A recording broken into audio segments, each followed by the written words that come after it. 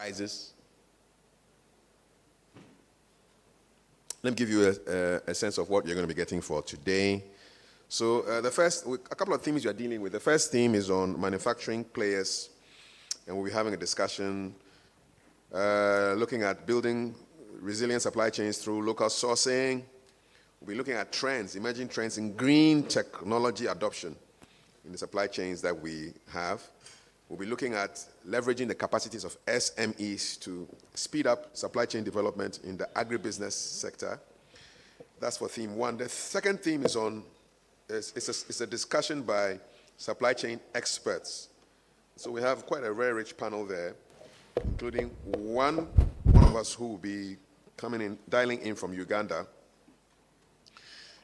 looking at adopting technology and innovation, trends in industrial development, importance of infrastructure investment, supply chain strategies, and that will take us to lunch.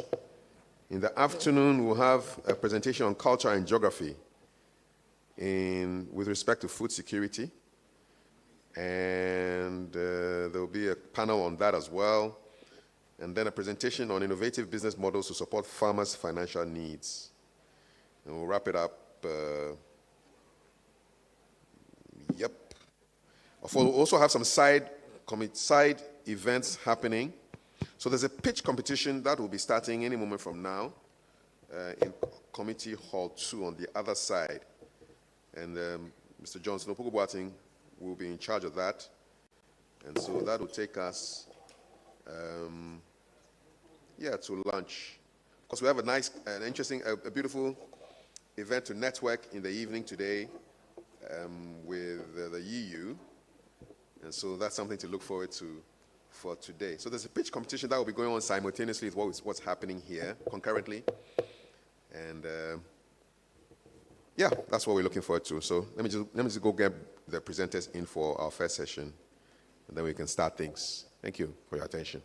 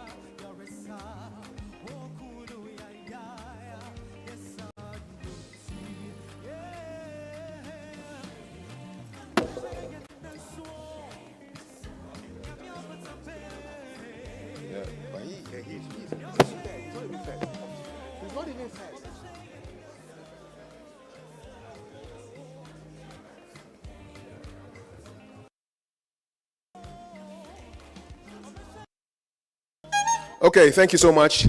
Please come as far forward as possible. Let's try and make it nice and cozy. Yes. The man is not there. We need to find the person there.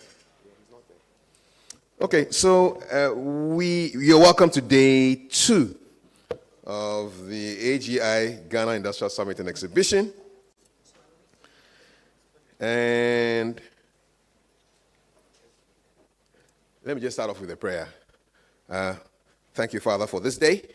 May it be a beautiful one. Amen. So we have a welcome address and overview of day 1. Let's welcome Chief Executive Officer of the Association of Ghana Industries, Mr. Seth Chum Akwabua.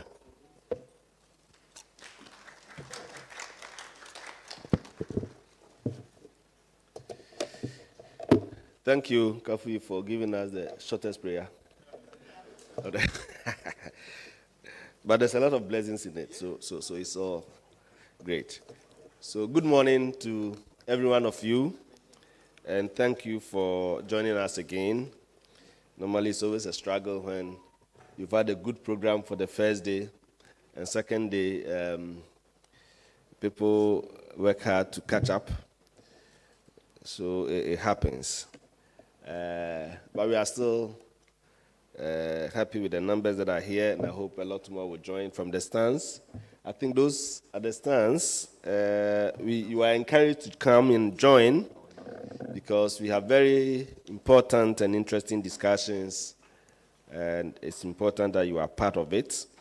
It's 2 key events, activities, so the exhibition and the conference. It's not enough to be only on the exhibition stands. In the exhibition stands, you must also participate in the conference to learn a lot more. So yesterday we had a good program. Indeed, as we could all testify, we had good attendance, and by my check, they registered about 700 people in the database. So that's quite a massive number for a program of this nature, and it's quite encouraging. There was good media publicity.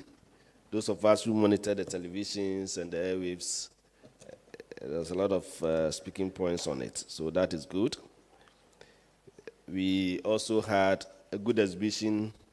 We know that it is, we have a lot of SMEs that are exhibiting, and it's so because of the nature of the topic and the theme, because we're talking supply chains, and the SMEs are critical in this. The big companies that are here are more of off-takers who are prepared to do business with you as SMEs. So the target was really to get the SMEs here. So, Chief, thank you so much for coming. We are honored to have the Chief Director. If you can ask him to sit. Sit there, yes. Okay, he can even, yeah, yes, exactly, and then we'll bring him. Great. So, that is it. We had a very good opening ceremony, chaired by the president of AGI, and I remember in his remarks, he indicated the readiness of industries to work with government and support the value chains. In particular, he mentioned some of the companies that are already doing a lot of local sourcing. The Farm Milks, the Guinnesses, the Nestle's, Unilever, Casapreco, and Co. are all doing some local sourcing. And the interesting thing is that they are even interested to do more of that. So that is encouraging, and he talked about it. The Deputy Chief Executive of VRA also spoke about the need for collaboration and how they've been supporting this event. But in particular, they're also very much into value chains. You may think that power is just production of energy and then distributing it. But they also say they're also into value chains because their transformers today, their meters are all being produced locally. So they are looking at the various local sources, and that's why they've been supporting local content development over the years.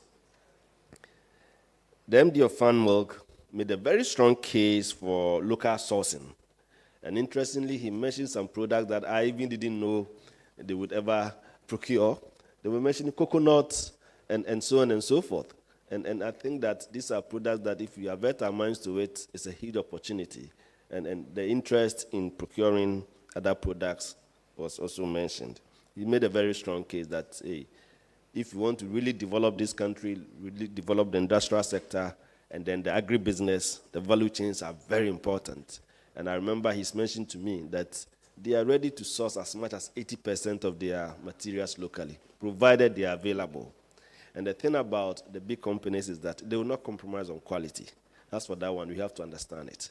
So as we are preparing to supply to these companies, we must bear in mind that quality will not be compromised. Capacity is important, but capacity develops over time. And the good thing is that they are prepared to work with us through and through to develop our capacities. GISE, very good presentation about the various programs that they have. And indeed, it is one organization that has virtually touches on every aspect of our business life. You know, AGI, we even have an energy service center which they are supporting. But in the agribusiness, GISE does a lot, and they spoke extensively about it. The European Union also supporting a lot of programs. They mentioned some big monies that are given to DBG, that runs into 170 million euros for on-lending to our businesses. And these monies are being given at a very concessionary rate so that it can be on-led to our businesses at a very low rate as well. They talked about their interests and the support for AFTA and how we should all be also working in a very sustainable environment arrangement. Ministry of Agri, yes, a lengthy and very insightful speech by the deputy the chief director who represented the minister, and talk about the plans they have, the second phase of the planting for food and jobs, the fact that they are going to make it more import substitution was highlighted very strongly, and all the efforts that they are making to support the agribusiness chain. After the opening, we had a first session, which was on strengthening engagement among actors in the agribusiness value chains. And we had very good presentation from various speakers, Richard Asante from Institute of Chartered Supply Chain Management. And I don't know if some of us, I'm sure that's probably the first time we are hearing that there's such an institute. So there's a lot to learn in supply chain. And the big companies have experts in this area. If you get it right, you can reduce your cost of production, you can ensure efficient supply and reliable supply of materials, and you can be very competitive in the market. So you can go and learn from them, and they have expert knowledge in this, and he talked about all that. And then also, Ministry of Agri, again, made a very good presentation. For me, the interesting one was some statistics he provided, that when it comes to rice, we are about 49.2% self-sufficient. So we still import more than we are producing. And that is a call to duty. Tomatoes, we are 32% self-sufficient. It means we're only producing 32%. The rest are all being imported. Burkina and the rest, when we have better arable lands. Poultry was a sad case. Only 4%. Only 4%. And all the chicken we eat, even this event, we are eating chicken all over. Only 4% we are producing locally. And that, for me, it's mind-boggling and calls for a lot of action on the part of businesses in Ghana and strategies to really support our local industries. And he mentioned something that's also very important, that they are engaging chiefs to make sure that they get large tracts of lands to do big agricultural farming to feed industry. That, for me, is also very important, because if you are talking supply chains and you want to supply to the big companies, they want reliable, regular, and consistent supply of materials. The peasant system, sometimes it's not reliable enough. You are the vagaries of the weather. If the weather is bad, it affects you. But if you have large-scale agricultural farming, where we have irrigation and everything, we are sure that you can supply in the volumes they need. That is where we are doing serious value chains, then supplying inputs to the factories. So I'm happy that one of the major challenges we've been talking about all these years is land. If you want to do big commercial farming, you need large tract of land that would enable you to do that kind of investment. But that is lacking in the system because of the nature of our land system in Ghana. So I'm happy that the ministry is leading this effort, And I hope that they succeed, and we should support them to succeed. We had another session on finance. And when it comes to finance, everybody gets a bit excited about it. And indeed, we had some exciting presentation. ACCRA says they are giving loans at interest rate of, 10%. And that, for me, so a rate that is even lower than inflation and everything. So it is a serious situation, and I believe that for businesses, I was hoping that we all troop to ACCRA and get some facility. Of course, we work with other banks, no doubt about it, but even if it's a top-up, working capital, it is very important. DBG talked about their financing model. The key emphasis there is medium to long-term funding, which is lacking in the system, and the fact that these funds are provided at a much lower rate. We are still engaging them and pushing that the rate should even come further down because they are getting development funding. But it's important that we actively participate and take advantage of it.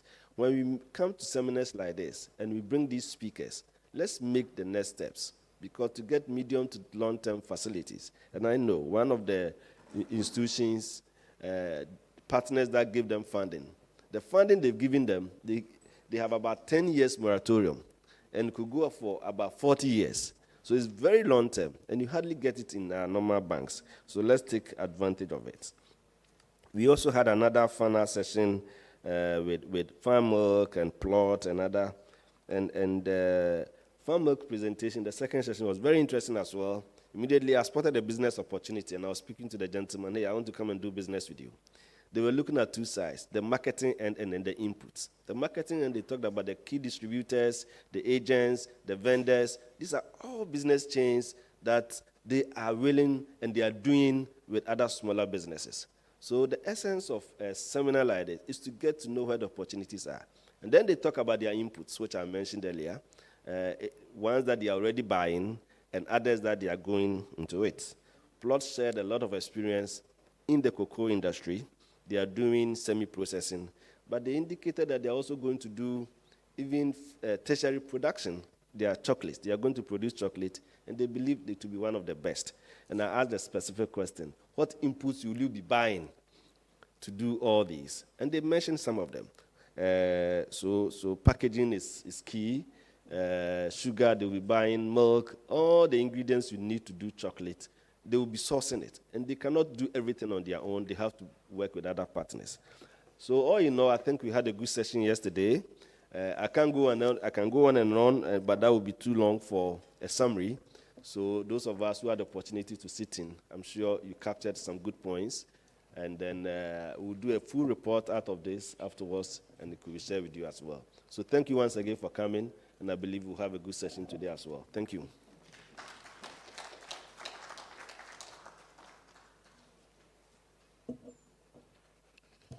Thank you, Mr. Chuma Kwabwa. You've just demonstrated the value of taking good notes, because you captured everything that happened yesterday in a very succinct way. We'll start our first presentation. There are 3 presentations and a panel after that, which will be moderated by Mr. Kwame Jantwa of the Association of Ghana Industries. The theme is manufacturing, so we are looking at a discussion amongst the manufacturing players. There will be presentations from the Chief Director of the Ministry of Transport and of Trade and Industry, as well as the CEO of Yedens Agro Group of Companies. But we kick off with the MD of Fan Milk Ghana Limited, talking on building resilient supply chains through local sourcing. Let's welcome Mr. Yeo Ziobeton.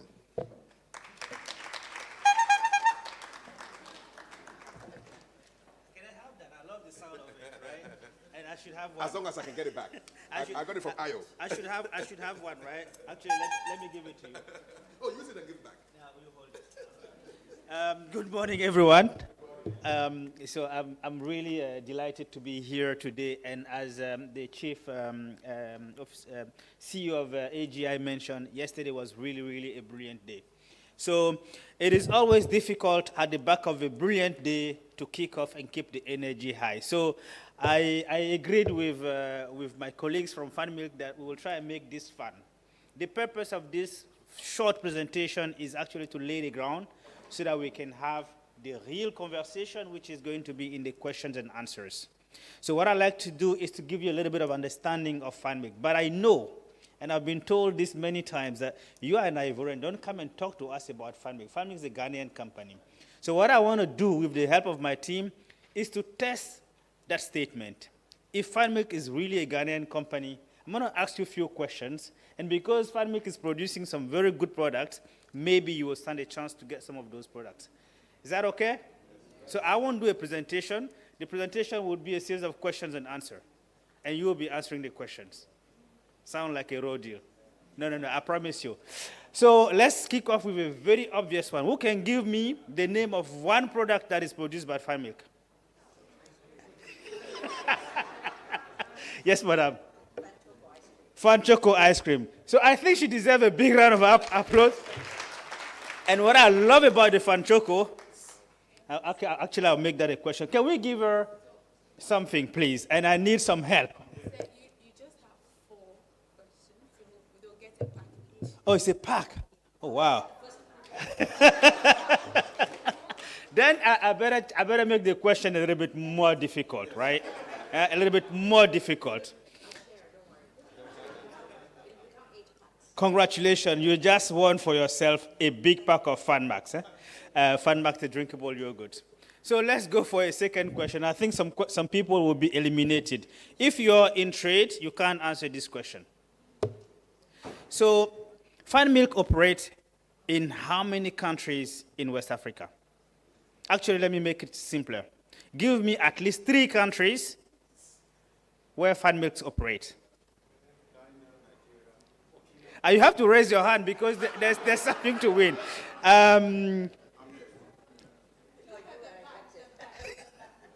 Rasina, why don't you help me here? But he hasn't won yet, huh? Okay, that's a very big word. So why don't we give him a chance?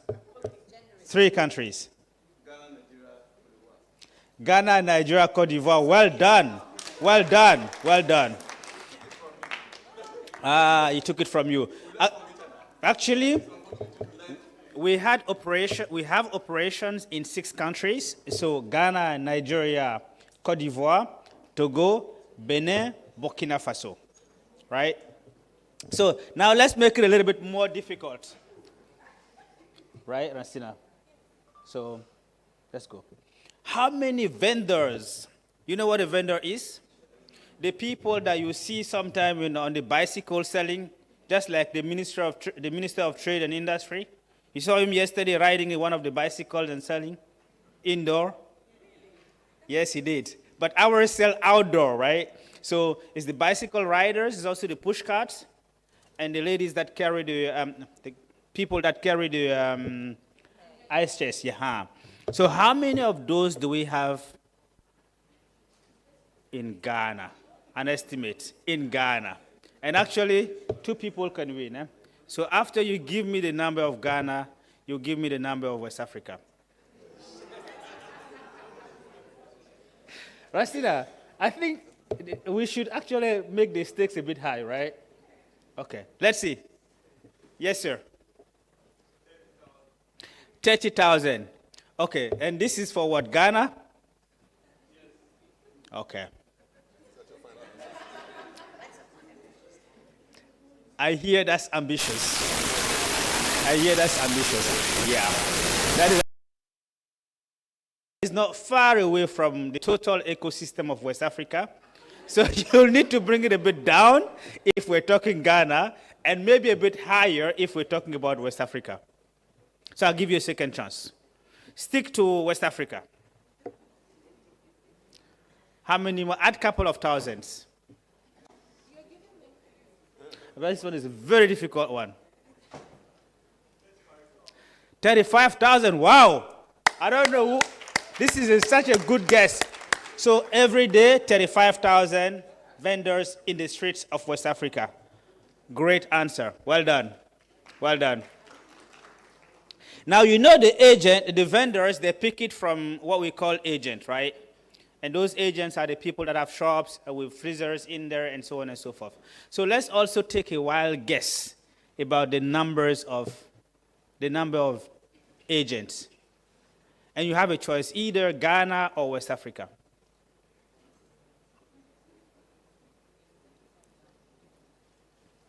I can see the mathematics going on. So if 35,000 is for West Africa,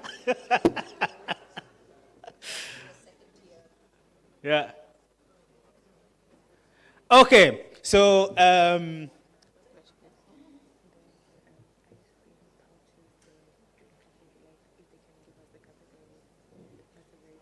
okay, so I'm told that, if I was a teacher, I mean, the kids will be getting 000. So I should lower a little bit the questions. So Rancina, so you say ice cream?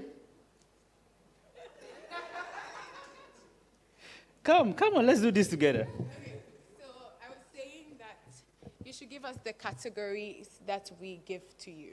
So what types of products do we give to you? And I gave one away already, which is ice cream, right? Okay. Ice cream, ready to drink. Milk. Okay. Fun milk, makes sense. Milk. All right. So I think Rastina, she deserves something, and I think all of you really deserve a big round of applause for yourself. And so, as I said, I'm going to share some of these insights with you. And is it supposed to be presenting or something? Right. So can we put the few slides up? So, Fun Milk is 63 years old in Ghana. I'm not going to ask how many people in this room are 63 years old and more, but it tells you. Yes, sir? You don't look it. You don't look it, and I don't believe you. For real?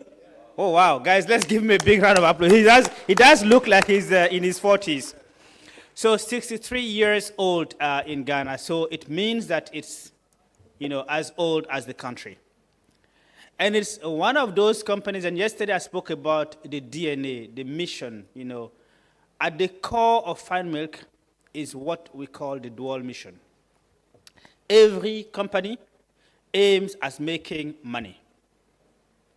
Fun Milk, of course, aims at making money, but what really drives Fun Milk is the economic development of the country where it's operating, because it's absolutely clear that a company cannot be prosperous in a country that is actually going down. It is not sustainable. So the first part of Fun Milk mission is really to make sure that it plays its fair share in driving economic development of the country. I said a dual mission. So the second part of the mission, and it goes hand in hand, is really around the social progress. And again, it's come with a simple truth. There cannot be a healthy business in Ghana without healthy Ghanaians. It's just it's logic. There cannot be a socially thriving company in Ghana without socially thriving Ghanaians. So that's why the second part of the mission of Fun Milk is really around fostering social progress. And I want to refer, as some of you would know, Fun Milk is actually a Danone company. And I want to refer us to what we call in Danone the Discours de Marseille, which was the first speech that the founder of Danone gave.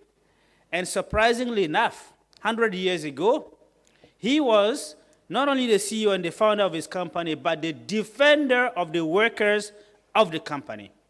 He has been at the forefront of what is called in Fun Milk the social dialogue, which is a recognition that if you don't have a workforce that is actually really doing well, you don't have a company.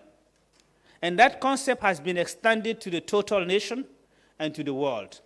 So much so that Danone, which is the parent company of Fun Milk, is the only company, if not the first company, that is called entreprise à mission. What does that mean? It means that in the regulation of the company, you have the social mission that is written there. So every year, the same way you manage and judge the company for its financial performance, you judge it also for its impact. We call it the impact journey. And there aren't many companies doing that. And by the way, Fun Milk go by that as well. So this is 63 years old of driving economic progress and social progress. Rastina said that we operate in many companies. Danone actually is a company that does water, early life nutrition or specialized nutrition, and dairy product. In Ghana, we are really focused on the dairy products, and we have a couple of subcategories, if you stay with me on the previous slide. We have what we call the frozen pouches, and it goes from yogurt to juices. Then we have the ice cream. The ice cream as we know it, Fun Ice is one of the best ice cream that one can have. Yeah, and I'm having people agreeing with me. By the way, American vanilla is the best of the best. Yeah. And then we also, of course, have drinkable yogurt that you have with you, which is FanMax. Then to make this get to the shopper, there's been a fantastic logistic, or let's call it supply chain, that has been put in place. And on the next page, I'd like to talk a little bit about that. The theme is around industrialization, is around supply chain. You can imagine that a company dealing in frozen business must have one of the biggest supply chain. And I always say this, I have worked for many companies, by the way, many multinationals. Fun Milk is the one that has, in my opinion, the strongest supply chain and footprint in West Africa, the strongest. Imagine a frozen pouch right from your factory all the way into the hands of the shopper. It's not easy. And that has been done because they've built it in and out. So I was talking to you about that we operate actually in West Africa in 6 countries, but we have 2 main factories. One in Ghana, the Ghana one, by the way, I always tell the people, you don't just work for Ghana. You work for Ghana, but you also work for Francophone West Africa, because the factory that we have here is the one that services all the countries, including my country, which is Cote d'Ivoire. And when we were going through the huge devaluation, Fun Milk was actually a net player into alleviating the pain of the forest, because more than 25% of the revenue generated in Ghana is coming from export. The Minister of Finance was extremely happy to see that we were helping to make sure that at least the city is stable a little bit. And that's the power of belonging to an economic zone. Is also the power of saying that, I'm setting up for my people, but I'm also setting up for a larger geography. And then we have a factory in Nigeria, serving the Nigerian market. I spoke to you a little bit about the ecosystem. From our factory, we sell to what we call the key distributors and the agent. And we have an ecosystem of about 2,500 of them. I know that there are big companies here. I can tell you, all the multinationals, those who have more than 50 customers, you can call them agents, you can count them by the finger. We have 2,500. It means a lot of cost, but it's also means a lot of complexity. And this is where I want to really talk a little bit about the first part of the supply chain. As I said, in our mission is all about economic development and social progress. So we've made the conscious decision that we will be dealing with small and medium-sized entrepreneurs. We'll actually create them. So the ecosystem of 2,500 people, some go with a net revenue monthly of 50,000. Some of them are actually making 5 million. And that is the decision that we've made to say, actually, the more we have the more agent we have, the bigger the impact from a job creation, but also from an economic point of view. And that's the first step on how we've been able to build what I call the upstream part, the downstream part of the solid supply chain ecosystem. Then each of those agents now employ what we call a vendor. And in West Africa, every given day, there's about 35,000 of them.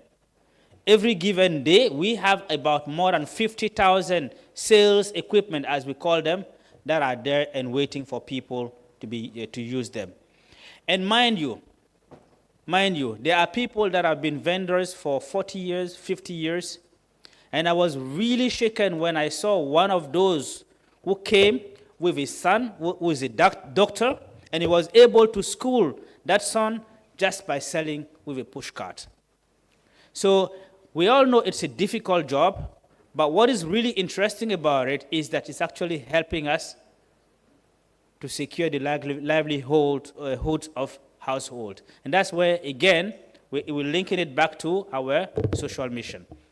So you can clearly see that the ecosystem of supply chain or partners in terms of local partners, has been built right from the factory all the way to the people that are buying the product. So if we press on to the next slide, I want to now talk a little bit about the localization, starting with, now I'm talking about the part of the upstream part, the raw material and the packaging material. You've seen how we are able to set through the supply chain and the logistic partners, 2,500 entrepreneurs, by the way, all locals, making a living out of our business. Now let's talk a little bit about the raw and packaging material. So since its creation, Fan Milk has actually been a big importer of raw and packaging material. And most of it was coming first from Europe, and then lately it's been diversified to include Asia. Now, before we go further, I think I still have one pack I want to give. So from moving from 100% sourcing of the packaging material, we've been able to localize a big chunk of it. Now, what percentage of our packaging material do you think, is it somewhere, is it written somewhere on the screen? No. Do you think we are buying locally? Some people are disqualified. What percentage? Yes, sir. 30%. You are way below. Yes, madam. 20%. Yes, madam. 60?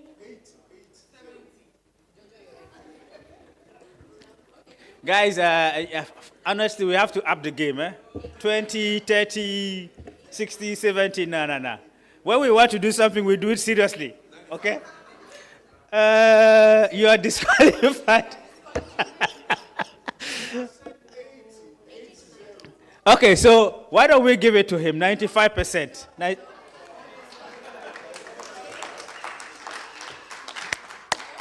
You see, at Fan Milk, it's democracy. How a manager is saying no to the CEO. I've never seen that. But it's good, no problem. So we have moved from 0% to 95%. Yeah, we can give him. And then after you give him, you will still indulge me and also give one to him, okay? This one, how we say in Ghana, I beg. Right. So let's press on. So 95% of the packaging material that we use is actually sourced in Ghana. And if you are in business and you are still thinking, should I be localizing or not, you're asking the wrong question. I just want you to reflect back onto 2020 with the COVID, how those of us who were importing material overnight, you can't import anything. Nothing is moving. If you're still doubting, I want you to reflect back onto most of the companies that are listed publicly, the kind of financial result they posted last year. You will see a lot of them went into the red zone. Why? Because the importation, all the things that you were importing, saw the price multiplied by 2, 3, 4, 5, and many companies actually could not afford that. So the big systemic changes that we're seeing in the world is actually making the business case of local sourcing a must. It's not a nice to have. So we started actually the journey of localization in 2019, thank God, just before COVID. And I'm really happy to say that, some of the flexibles, the pouch that you see, it was all imported. So a lot of partners, by the way, local partners, accepted to invest in equipment and sometimes millions and millions of dollars. They took the leap of faith. And today, we are buying 95% of the packaging material. The 5% I can tell you is immaterial, is very small. It is specific technology, and we are looking forward to someone who can invest locally so that we move and make it 100%. So I put the name of some of our partners here, not because I want to advertise, but because I want to say a big thank you to them. We talk here about partnership. So well done to Miniplus, Kenem, Moanani Group, but also Tema Plast. Thank you for partnering. Thank you for believing. And thank you for making the huge investment. I know it's a matter of time. If you haven't made this the payback yet, I know it's a matter of time. So from packaging, we also say there are opportunities that are there. We are a dairy company, and we all know that West Africa, we don't produce milk. We grow our cows for the meat, which is not bad. So therefore, it begs the question of what can we do in the space of the raw materials. So I put up here a couple of opportunities for all of us to look at it. And I'm very happy that we have the CEO and founder of Yeden with us. He's going to talk a little bit about what he's doing, but also the opportunities that we are exploring together. And I know that in the room here and online, there are many partners that would see the opportunities, and together we can start writing the chapter of localizing a lot of the raw materials. So it goes into many ways. And what I'm going to say applies not only to FADMIC, but I think it applies also to other businesses. The raw materials that we are importing, what are the closest substitutes that we can have? That's the first question to answer, and the first opportunity. What are the closest local substitutes that we can have? Opportunity number one. Opportunity number two. In our field of activity, what we are producing, how can we create adjacent product, innovate with what we have here in Ghana? Here we're talking about innovation with locally available raw materials. By the way, if you pause a second and you think about it, the big multinationals that are operating in Africa, actually most of them started by transforming the excess of the raw material that were available in their country. That's how in most cases, the whole FMCG and innovation business started. How about asking the same question to ourselves?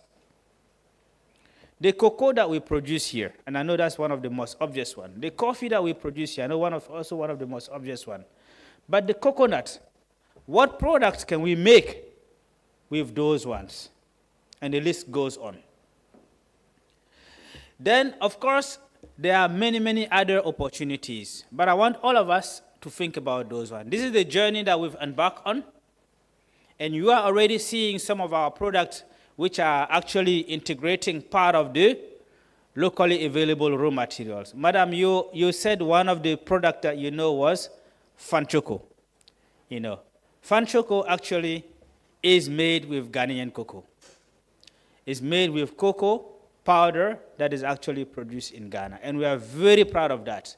And if you're a connoisseur, when you taste it, you can really feel that cocoa powder or that cocoa taste into it.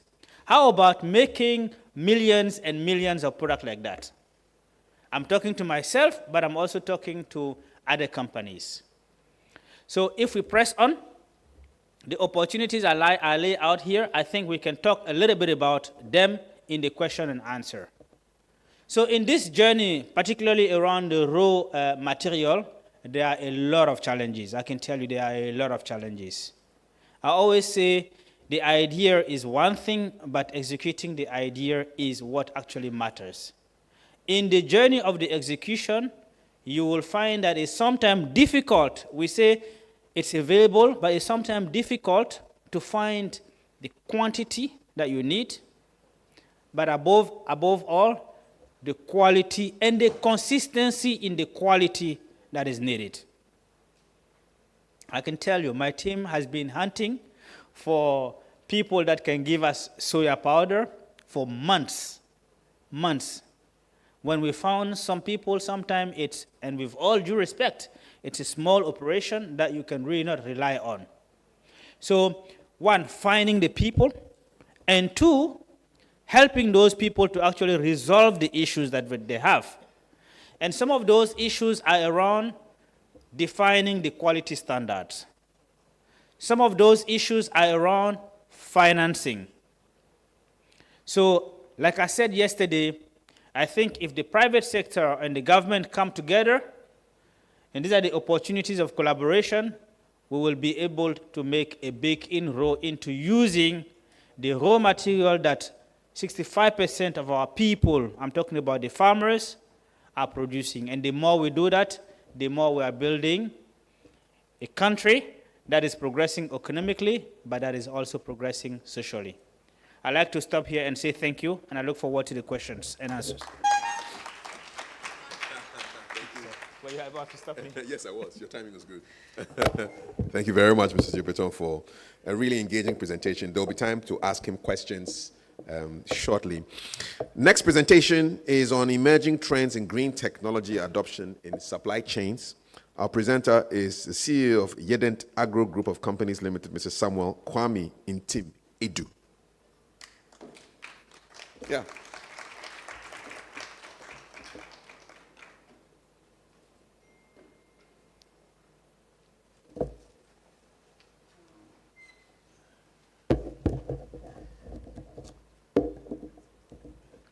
Good morning. My name is Kwame Ntimwedu.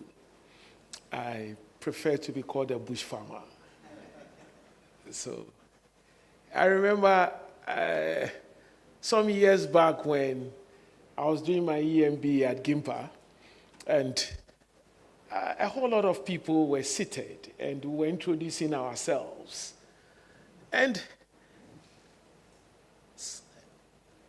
somebody will wake up, Lieutenant General, Ghana Armed Forces, Unilever Marketing Director. Then I said, hey, Kwame, the small post in Unilever you used to say you have resigned doing farming. So when I got up, I said, my name is Kwame Ntimwedu. I'm a maize seller from Sunyani. And everybody in the room was laughing. Quick. Then Dr. Tiaje, who was then the director for business school, said, gentlemen, what do you say you do? And I said, sir, I'm a maize seller. Then again, laughter.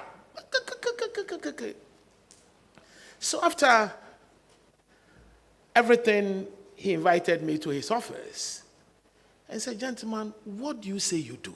And I said, sir, I sell maize. And he said, if you sell maize and you are here, how do you sell it? And I said, sir, when you come to Kejetia in Kumasi, along the road, you see my maize in the basket and I'll be ringing. They said, gentleman, I'm serious. What do you say you do? So I tell him what I do and how I do it. And he said, when you mentioned that you sell maize, you realize that everybody in the room was laughing. Everybody. That is our psychic. The psychic is that anything agriculture, anything is bad. But the shirt you wear is agriculture and supply chain. The belt you have is agriculture and supply chain. Almost everything. So, not only am I going to talk about emerging trends on green technology, but I also want to challenge you that a virgin in this part of the world, beautiful woman who is looking for a suitor, is the agriculture sector. Think about agric. Thank you. That is my intro.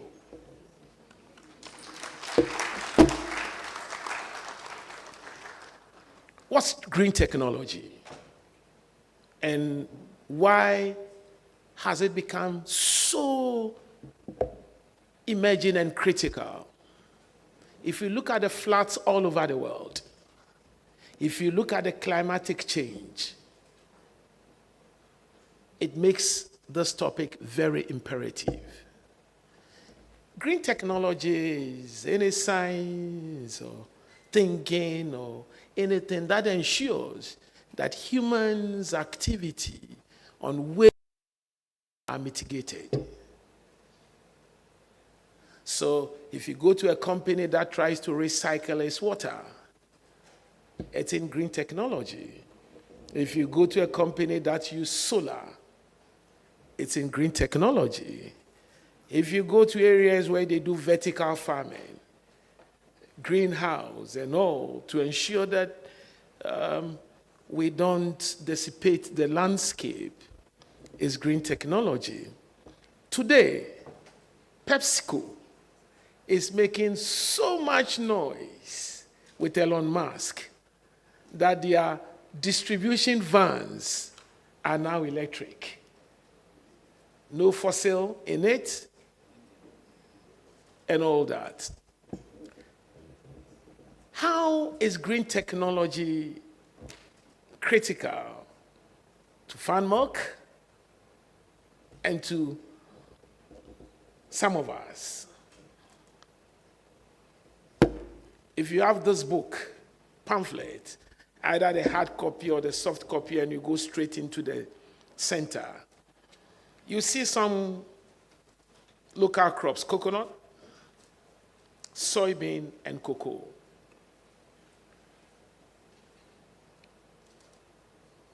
I come from the Kwao area, and I grew up in cocoa farms.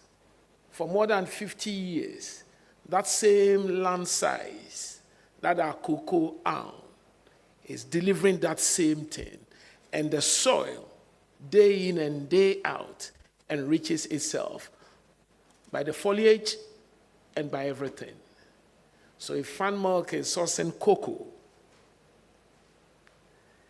and we can mitigate against galamseys and let cocoa survive, it's one way of ensuring that our lands are safeguarded. Again, in the middle of it is coconut. The lifespan of a coconut is about 70, 80 years. Good. So in those days when we're young boys, and you see any wealthy person, they said, Wakoji Nzimendro.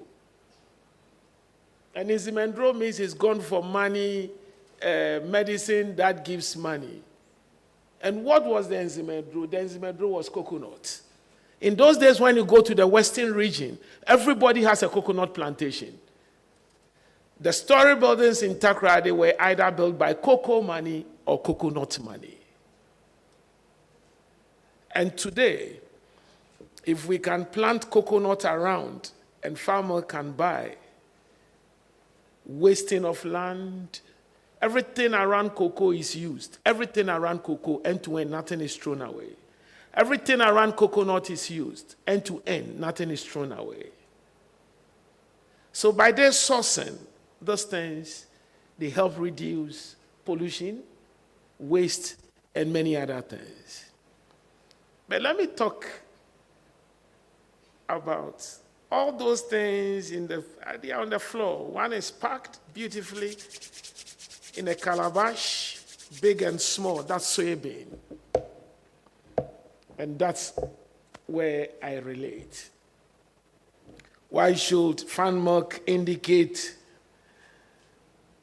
green technology around us? Soybean is one of the oldest crops on earth. It's over 5,000 years. 5,000 years. And the beauty of soybean today is that it is the only crop that the structure of it mimics meat. It is a magic crop. And Fan Milk is saying that, look, we think we're going green technology. We think that when you come to our factory, our wastewater are treated before sent out. We think many things: solar, greenhouses, offices, and many other things. And we also want to enrich our products and our consumers with products that come from green technology, and they are thinking soybean. If you go to the US today, where about 65% of all soy that is consumed around the world is produced before Argentina and Brazil, they have a concept called no-till. The lands are not tilled, soy is planted. If it rains and there is excess rain on the farm, it's absorbed and stored. And then when the land becomes dry, it drips out. In Ghana, specifically in the northern part where we plant soy, none of the soy farmers uses fertilizer. So the soy that we eat in Ghana is 100% organic. And what does fertilizer do? If you apply fertilizer consistently on the land, it gives it the hard pans. And in the medium to long term, it destroys the land. So if farm workers sourcing soy from Ghana and more soy is cultivated, it helps in nitrogen going into the land and holding it up. Again, all of us know that one of the emerging lobby groups are the climate people. They are becoming so powerful, like the cigarette lobbying group, that today they've won. No smoking in any public place. And now people are beginning to say that, look, what is happening into the Amazon? Clearing forests, planting foliage for cattle, and the poo-poo of cattle, the emissions and all that. It's so serious. So what can we replace with meat? And the best replacement is soybean. Whilst cattle milk gives you 30-something% of protein, soy will give you 50-something%. Today, one of the most successful flotation on the New York Stock Exchange was Beyond Meat. When he said that, look, I'm coming with plant-based protein, with soybean, the flotation was so successful. And today, most of the fast foods, the KFCs, and all of them are beginning to introduce soy burger. And it's becoming so huge and so successful. So I'm sure in the mind of some of us, it will be, what's green technology about, farm milk? What are you talking about? What's all? But I bring to our attention that there are local materials that they are sourcing, from cocoa to soybean to coconut, or answers the need and fall within green technology. So, whilst I conclude,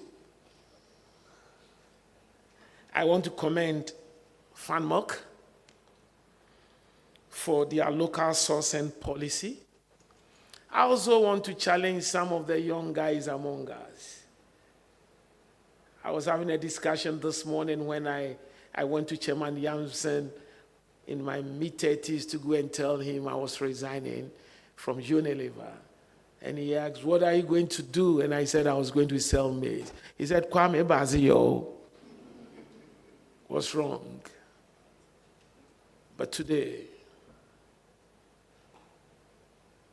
by his grace and by his guidance, we've become a player in the nutrition space.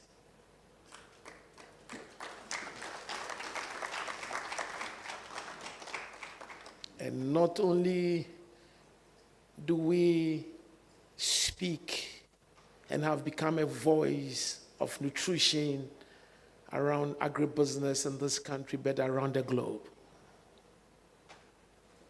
So young men in your 30s, if you have a dream of coming into agriculture, going into coconut plantation, going into soya production, going into all those things, Fan Milk will be there to buy. On that note, thank you. Very inspirational. Good job. Thank you. Thank you very much. Really inspirational story there. Good job. Third presentation is on leveraging the capacities of SMEs to accelerate supply chain development in agribusiness. The presenter is Chief Director at the Ministry of Trade and Industry, Mr. Patrick Nimo. Right after this, there will be a panel to be moderated by Mr. Jantwa. Mr. Nimo, please. Normally, speakers like to hear the applause even before they start speaking, so keep it going. Yeah. Since our energy has been fueled by Fan Milk, I think we have lots of it. Yeah. That's it. Good morning, ladies and gentlemen. Good morning. When I saw the topic, it looked like an exam paper. And one does not know how to treat the topic leveraging SMEs and the supply chain. But I think that it's important that I find focus in how we can work as government with industry and your representative associations to be able to ensure that we can actually flip the expertise, particularly of large-scale manufacturing industries, in developing very strong vendor development programs over the years to be able to distribute their products very efficiently, to be able to flip it, to develop supplier development programs that are able to source inputs and ensure that they do so at scale. I think that is the greatest challenge, at scale and at the quality. I was describing with my team that we were doing some policy work, and I was saying that a supply development program is production at scale based on supply contracts that are backed by standards and cost-efficient production. Those are the only things that matter. Because if you cannot up your scale, if you cannot meet the standards, or if you cannot achieve cost efficiency, then there's a problem. Because you want to ensure that across the value chain, value is captured, and that value that is captured by all participants inspires them to reinvest, to be loyal customers, to be loyal suppliers. Our focus for this particular exercise on a number of things that I think are relevant to be able to achieve this. And I want to look forward also into the future. I think policy is important, but most important thing are the instruments by which you implement policy, which has traditionally been by programs and by projects. I'll share 2 projects in the quality space, but I think that this is how we should see it. And this is how all the players are able to join to focus. I think the next challenge is how we actually work to ensure that our larger producers are the primary market for smaller producers to be able to supply. There are a number of policies that have been in place for a while, recently but for a while. One is the SME policy that seeks to ensure that government is able to support the SME sector in different ways. The other is the national quality policy, which I think is even more important for this exercise. The national quality policy seeks to ensure that there's a quality infrastructure in place that is enabled to first enforce standards, but also to support the development of standards, the dissemination of standards, and the hand-holding of companies that are investing in the standard space. So as a result of this, we worked with various partners, including the private sector, the AGI, for one, and the EU and the Swiss authorities to support a number of institutions to be able to develop specific standards in commodity areas that were emerging strongly, also to support accreditation, both product certification and accreditation for some of the laboratories so that we can have testing capacity in country. It's very important because if you have standards and you don't have the capacity to verify those standards internally, then there's no fair basis of moving forward. The first is a Global Quality Standards Program between GOG, UNIDO, and the Swiss authorities that looked at a number of product value chains: oil palm, cashew, and cocoa.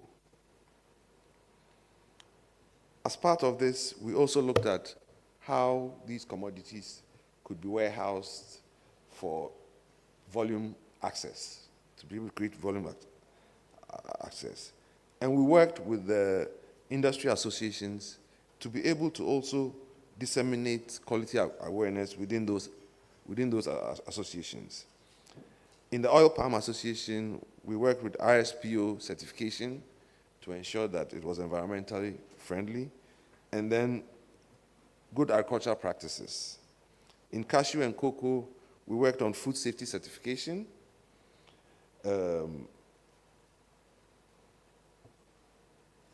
particularly with the RSPO, we saw Dwabin oil mills receive certification for RSPO. Golden Star Oil Palm Farmers Association also received RSPO certification, Asin Oil Mills, and 8 Degree North.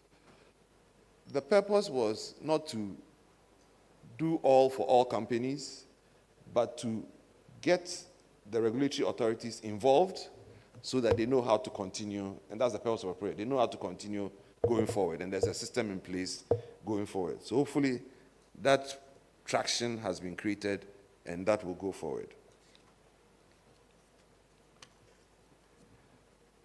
With respect to accreditation of laboratories, this was actual accreditation of specific laboratories, but also capacity building to establish the Ghana Accreditation Service, which does conformity assessment bodies accreditation, so that under the National Quality Body, we want all the various instruments to be in place here in Ghana, which is standards, certification, accreditation, measurement, which is metrology, and also all that it takes to achieve global standards.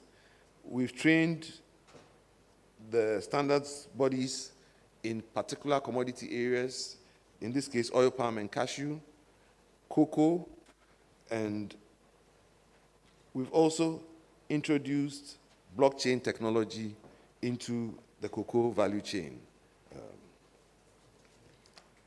In terms of the accredited test labs, GSA Food Laboratory, the GSA Pesticide Residue Laboratory, the FDA Food Psychochemical Laboratory, which looks at moisture, ash, pH, acid, insoluble acid, and Sudan dye test. The CSIR Soil Testing Laboratory, which looks at heavy metals in the soil and the soil pH.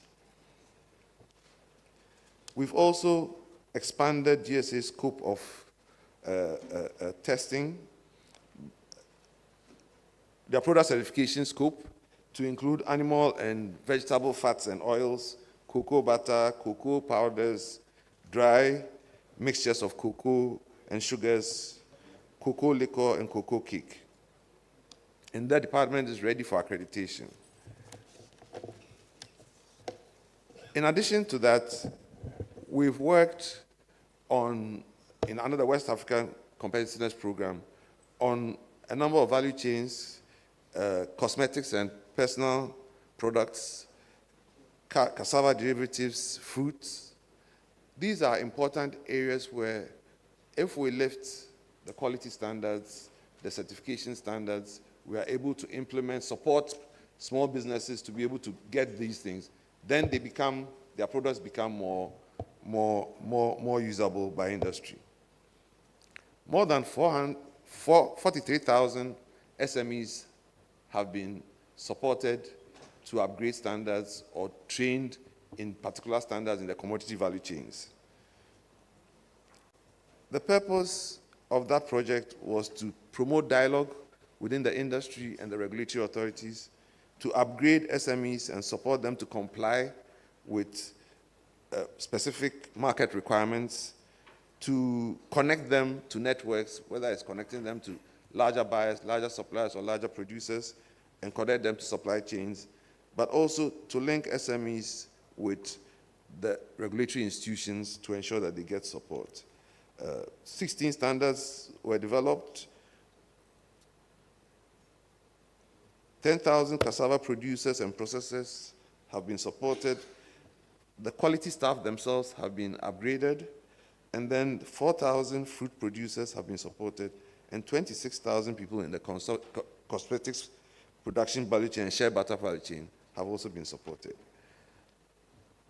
Under a contract matching program, and this is where I think is very important, just building capacity without matching them to contracts doesn't necessarily lead to the results that we want.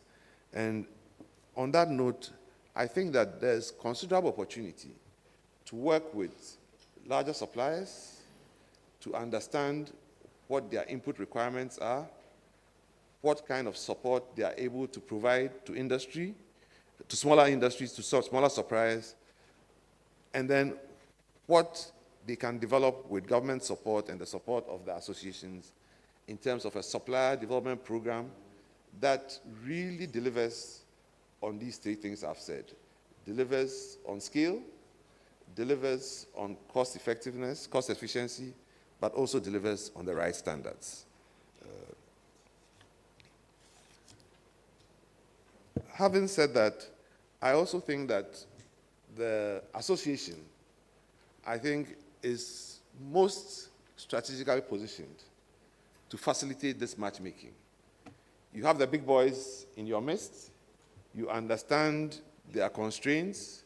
You understand the costs they are bearing in importing raw materials. You understand also the small businesses, their quality constraints, their financing constraints. But if we don't do this in a programmatic way, we cannot do this in a big way. So I think that and I've been discussing this with the CEO of AGI, that we need to work on a supplier development program that is both vertically consistent in particular value chains and also horizontally possible. You would note that in our new industrial policy formulation framework, we are doing industry-specific policies and incentive frameworks. Rather than have a wide industry focus, we are selecting specific industries to develop policy framework and incentive frameworks for them. We've done so with the automotive industry with the purpose of working backwards into component manufacturing. Our interest in automotive assembly is not automotive assembly per se, although we want to ensure that we bring in new vehicles to renew our vehicle fleet. The fundamental interest is in building a component manufacturing industry in Ghana so that our engineering shops, our engineers can find a place to be able to produce components, parts, and accessories for automotive aftermarket, which is the maintenance and replacement, but also eventually for assembly.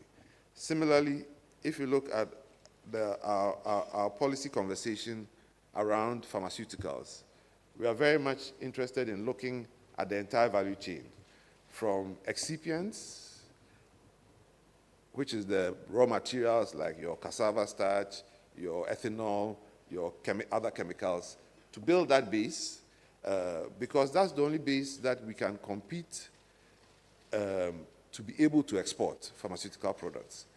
We are also interested in building also the API, the active pharmaceutical industry base, to attract investment in that to support pharmaceutical manufacturing.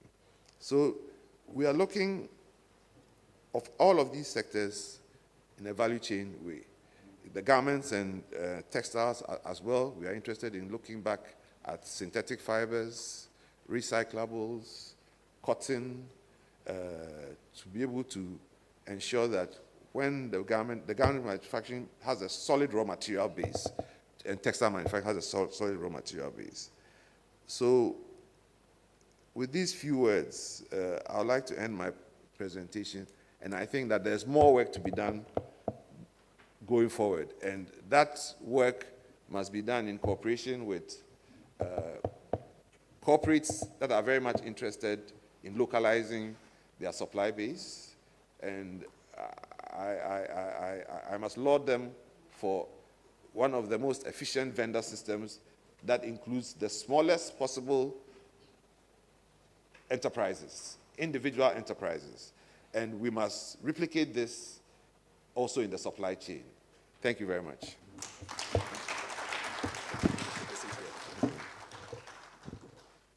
So I'm going to bring the moderator, and then we'll have both presenters who came on earlier, Mrs. Juberton and the CEO of Yedent. Please join the Chief Director for a quick panel.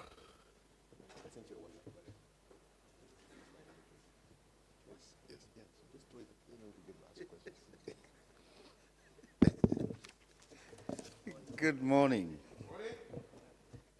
Good morning. Oh, you didn't have breakfast today? I'm going to try. My name is Kwame Jantwa. I'm a lawyer by profession, but... I can lend this to you to get the attention. Okay. Yeah, I'll do it. I'll come and knock in your ear. But I'm heavily into energy. Most people know me in the energy field.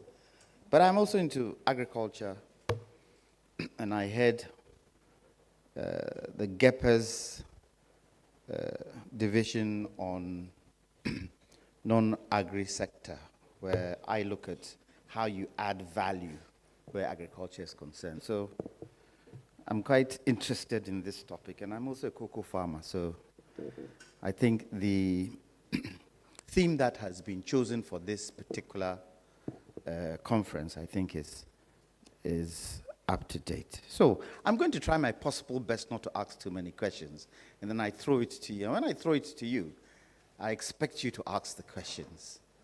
And if you don't, if you're quiet, I'll come and pick some of you to ask questions. Okay, if I may. I think it's more of a Fan Milk Day today, and all the others are trying their possible best to see how we can help Fan Milk to succeed. So I'll start with you. Please forgive me if I'm not pronouncing your name right, but I'll try. Zubitin, is that right?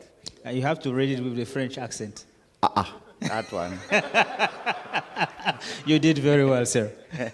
Let me tell you, I got 9 in French O-level, so that one, forget it. What happened? Okay, my first question to you is, we are aware Fan Milk has had some challenges with a couple of its brands in the recent past.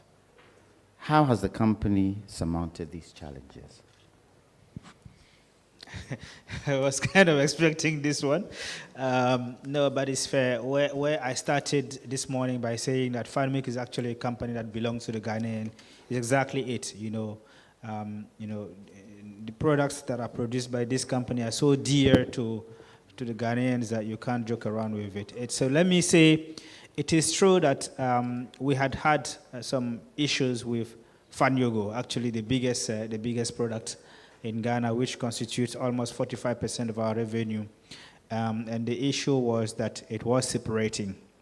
And some of you might have seen pictures and complaints of the consumers. I must say, for the first time in less than a week, we had 150 consumers calling to say what's going on. So number one, I really want to say thank you to the people that were concerned and that say, no, we know that this is not the standards that FanMilk promise.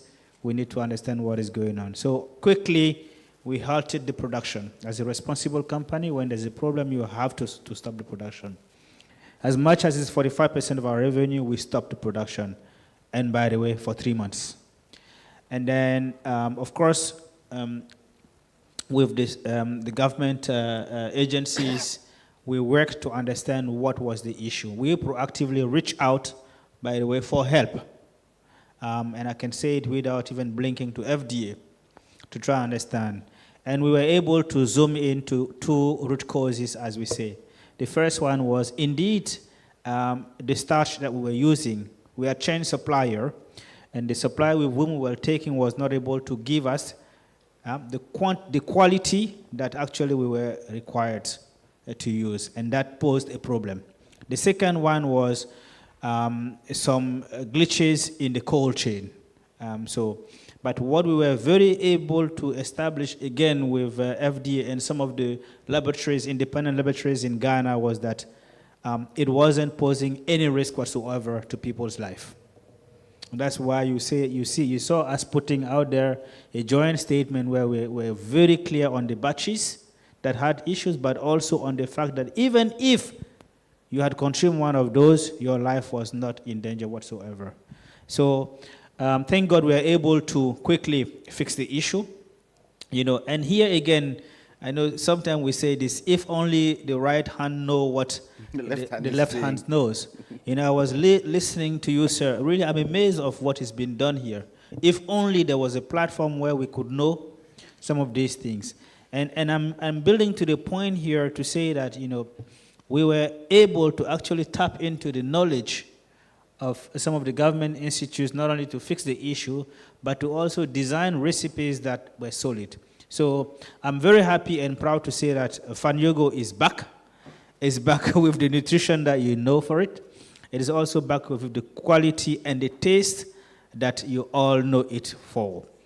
In fact, last week, we called all those 150 people that complained. We called even some of the social media activists, and we were able to take them through, our factory, our quality standards, and thank God they themselves testify that the product indeed is back on stage. So it's a long answer to a short question, simply because actually it's one of the trademarks of FanMilk, which is to put out their quality products. Thank you. Okay. I'll come to you, Mr. Intim Edu, and if you can call you Kwame, my namesake. Green technology is a buzzword. Everybody's talking green technology today. What's the cost? So we have agriculturists here, we have people of farms here. They want to go by what you say. What will be the cost? Give us an example of what a typical cost in green technology for agriculture would be. Because that's the major thing. Kwame, the question, anyway, he's a lawyer, so sometimes farmers find it difficult, especially when you're a bush farmer. But you see, green technology is any activity or science or an idea or thinking that tries to reduce human waste and pollution.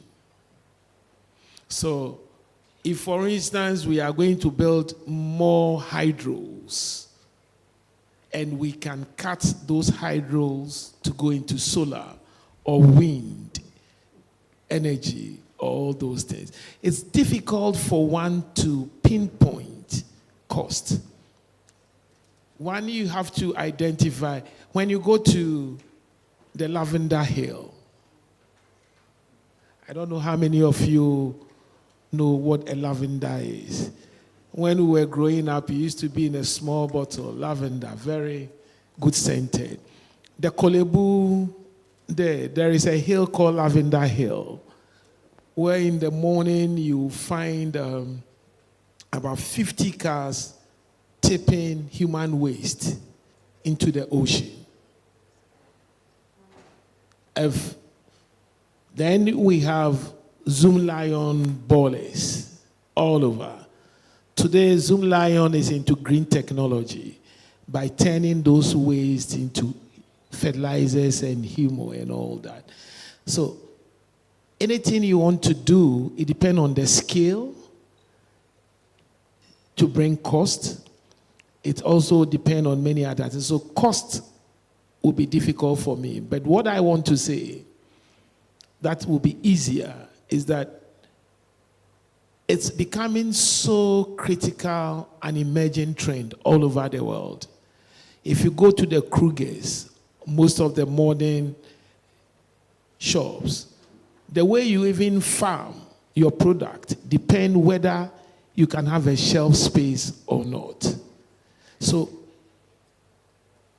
everything that we do, we walking, drinking fan yoga, throwing it on the street is pollution. How do we avoid pollution? How do we avoid waste? How do we ensure? And one of the emerging things, for instance, in the US today is vertical farming. Instead of clearing a whole acreage, people are doing 15 layers of tomato farm under. So pollution, waste, and all that. How do we adopt ourselves in? I was talking about PepsiCo. They are making noise today because Elon Musk has given them some trucks that are power electric battery, and they are using it to deliver their supplies. So they say, look, we've adopted green technology, and it's an emerging thing. So how do we think through, how do we, specifically in Ghana, planting soy, coconut, and cocoa are things that do not really add, that not pollute the environment too much, but hold our land and protect it. So cost, no, I can't give, but share knowledge on what green technologies are and why it is becoming so emergent. Okay, so I'll be right in saying that we need a lot of education in terms of letting people know what it entails to get into green technology for agriculture. Sure. Okay. If I'll come to you, Patrick.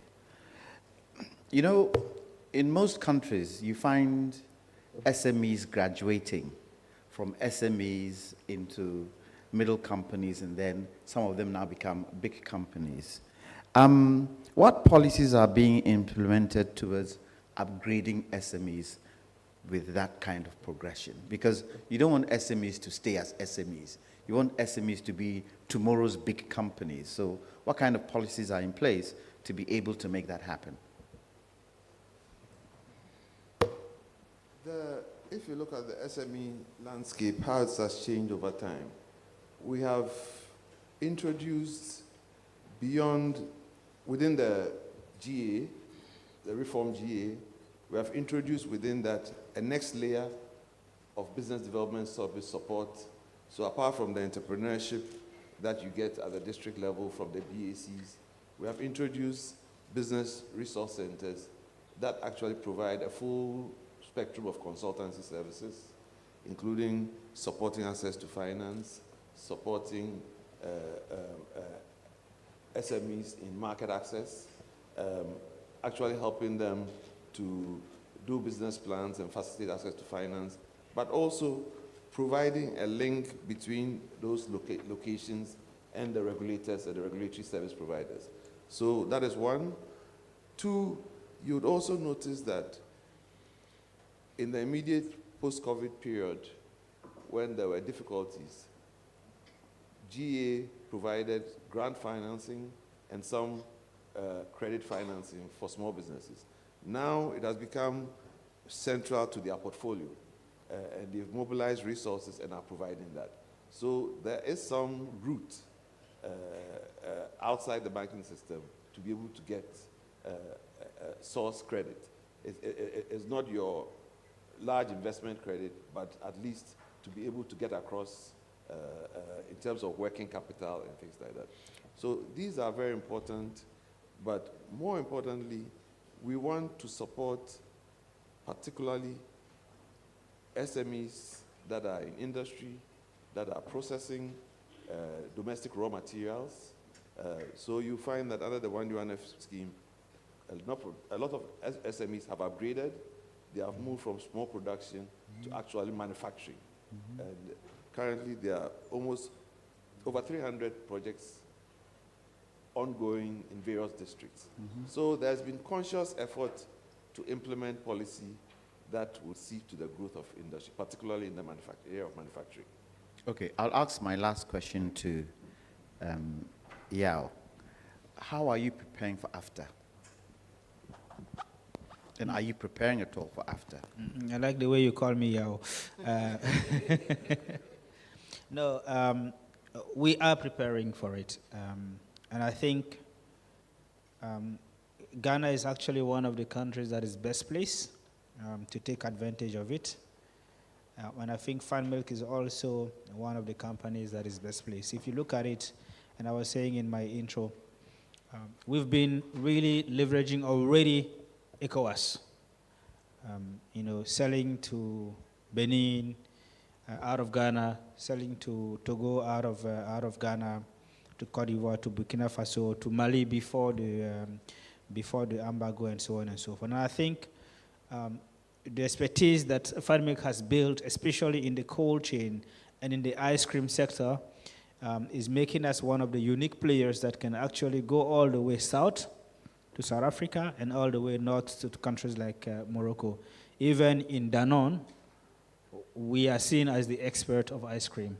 So we look forward to AFTA because indeed we see it as a major source of revenue for us.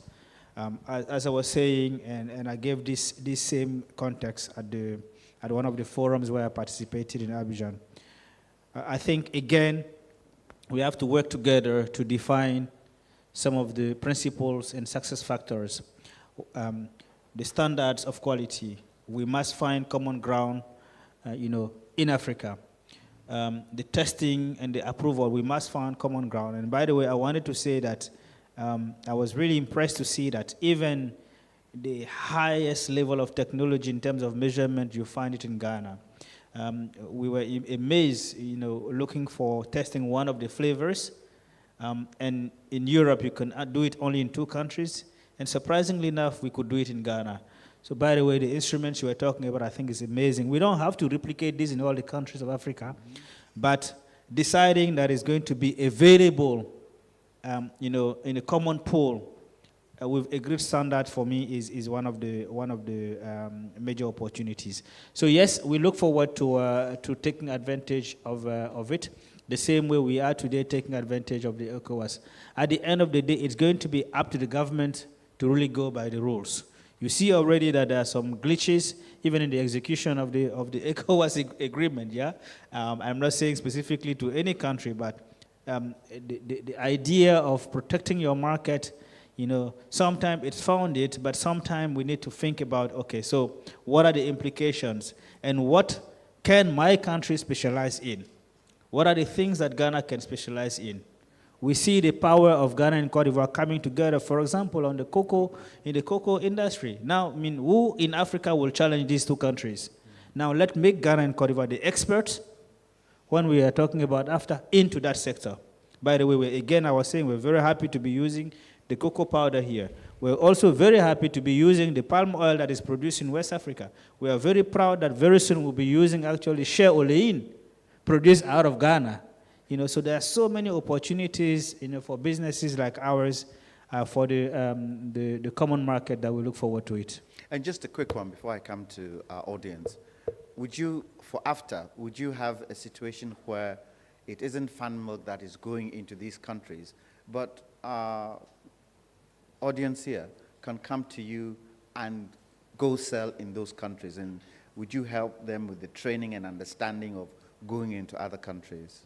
Yeah, absolutely, absolutely. There are some of the countries where I mentioned to you, it is not Fan Milk, it is partners.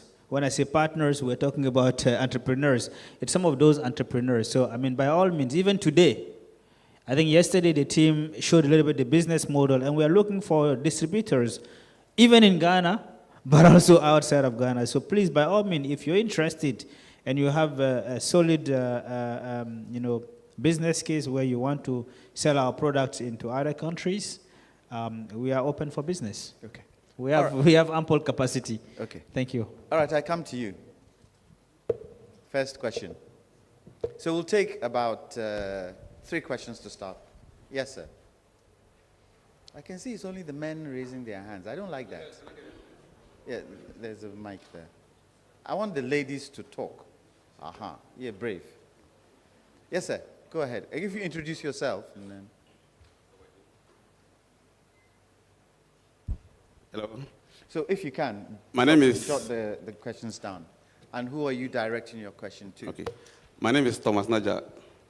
I represent CSR Food Research Institute. My first question and answer go to farm work, and then I'll comment briefly on the greenhouse technology. Please try and keep your questions Sure. because of time. Okay, the answer to your question, in your last statement, you wanted to know, you were looking for a company, for that matter, an individual who can supply you with soil powder. Or, yes. Yeah, soil powder. Soya. Or soya. Okay, soya. Yes, SOY. Okay, you can use SOY. Okay, so Food Research Institute of CSR is capable of doing that. But we would just need some partnership with you. We are a research institution and the hub of all the processing technology. And you were our clients. I don't know why you left in terms of, laboratory analysis. Yeah, so just partner with us. It is this time around, this is horizontal integration. You can do that. Later when I'll take your particulars and we'll get back to you. Then my question to you again. You talk about, we have triple bottom line, or 3 Ps. You talk about the profitability and the social issues, or the social well-being of individuals, how you plan of helping Ghanaians to be healthy. Yeah, but I didn't hear anything about the environmental sustainability. What are you doing, your packaging, whether or not it is environmental friendly? That's my worry. I don't understand CSIR. They have so many products on their shelves, but we don't see anything. Sure. Don't answer. It's not your turn. I think very soon we'll come to you. But you've got to be more progressive. Sure. You've got so many things, cocoa, what is, all on your shelves, but we don't see anything. So we'll come to you next time. No, it's okay. Let's go to someone else. So please jot down his questions. Yes? A lady? You? Yes, the lady there. Your name and who you work for. Can somebody send the mic there, please?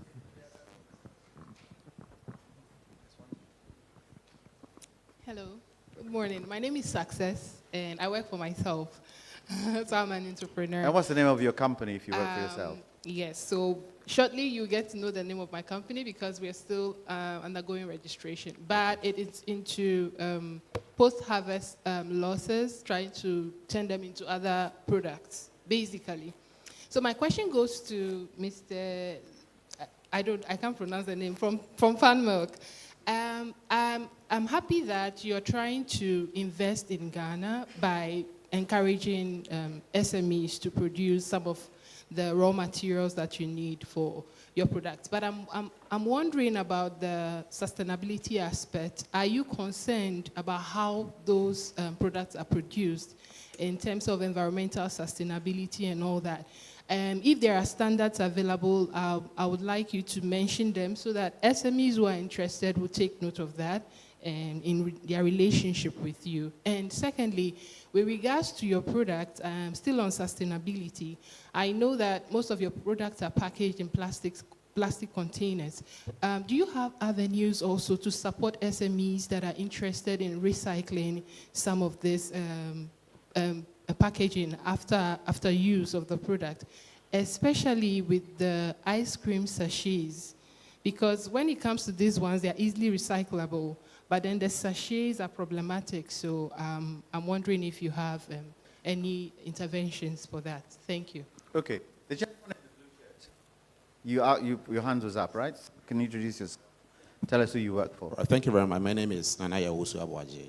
I work with VRA. VRA? Yes, but my question is not related to VRA. I want to find out from my big brother from Farm Milk. You made mention of you use cassava, soya beans, and coconut for your production.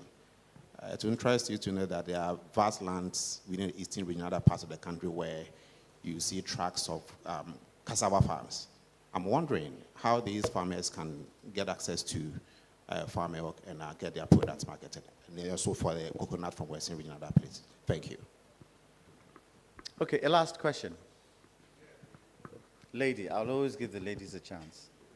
The lady in the check shirt. Hello, I'm Nadi. I work with Altex Consultancy. We are a regulatory compliance consulting company. My question is to the Trade Chief Director. Okay, it's a follow-up to the question you also asked him. And this is a build-up to what his minister said yesterday. He spoke about making the Director General of Ghana Standards Authority in charge of metrology, scales, etc., weights and measurements. And I have a question. I want to know when we will stop using the Olonka and the margarine chins, because it looks like we are doing good measurements when only in our factories and well-established companies, but we all go to the market, and that's where everything starts from. And we are all only doing a sack of maize. One time it's 50 kg, the next time it's 70 kg. Olonka of tomatoes. Somebody measures 5 times, and each time it's a different measurement. So I want to know when we will standardize that. Thank you. Okay, over to you. I'll start with you, Yao. Right. So Chief Director was saying that I'm in trouble. And indeed, I'm in trouble. So the cassava question, I'm going to ask my friend from Yeden to ask. So let me start first with actually, you're sitting in the right position. The man to talk to is right next to you.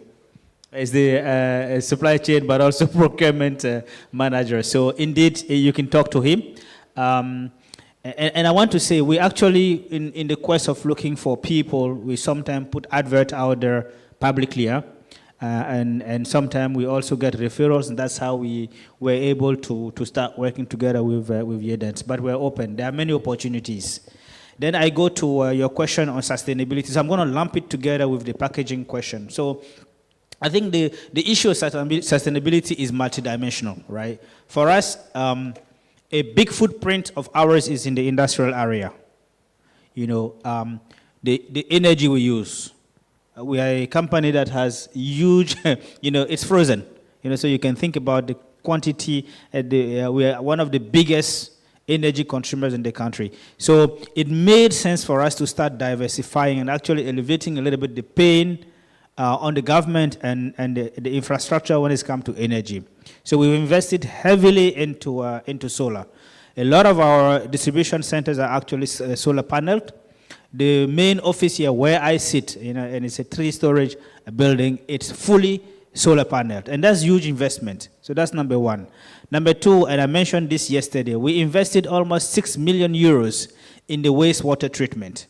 You know, it's a business that we use a lot of water, but we also chuck out a lot of water. And it was just responsible that we treat that water before putting it back, and most importantly, before using it. And I gave this test to the engineers in the company. I said, if you really want me to believe as your CEO into the quality of the water you're putting out there, I want to see fish living in the water you're treating.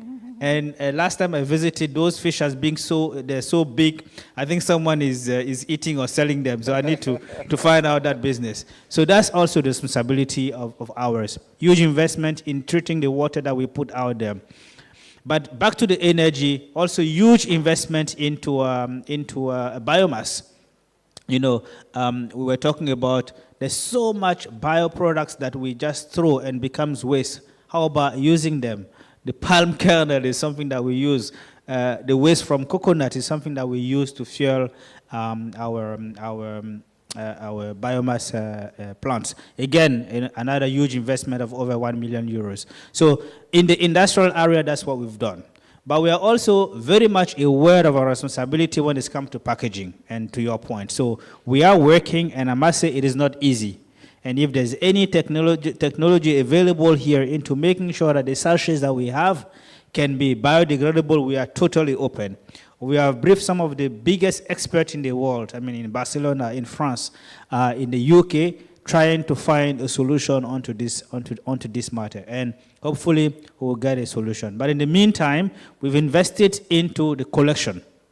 You have all heard about the collection center that we built in Tema with the waste pickers, and the idea was not only to manage the waste, but also to give a second life to the flexibles. You're right.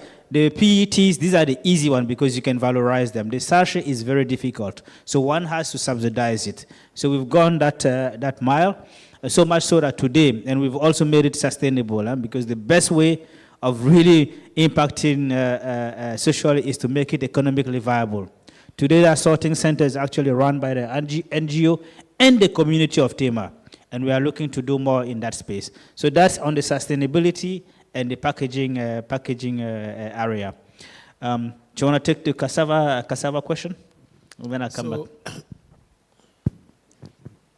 So when it comes to fan milk or any of the food companies using raw material, it's not directly the cassava.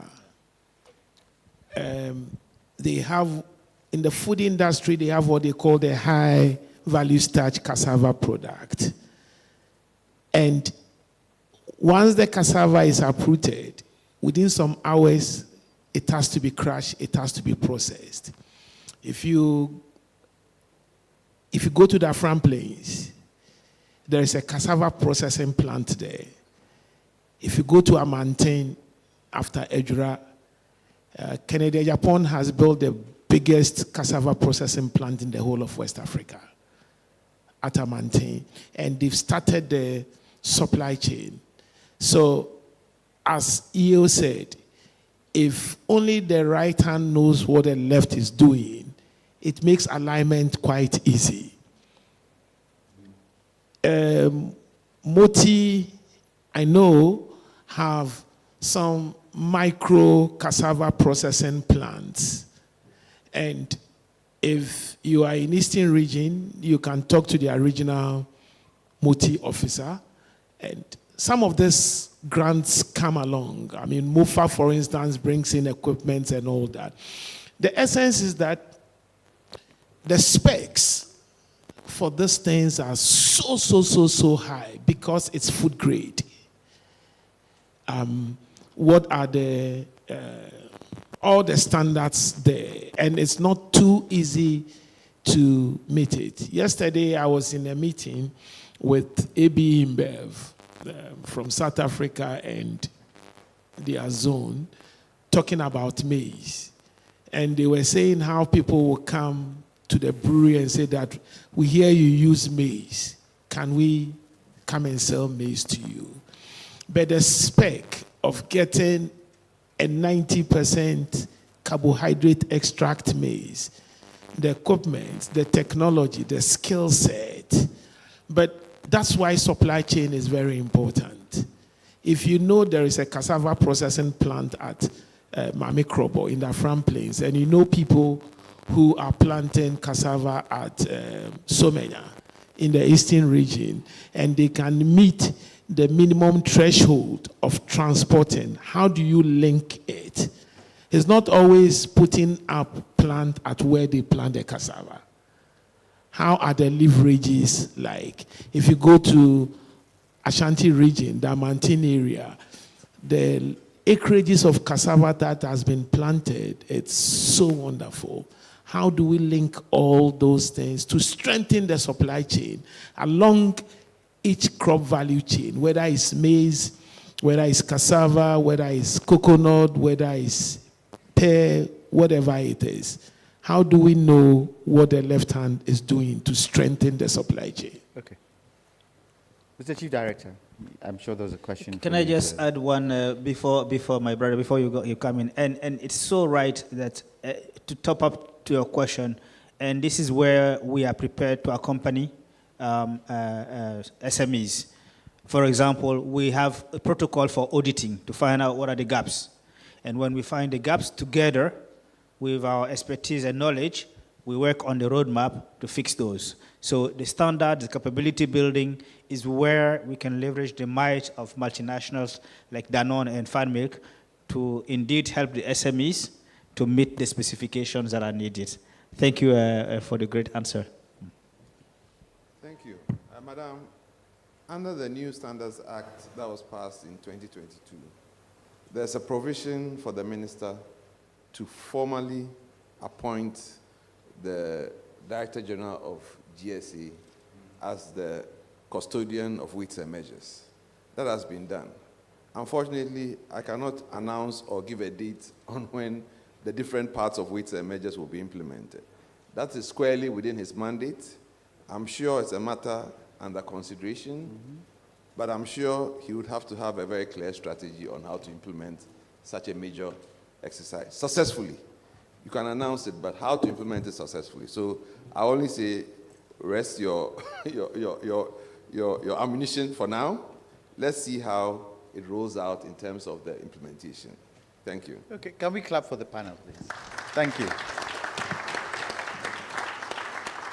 So that will be the end of this session, and thank you for answering all the questions. Thank you. Thank you, Mr. Kwame Jantwa, for your expert moderation. We're going for a snack break right now, but it's a grab and return. So grab and return, because the next panel, we have two people who are joining us virtually. It's really, really time-bound, and so we will start with those two virtual presentations and then have the in-person people here to also join us. So that's a supply chain discussion. So just grab your snack, and when you hear this sound, it means I'm bringing you back here, okay? Thank you very much. 10 minutes, we're back here. Bring your snack in here, have it here while we have the presentations. I'll see you in 10 minutes. Thank you.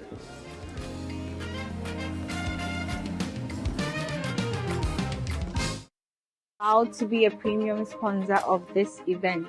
This is our stand. Enjoy snippets of the opening ceremony and everything in between. Incentivizing local industries makes a big difference, and this will lead to a total structural transformation of our economy if we deepen the value chain agenda as tabled today. This may sound long-term, but it is of necessity and it is achievable. Our next premium partner to speak is Managing Director of FarmMilk PLC. Let's welcome Mr. Zhu Beton. At FarmMilk, we have long recognized that the strength of any industrialization effort lies in the sustainability of its supply chain. FarmMilk is indeed dedicated to fostering local partnership. We really believe the strength of our end-to-end supply chain is docked into the strength of our local partners. The last and very important facet is around building resilience through the local sourcing. And this one is a personal passion of mine as an African leader. So today, I'd like to call on the government of Ghana. I'd like to call on ECOWAS. I'd like to call on AFTA to join hands with us in creating an environment that is conducive to sustainable and efficient supply chain. Every day you eat a pouch of fine yogurt, we are creating jobs for the people of Ghana. Thank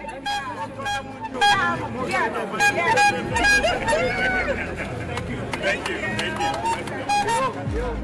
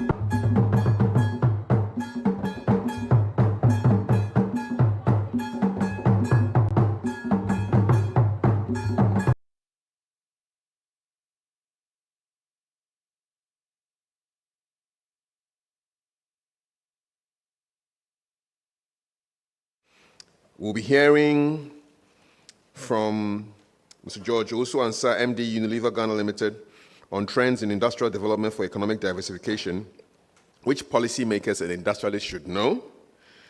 Mr. David Ofosu-Dorte, who is the senior partner, AB and David, will be speaking to us about the importance of infrastructure investments, an important link in the supply chain. Professor Noel Tego, Chief Executive, Sandhills Advisory Services, will be joining us virtually to look at adopting technology and innovation to promote and mitigate domestic production disruptions in supply chains.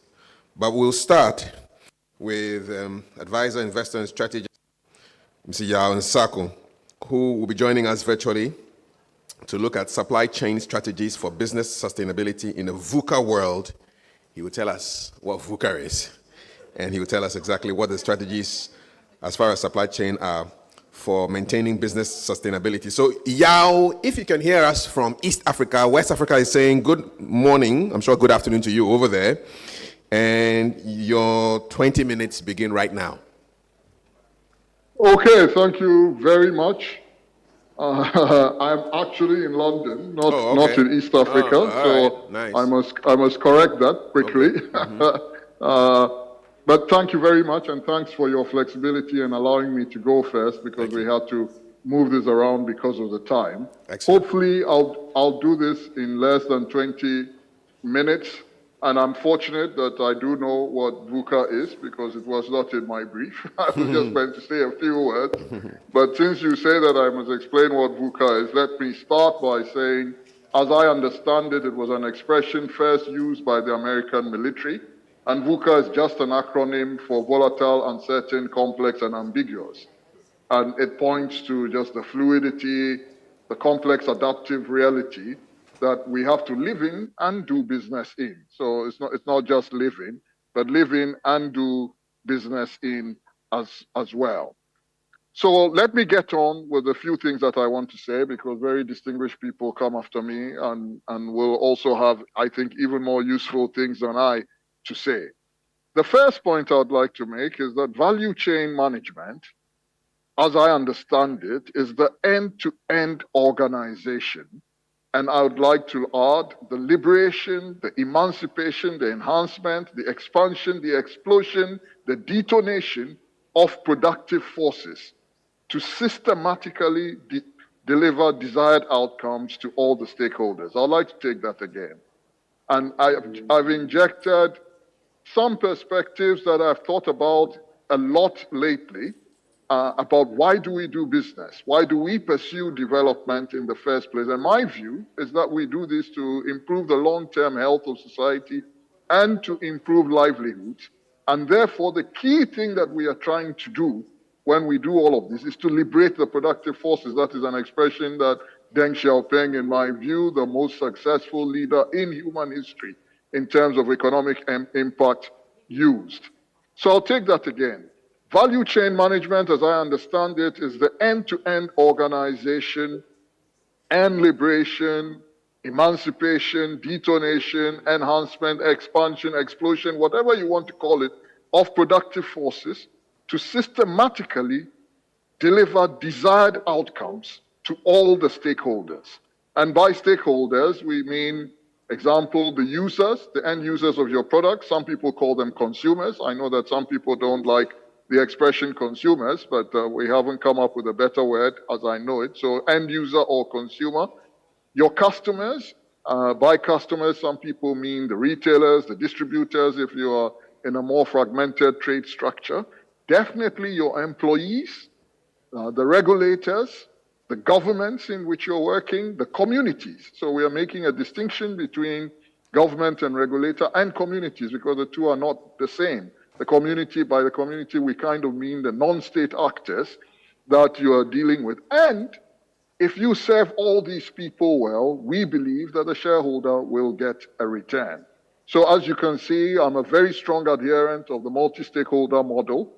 The days of shareholder primacy, where all you thought about was shareholder value creation, in my view, not only are past, but should be buried, because it led to untold woe in this world.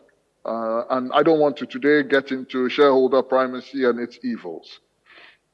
Now, when I talk about the detonation of the productive forces in order to improve livelihoods, I, of course, depart a little bit from classical economics that we all learnt in school, where we were told that the traditional factors of production in a linear supply chain, and you see we are talking here about end-to-end value chain, but in a linear supply chain, we were taught that land, labor, capital, and entrepreneur were the factors of production. They still are factors of production, but they are not the factors of production.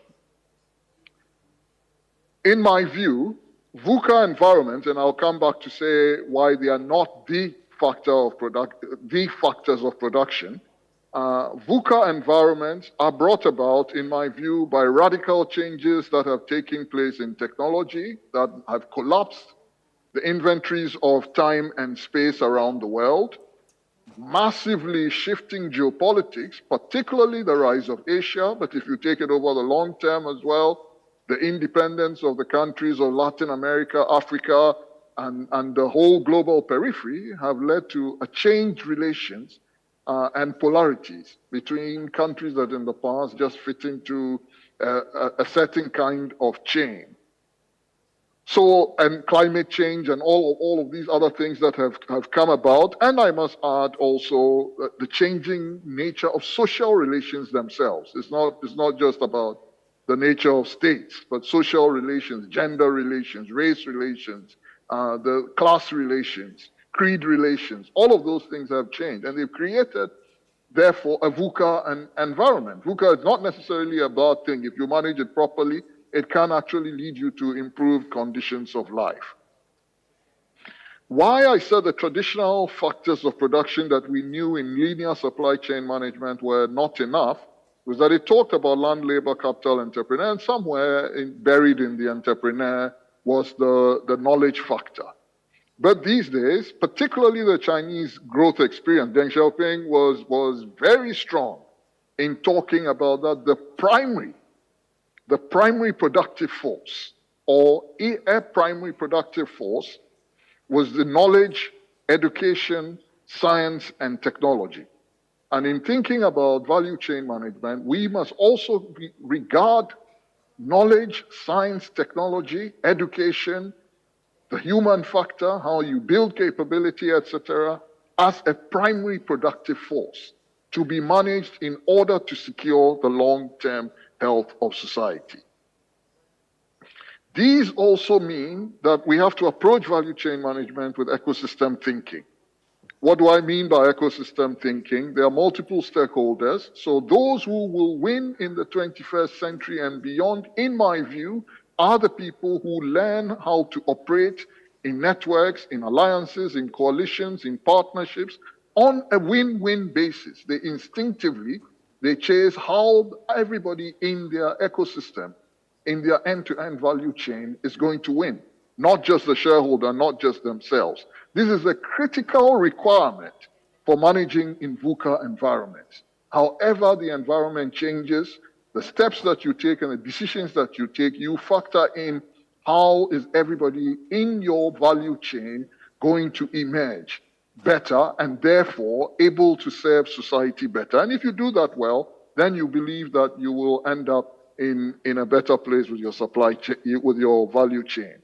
So doing this well, of course, requires that you have strong feedback loops. I believe very strongly that if you do not have any system, not just human system, even in the animal world, any system that does not have feedback loops everywhere in the relevant places will eventually collapse because you don't know what is going on. You're flying without a radar.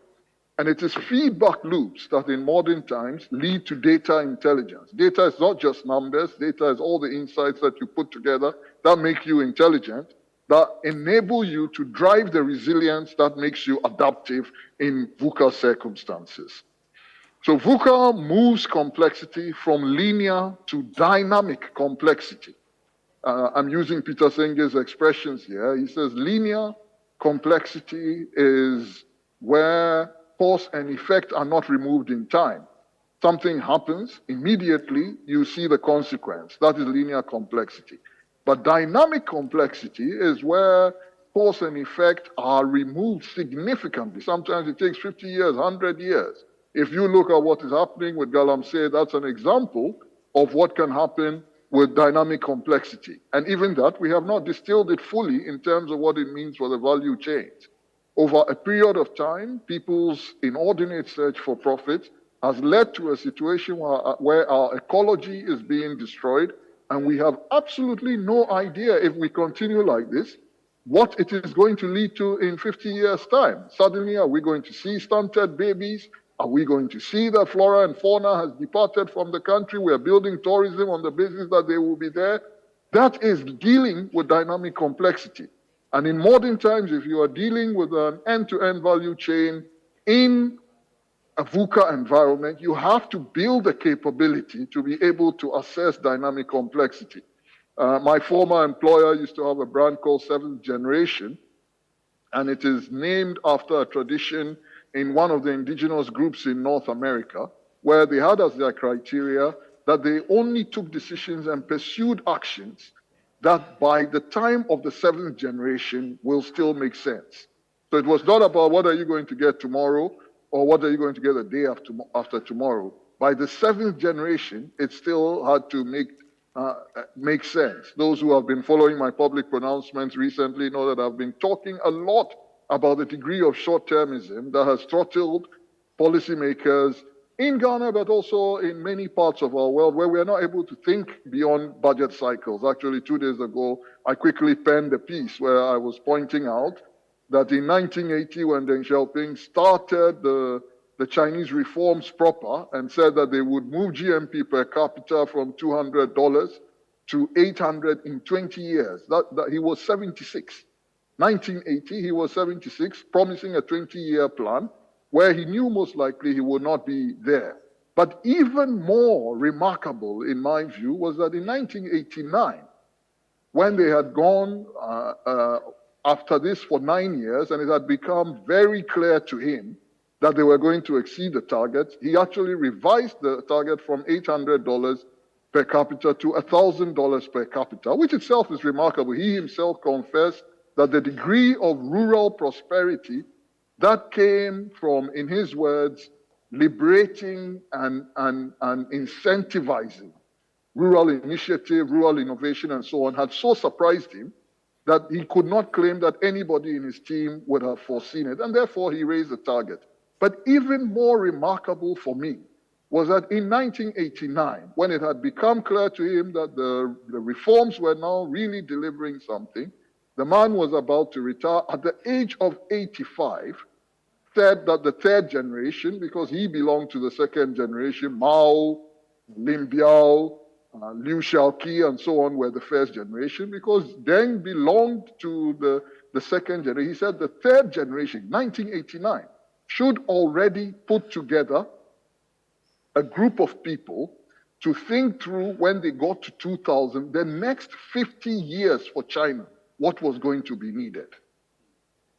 That is something that I pause on to let you all reflect about how other people look at stuff. We are in business about the long-term health of society. And I know this is not how we talk all the time, because when you're in business, you're thinking of the quarterly rat race, the week's numbers coming through, the month's numbers coming through. But that's why we are where we are. Those of us who have pursued things in the way that we do them are where we are, and others have achieved prosperity, and we do not understand why it eludes us. So all this, of course, requires courageous leadership. This is not a session about leadership, so I don't want to spend too much time on that. I'm going to assume that everybody understands and situates the need for courageous leadership and leave it there. But if we are going to manage for the long-term health of society, if we are going to move away from shareholder primacy, then as many others, not just me, Paul Polman and so on and so forth have said, but I particularly like the expression of Deng Xiaoping, where he says that the leaders who will drive transformation, the people who will liberate the productive forces in society and improve livelihoods and make the world a better place, they cannot be timid. They have to have the courage to touch the backside of the tiger and take the big decisions that need to be taken around the big ideas. Thank you very much. I see that I've been able to do it in under 14 minutes. So I'm done. I've stuck to my timeline, and whoever is next should follow. Thank you very much. Thank you so much. I hope you can hear the applause. See you in circle for that really interesting, mind-stretching presentation on supply chain strategies for business sustainability in a VUCA world. Please don't log off yet, because we'll incorporate you into our panel after the other speakers have spoken. The next speaker is going to talk on adopting technology and innovation to promote and mitigate domestic production disruptions in supply chain. It's also virtually reaching us. Chief Executive of Sandhills Advisory Services. Let's welcome Professor Noel Tego. The next 20 minutes are yours, Prof. Tego. Take it away. Thank you very much. I have changed the title slightly, so I'm still talking about adopting technology and innovation to instigate rather than promote, and then to mitigate domestic production disruption in supply chain. I think my emphasis is going to be more on the disruption than on the supply chain, because of two reasons. One is that most of the other speakers are going to walk us through supply chain, and therefore I would not want to repeat it. And then secondly, they are better at supply chain than I am, and I recognize their expertise over there. So I ask this question: what comes to mind when we hear about disruption? For many people, it is about crisis. And Yao and I have been spoken for quite a long time, but we both refer to China. This is the Chinese character for crisis, and it comprises two words or two characters. One is danger, and one is opportunity.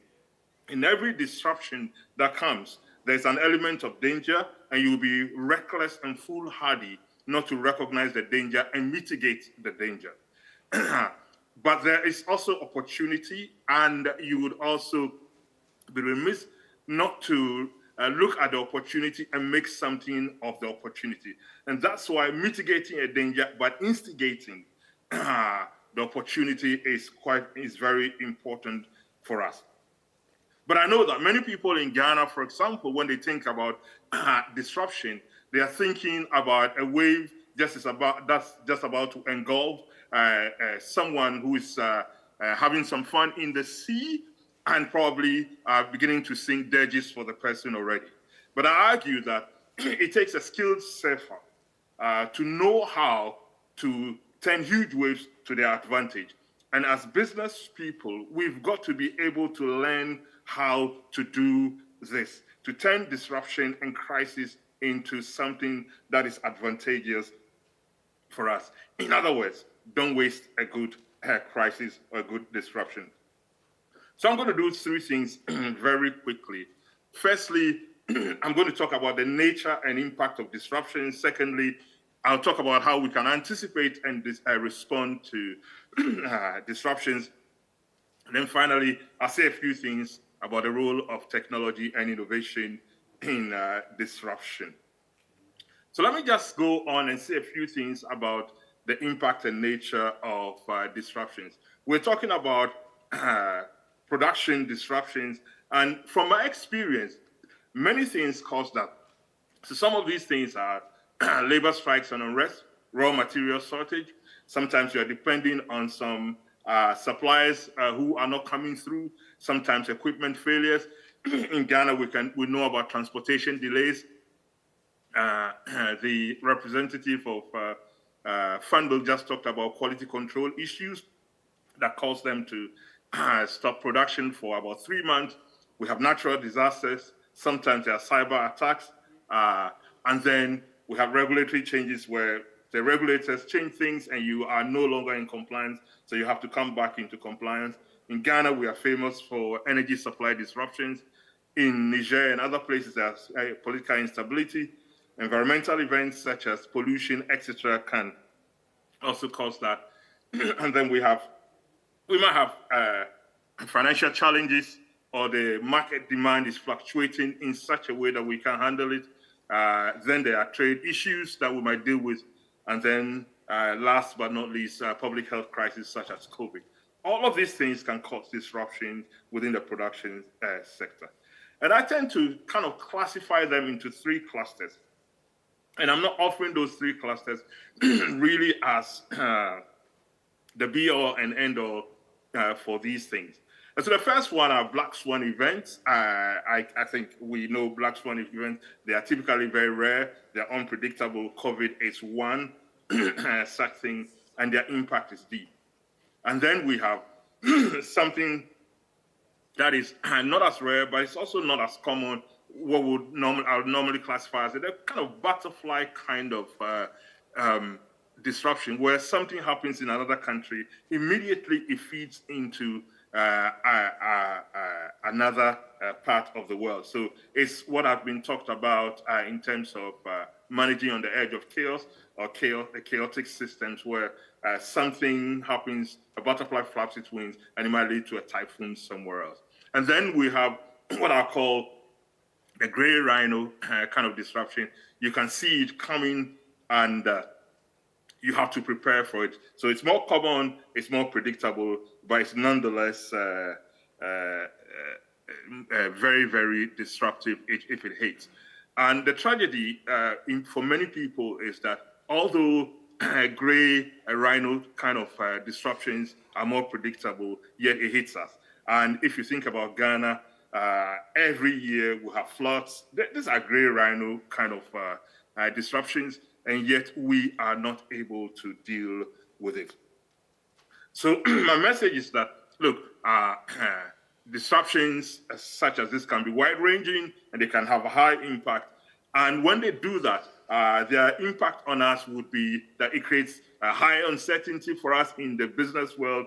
So it lands us in VUCA, even when we are not in VUCA. Number 2, that it makes us vulnerable as business organizations. Number 3, therefore, we have to be vigilant on a constant basis, because if we are not, the very viability of our operations are threatened.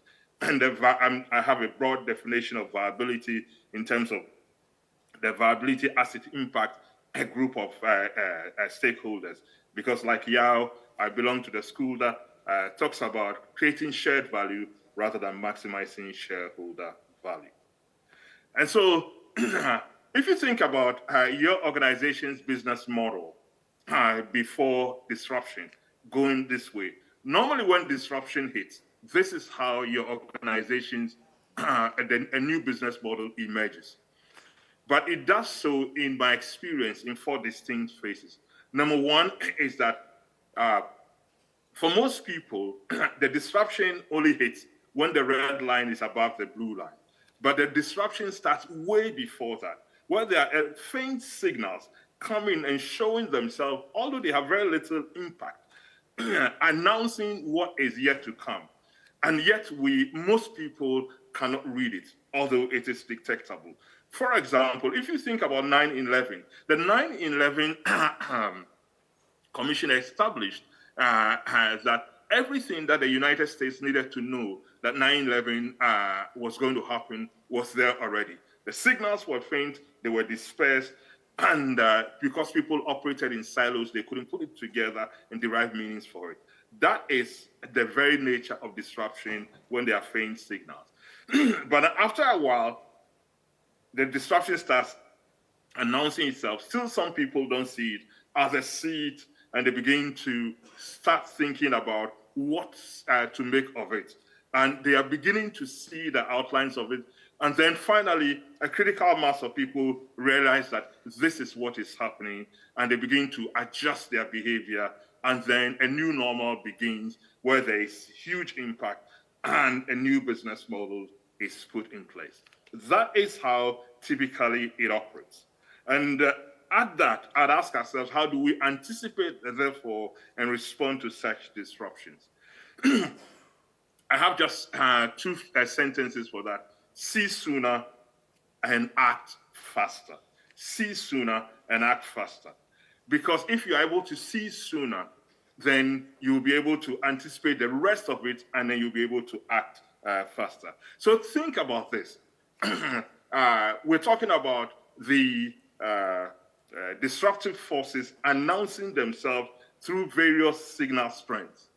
And This is the point at which everybody gets to know that the disruption has taken place.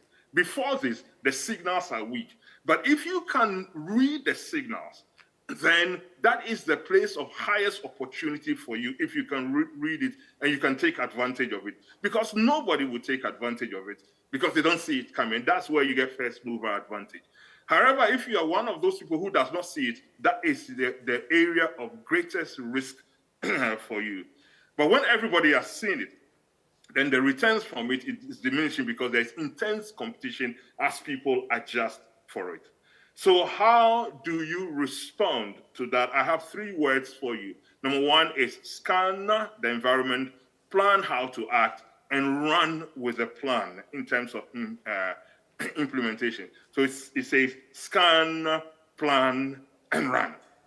And it means for me then that every organization has to invest in scanning and foresight capabilities. And that is not only technology, but it involves collaborations with people, ensuring that you understand your ecosystem thoroughly. So that when things are happening, you have people who are telling you, you have the technology that will make you see the things that are happening. And the bridge between this is really data. Data sits at the heart of everything. You cannot manage disruption without data. You cannot see disruption without data and the ability to make sense and have insight in terms of data. And so what do we do? In my world, we use data to do this, to scan, number 1. And in scanning, there are 2 things that happens. The first is that we are able to know what is happening. Not only that, that's interesting, but we are able to know why it is happening. Because if we know why it is happening, then we can plan for it. And therefore, we move to the planning phase, because then we will know what will happen in the future if nothing is done. And if we know what will happen in the future if nothing is done, then we'll be able to ask ourselves, what should we do about it? And then, of course, the third one is run, and that involves action. And in Ghana, sad to say, a lot of the times we do a lot of talking without action.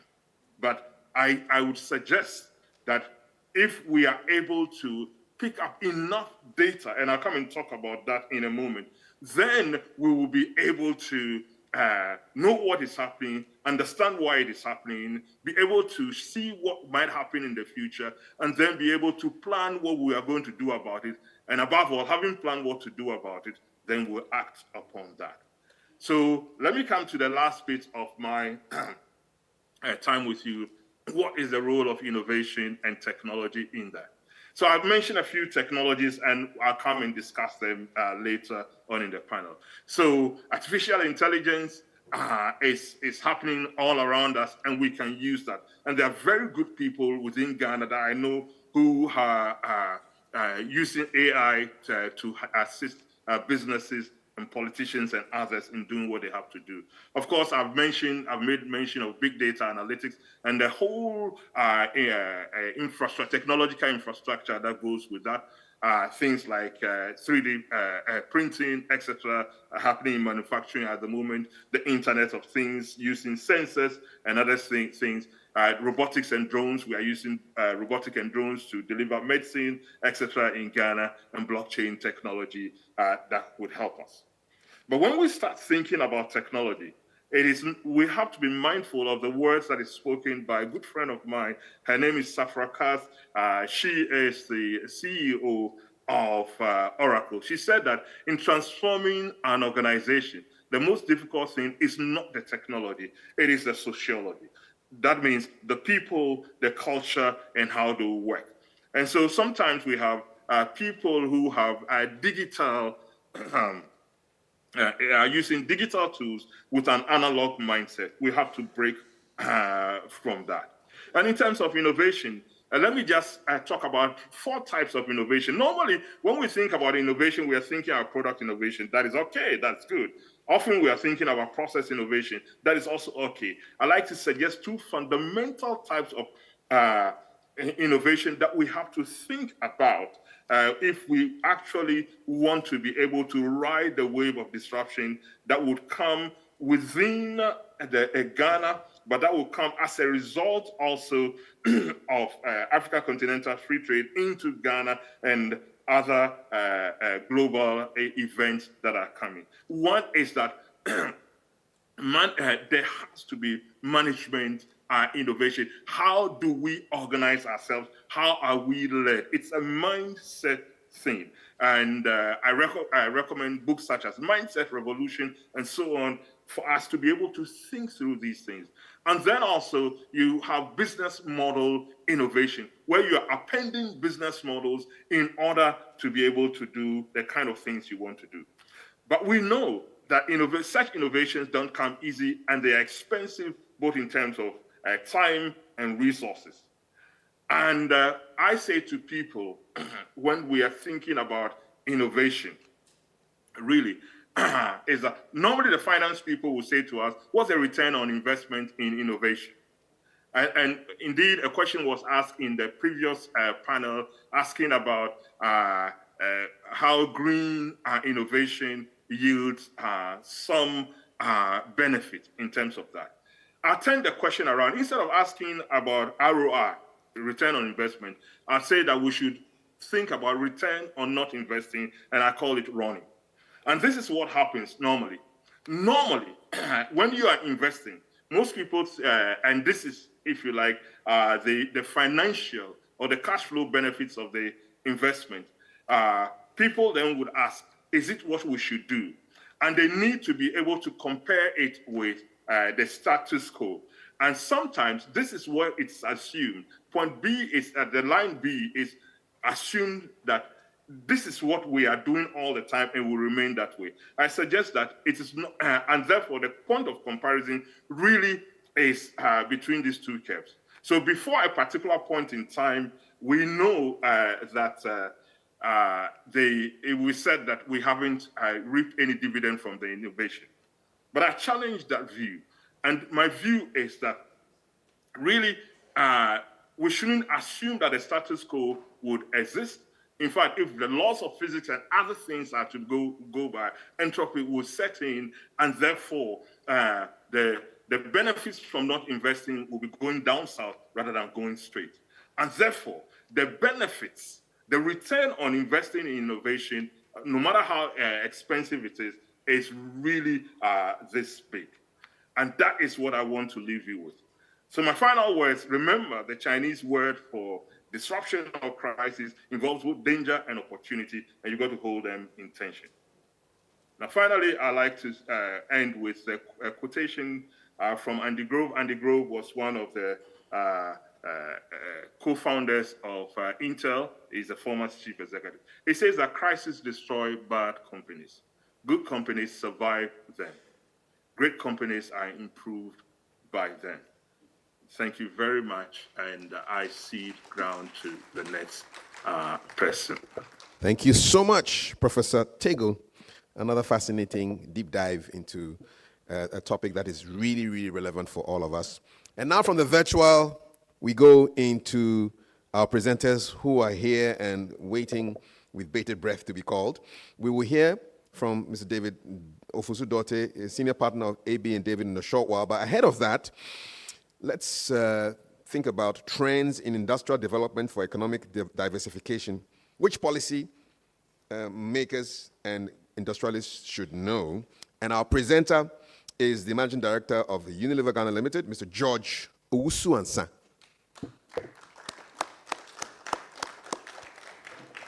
So for the next 20 minutes, he has the floor. Oh, let's keep clapping for him. Yeah.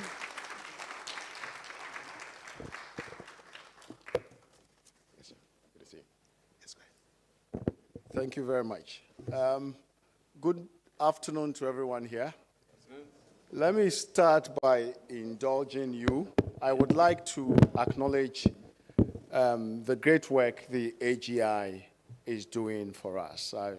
There's been lots of conversations since yesterday, and I think before I start, as a very proud Ghanaian, interested in Ghana becoming what we aim to be, I cannot start without acknowledging the great work the AGI is doing for us, bringing us together today to talk about a matter that for me is very, very important. Yao did talk about the essence of business being to make the world a better place. And if we have met here to do this under the auspices of the AGI, we cannot but thank them. Mr. Seth Akwabwa, thank you very much for the great work you're doing. The second is very personal for me. And there is a gentleman here, Mr. Andrew Quason. When I joined Unilever in 1990 as a management trainee, Mr. Andrew Quason was then, we called him the technical director of Unilever. And then I couldn't call him Mr. Quason, I had to say sir. And Mr. Quason, it's great to see you. Great to see you healthy. And great to see you still come by and contribute to driving the growth of the supply chain and the growth of Ghana. Happy to see you, sir, and thanks for all the training that you gave us there. When I walked in and I saw you, I felt like an imposter. I wasn't sure whether it was for me to talk for Mr. Quason to listen to me. But I hope by the time I leave, I would have made you proud, the training you gave to people like myself and you. Thank you. So let me go straight into what I have to talk about. Yao has spent a lot of time citing China and the great leaders of China. Now, when you reflect on that, one big problem we have in this country, which I believe is almost becoming a national security issue, is unemployment. And it is known, written, and proven that manufacturing industrialization is a big, big, big player in getting people to employment. So conversations around industrialization, conversations around manufacturing, indeed are conversations around getting people into employment and making the world a better place. And it is not strange that we find ourselves where we are. When you look at places like China and Malaysia, manufacturing is typically 20 to 30% of the GDP of those economies. In Ghana, if you strip out the extractive industries, it's typically 8 to 10% and decreasing. Let's have that at the back of our minds. So when we travel to China and we are bringing all the things we bring in here to sell, manufacturing in China, typically 20 to 35% of the GDP. You see the same in Malaysia, you see the same in Indonesia, and most of the Asian tigers. In Ghana, it is a meager 8 to 10%, part of the reason we are here. And why is manufacturing important? I've already talked about the fact that it helps generate employment. It has the capacity to also, so it absorbs labor. It promotes savings, and it boosts capital accumulation and investment opportunities. So it does many things for the country or for a people. And as a nation, we need to begin to take it very, very serious. Okay? I would go straight into, for me, what are therefore the trends that we need to look out for. I'm going to talk about 5 trends. And then if I finish and there's still time, I would give my perspective on some of the factors that we need to look at. But before I go in there, I spent some time as I prepared to come and speak today to read the manifestos of the 2 big political parties in this country and wanted to find out what have we been saying to ourselves about manufacturing and industrialization, and what are some of the slogans that as Ghanaians we have shouted about and have aspired to. I say aspired to because for many of us that is what has informed whom we voted for. So we've heard about Ghana without aid. Our current president talks about. We've talked about moving away from a Gettysburg economy and becoming an economy where we add value. Then there have been people who have talked about jobs, prosperity, and more. And then we've also heard about prosperity and equal opportunity for all. So if you scan the manifestos and the political statements of the various political actors, we have been full of aspirations to live without aid, to create prosperity for all, and to live well. If we do not get really focused on driving manufacturing, these very laudable aspirations would remain slogans. They are beginning to feel like slogans already, I believe, but they would remain slogans that we would bequeath to the next generation. And we would become people who have great aspirations but achieve nothing. So let's reflect on that. What are some of the trends that we need to be mindful of? Post-COVID and the anxieties around China's development and role in the world has created fear in the thinking of the early apostles of globalization. If you remember, few years ago, probably 2 decades ago, globalization was the in thing. And if you did not think global, you were a dinosaur already. Then comes China, factory of the world, and everybody thought China was all about just cheap labor and cheap goods. China improves, and everybody begins to panic. Then COVID hits us, and we're going back to localization again. So localization, and I remember we had a politician who used to talk domestication, and it made all of us laugh. I think he's gone, but we've come back to what he used to preach. So localization and domestication is trendy again and is the new game. And as we design our industrialization solutions, one of the things we need to think about. Trend 2 is the proliferation of technology. And Dr. Noel Tergu just talked about technology, especially the internet. And this, in my view, has opened the world up. It's made information accessible. And even though the first trend around localization and domestication, with that we see a bit of protectionism creeping in, which is a challenge to globalization. If you remember the World Trade Organization, it was about opening the world up and let everybody, it was just about who was efficient and who could do things efficiently. Now, we are going back to localization. Localization comes with a bit of protectionism, but I don't think the advent of the internet is such that we are going to localize the way it used to be. We would localize, but you still need to be efficient. Because today, that farmer standing anywhere in the world, you can put all the tariffs you want, but they can source for the price of any product anywhere in the world. And if you put tariffs that make it too expensive for them to buy from here, they would find ways to bring it into this market, sometimes either not paying the right duties or whatever the case may be. So efficiency is the way to go, especially for us, a small country, because many a time we don't have the capacity to protect the things we want to do, like the Americans, for instance, can do. You talk about what Joe Biden is doing recently, trying to get America to lead the world when it comes to green. And if you see the investment America is putting behind that, we don't have the capacity to do that. We are a small country. And so what we've got to do is have in our ecosystem an unflinching desire to be efficient. That is how we protect ourselves. And in doing that, we have to bank our natural endowments, okay?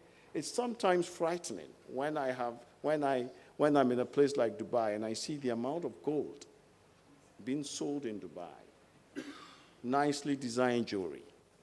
And I say, but this is made in Ghana. When I see the amount of gold processed in India, and India doesn't produce that much gold, you say, where did we get it wrong? Okay, so how do we, as we learn to be efficient, bank our natural endowments in a way that is sustainable, not what we are doing with Galamsey, which you have talked about. Okay? Then we have to look at agile assets and light options for industrialization. What we have to remember is, let's all reflect on this. When many years ago you bought a car, I remember my first car, we discussed with your daddy, I'm going to buy a car. He says, buy an Opel. You will drive it for 20 years. Who wants to drive one car for 20 years these days? So the consumer needs have changed. And so if you set up to produce one product for 20 years, you are in hell. So you've got to make sure that even your setup is agile, remembering that the world is always changing. Technology is changing. The consumer is changing. Okay, and so how do we set up so that we can move with the change of the time? So the trend there is about efficiency, and efficiency means that you set up to be relevant and efficient all the time. Otherwise, you die. Third trend for me is green, and green is real. Okay? And if there was any luck in our being late to the party, this is one of the things we can look at. That maybe we can start green. And as Biden likes to say, then we build better, so that we don't have to go through some of the problems. And remember, green is important because consumers are much more aware, and people have become conscious of the need to protect and save the planet. And as that has happened, funding and capital is moving in that direction. So going green has become a way to source capital and a way to also satisfy consumers. So green is real, and it is important that as we set up to industrialize and manufacture, in that setup should be making sure that we take off the green credentials of whatever we are doing. And then remember, with the many things that have happened in the world,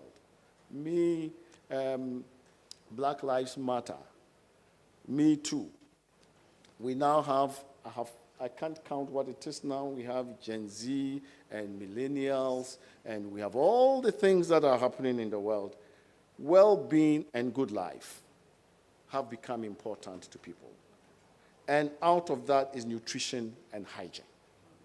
And so as we set up to industrialize or manufacture, how do we set up so that we are given to people have a sense that our products would support their well-being?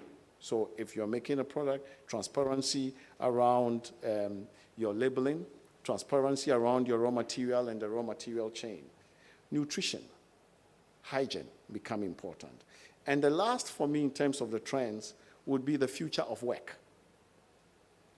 Okay? How are we going to work going forward? Is it going to be same as it is now? Prof. Tego talked about AI. We now have people who want to live their purpose at work. They don't just want to come to work. They want to live their purpose at work. COVID has changed the work patterns. People now want to work away from home so they can take care of things other than work. And then is digitization and the internet. And I still remember when I was young, every time my father went to work from 8 to 5. And he never worked from home because his office was in only one place, in that building. And if he was outside that building, he couldn't carry all the files home. So he went to work from 8 to 5.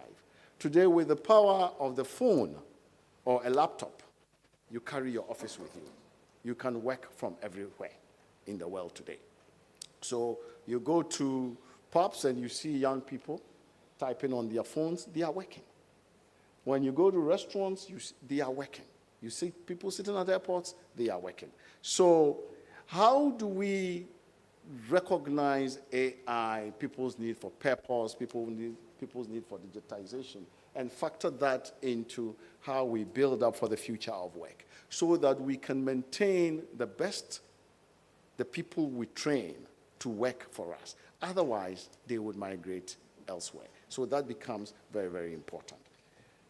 So these are the 5 trends that I want us to reflect about. Localization and domestication.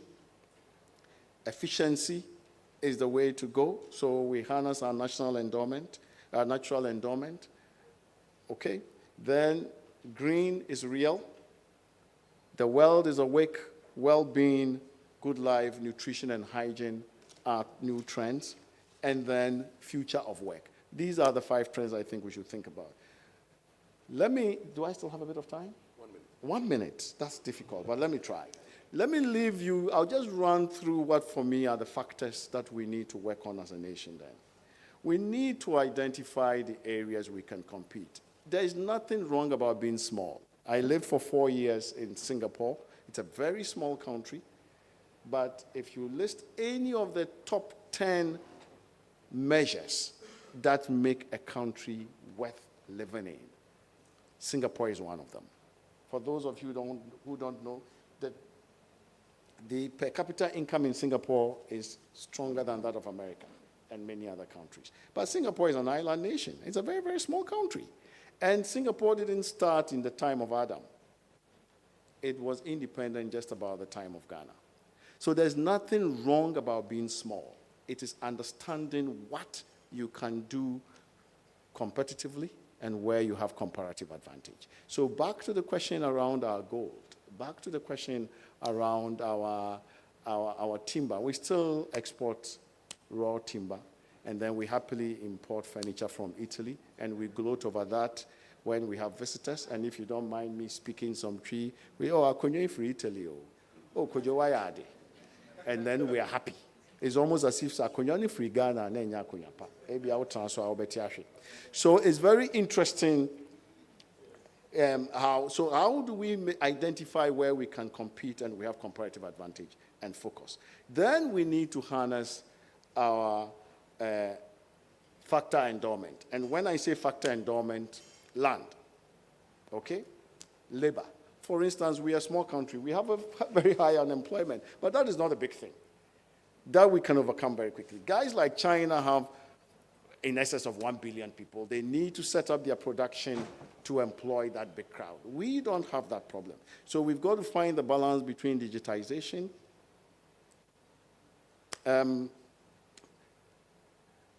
and how we use labor, because we have to be efficient. We are small, we have to be efficient. So how do we harness our human capital and enterprise?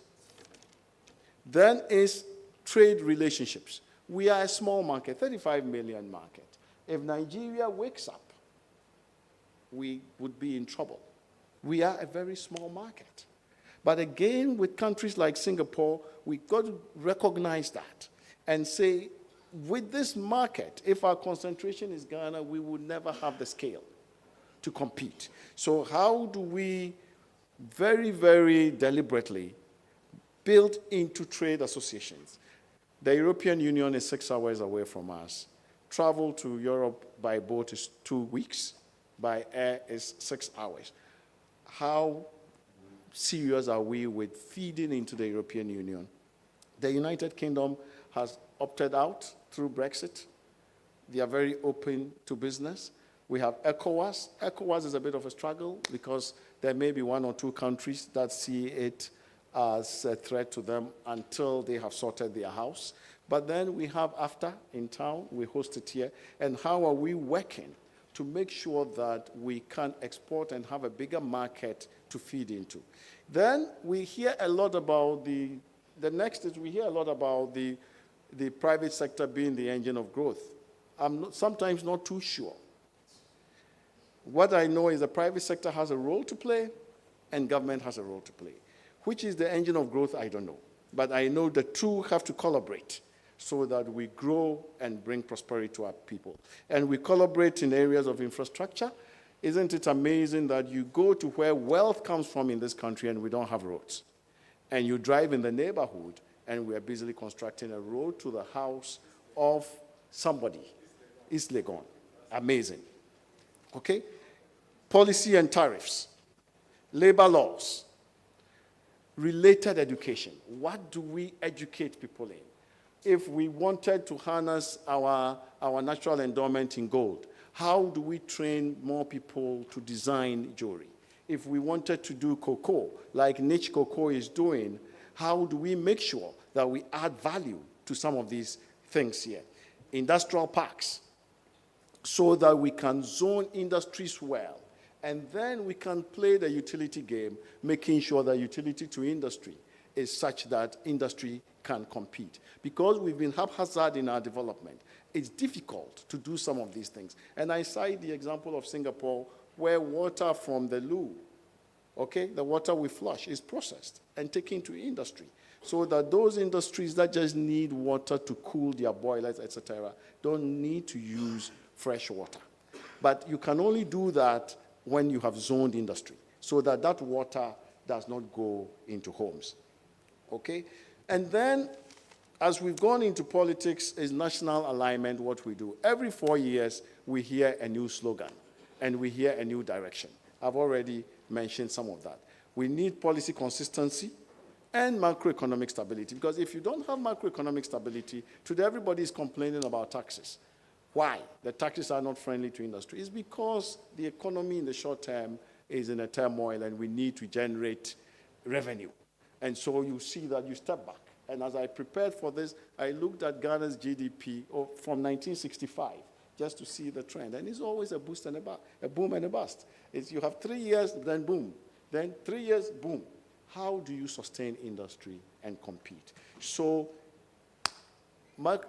having a clear national agenda, macroeconomic and institutional stability, policy consistency, financial sector management become very, very important. I see, let me end on a few. Branding and national consciousness. Okay, branding and national consciousness. When we get up in the morning, when you want shoes, you think Italy, correct? You want good food and wine, you think France, correct? Sorry? For what? Which food? Watch it. No. I'm talking about stuff that for a small country you can sell globally.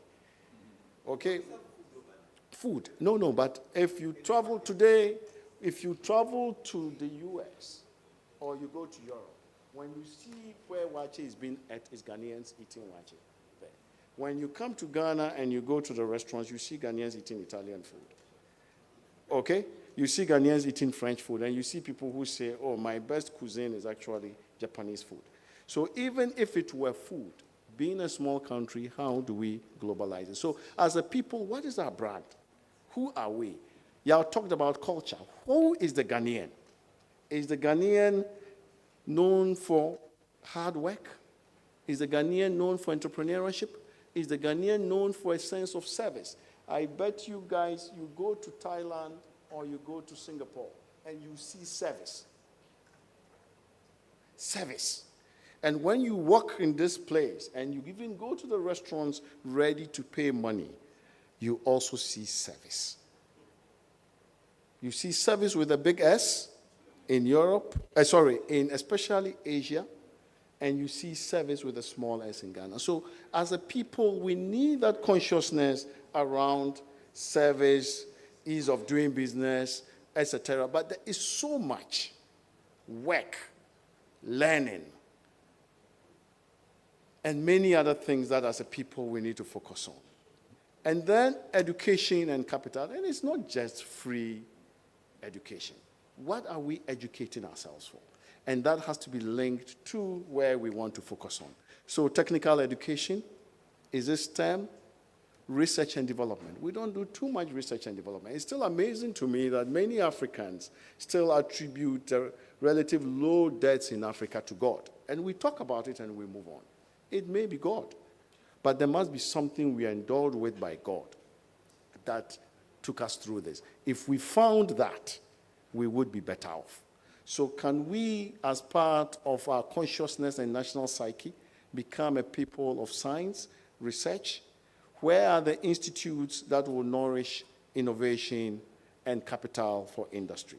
And Yao talked about it end to end. I like to say a multidisciplinary approach, where we think through everything and have a 360 approach. I was reading one of the manifestos. I will not say which part, but it talked about watermelons, how we have to produce watermelons and watermelon juice. I said, why are you going to sell this? Is it to that small crowd where you have the 1D, 1F? And how are you going to scale this up? So in having a multidisciplinary approach to industry, is as Yao talked about, you are looking at it from the point of the market to the point of capital and everything, and you design out the whole ecosystem. That is what the Asians have done well. We are too ad hoc and knee-jerk in the way we do things. And is there anything I have said that you haven't heard before? Because when I finished writing this, I said, but George, what? It's this you know anyway. So we've got to start. Number 9 for me is doing the things we say we will do. And Yao said we've got to plan and we've got to stay the course. Okay, I would end with a quote from one of my favorite business people, Warren Buffett. And every time I hear the talk about Ukraine, the war in Ukraine, COVID, and the crisis, Warren Buffett's quote comes to mind. He said, "It is when the tide subsides that we know those who have been swimming naked." Okay? I think the big thing that happened is the tide of cheap global capital subsided, and we finally realized we were naked. We had always been naked, but we had been covered by the tide. When you go to Labadi and you see the kids swimming, when the tide is up, everybody, you don't see any nakedness. When it goes down, you see nakedness. That is what has happened to us. There would be another time when the tide will subside again. We've got to get ready so that hopefully when it subsides again, we show up in clothing. Thank you very much.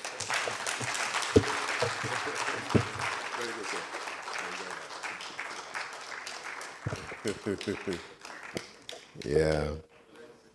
A lot of naked swimmers around, right? Oh, all the speakers are just wonderful. I'm talking of wonderful. The fourth one will not disappoint you at all.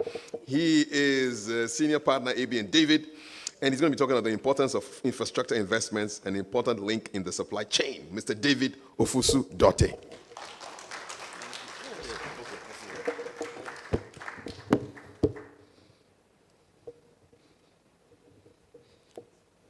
Thank you. Good afternoon, everybody. Are you displaying the slides? Yeah, that's it. Okay, so I'm supposed to be speaking on the importance of infrastructure investments at this forum, which is dealing with industrialization through sustainable and efficient supply chains. Okay, so generally when we talk about infrastructure, what comes to mind? Roads, airports, ports, railways, energy, utilities, education, etc. And all the so-called social infrastructure and all that. And you find that apart from a few, like education, these are things we contribute our taxes to with the hope that collectively the public sector will put the taxes together, leverage it, and then develop these things for us so that we can have comfortable lives. But in one way or the other, these do affect supply chains in various ways, and it affects how we function in our various industries. So when we talk about supply chains, you definitely at the same time look at the value chain and the linkages between the two of them at any point in time. It may not look obvious at the beginning, but George has just left this stage. The decision of George to work for Unilever and be located in Accra, for example, is affected by certain hidden factors, including the home he will live in, the schools his children will go to, and those are all social infrastructure. You'll be surprised to hear, for example, and some of us who have, as it were, worked a lot on the AFCFTA in the background, working with the AU, you look at the score criteria for determining the headquarters, and this is my own guess because I saw the criteria. I believe one of the reasons Ghana won, we beat Kenya by, I think, by some few points from here. And I believe one of the reasons Ghana won, I do believe, is that our presentation focused a lot more on what the people working in the secretariat will get. So, for example, what are the schools, the foreign schools they will attend, the hospitals, etc. Whilst other competitor countries were looking at the building alone that they will be housed in. So this hidden infrastructure actually affect the decisions the likes of George will make in deciding that they will locate a factory in Ghana, as it were. And even when he talks about the factory, where it will be located, and therefore, if you were building a factory afresh, and it takes you, for example, 3 years to be able to perfect your land title, and I'm sure most of you are familiar with that, and you compared it to Rwanda. I just came from Rwanda on Sunday, where it takes 1 month to transfer title. 1 month, that's maximum. And it's certain. You can Google every land in Rwanda here now, and you will know who the owner is, the size of it, etc. Now, so if you have to make a decision on locating a factory, these hidden factors do affect the decision making. The roads you will travel on, the ICT that will help you communicate. What is the bandwidth of the ICT? You go to Rwanda, and the conversation doesn't just break off. It doesn't fluctuate. But here, it's always buffering.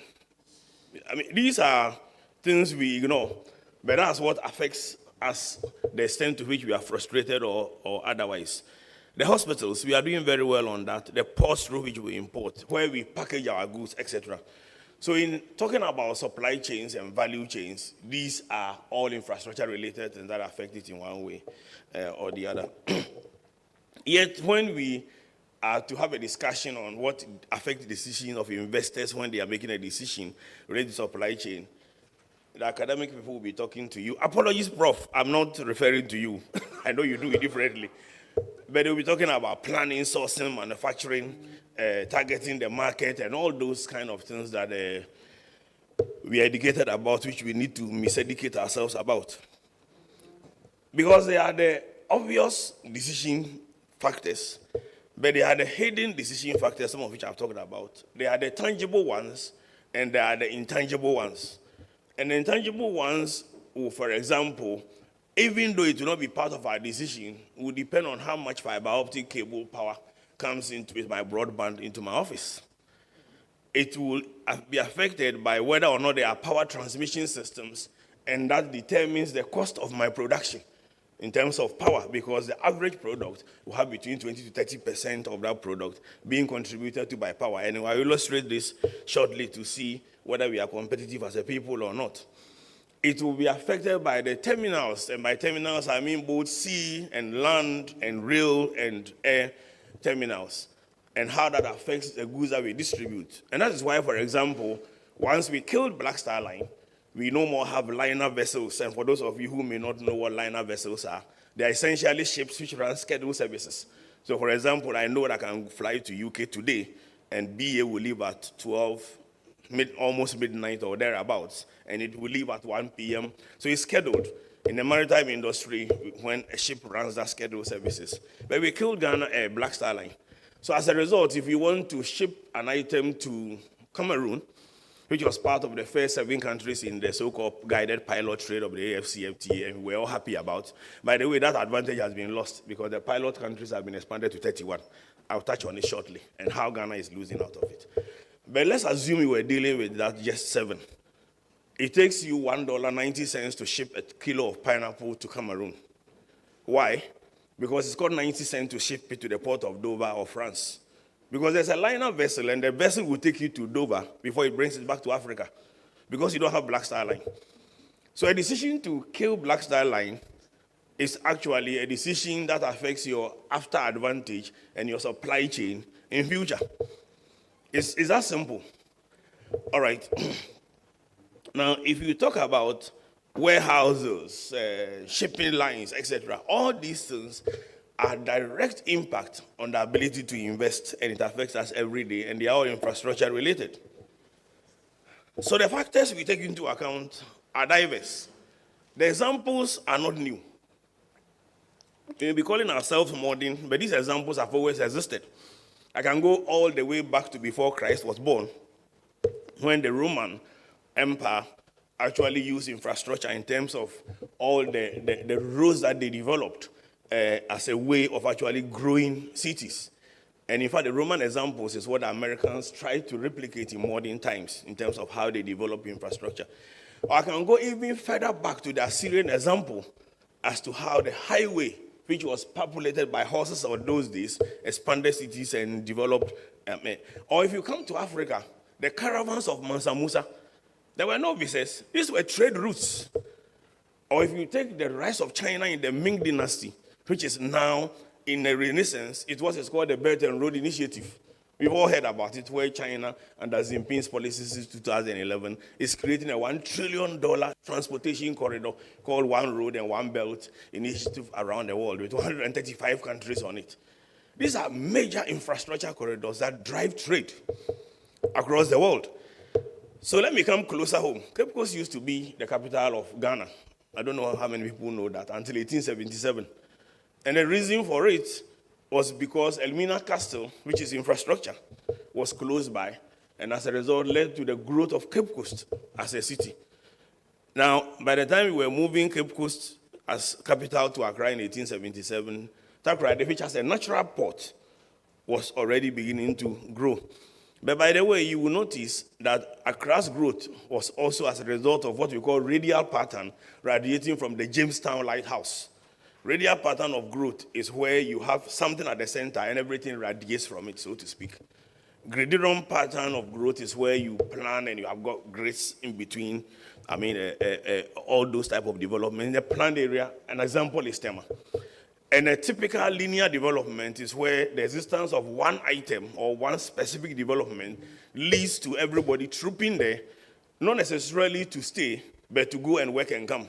So you find that where linear development happens, the development of Temahabo, as an example, will lead to everybody trying to buy property on the roadside between Labadi and Teshi.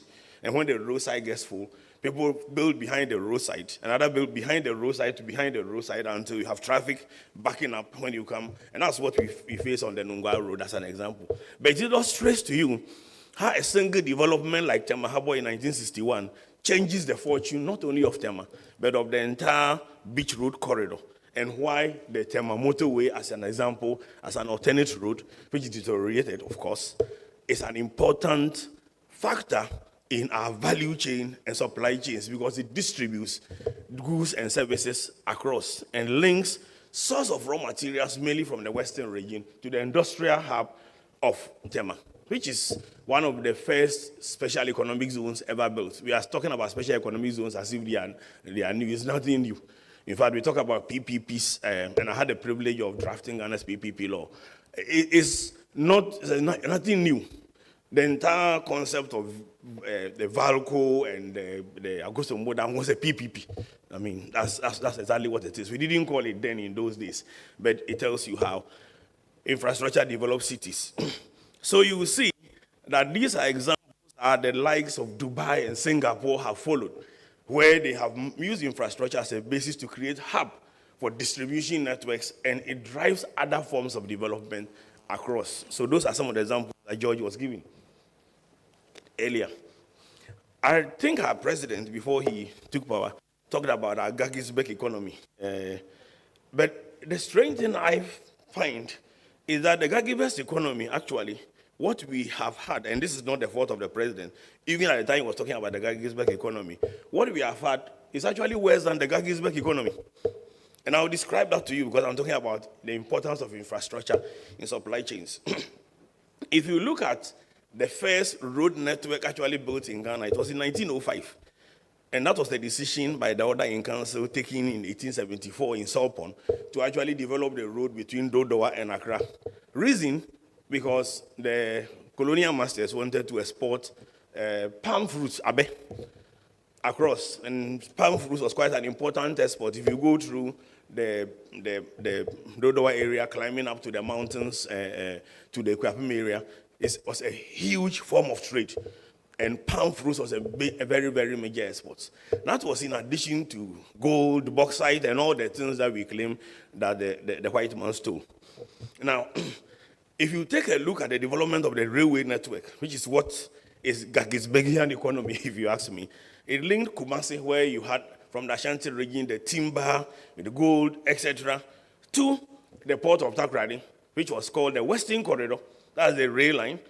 And then it links it to Accra Tema, the what is called the Eastern Corridor, and then the Central Line, which actually originally transported the food.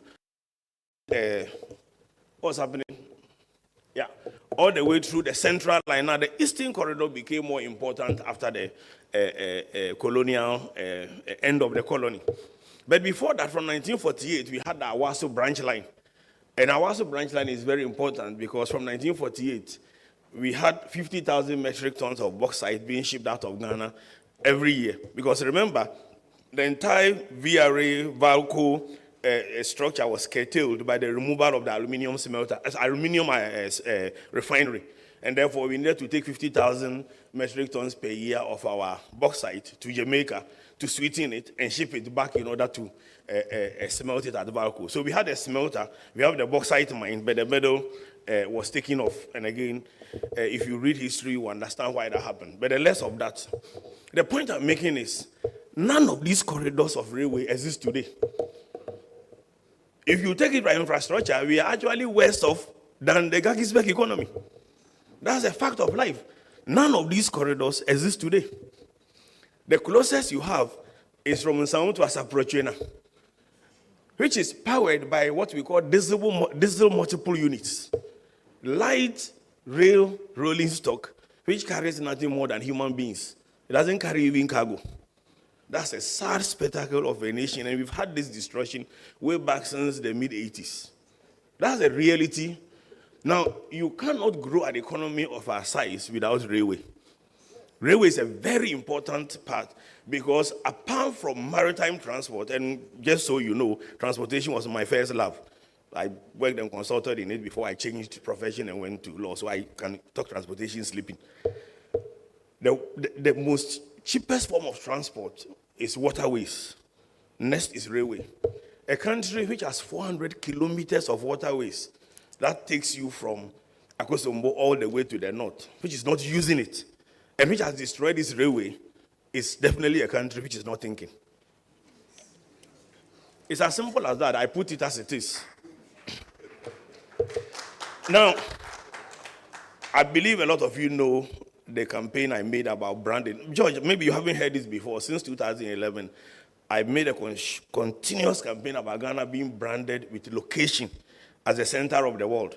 I know some politicians have picked it. I mean, there are a lot of videos on it that I have done that you can look at. We can spend 2 days on that. Our branding is the easiest, and I've never spared any moment to actually castigate those who keep calling Ghana a gateway.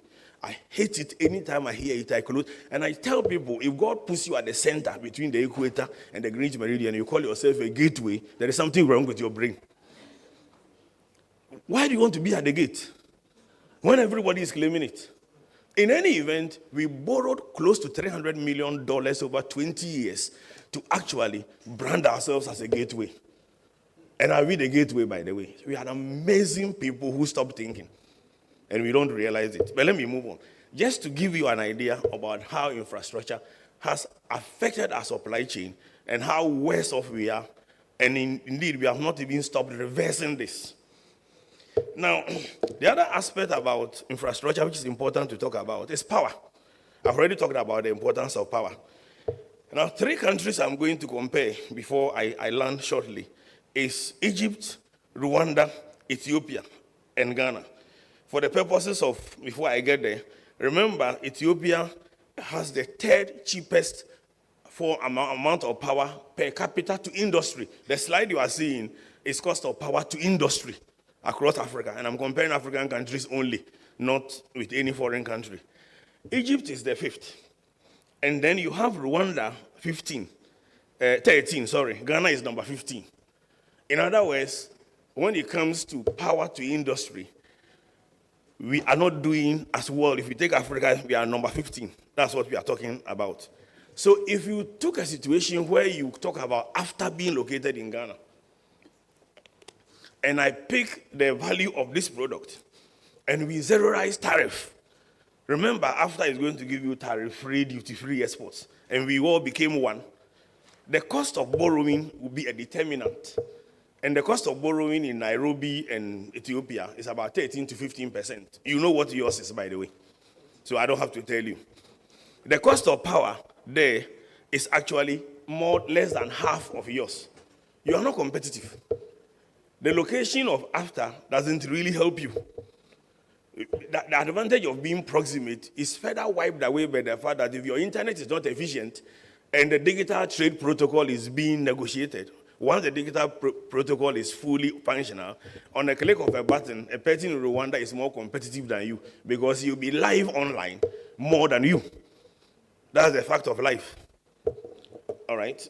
We like to be deceived by certain things. I mean, and as a businessman, you have to make a decision based on facts, not on slogans. Okay, let's come back to VALCO and the importance of infrastructure. And I'll go through this quickly. So if you were to put a refinery, which we can get from our bauxite, and this I must commend the government. This is one project the government is working on very, very hard. This project has been known since 1948. It's nothing new.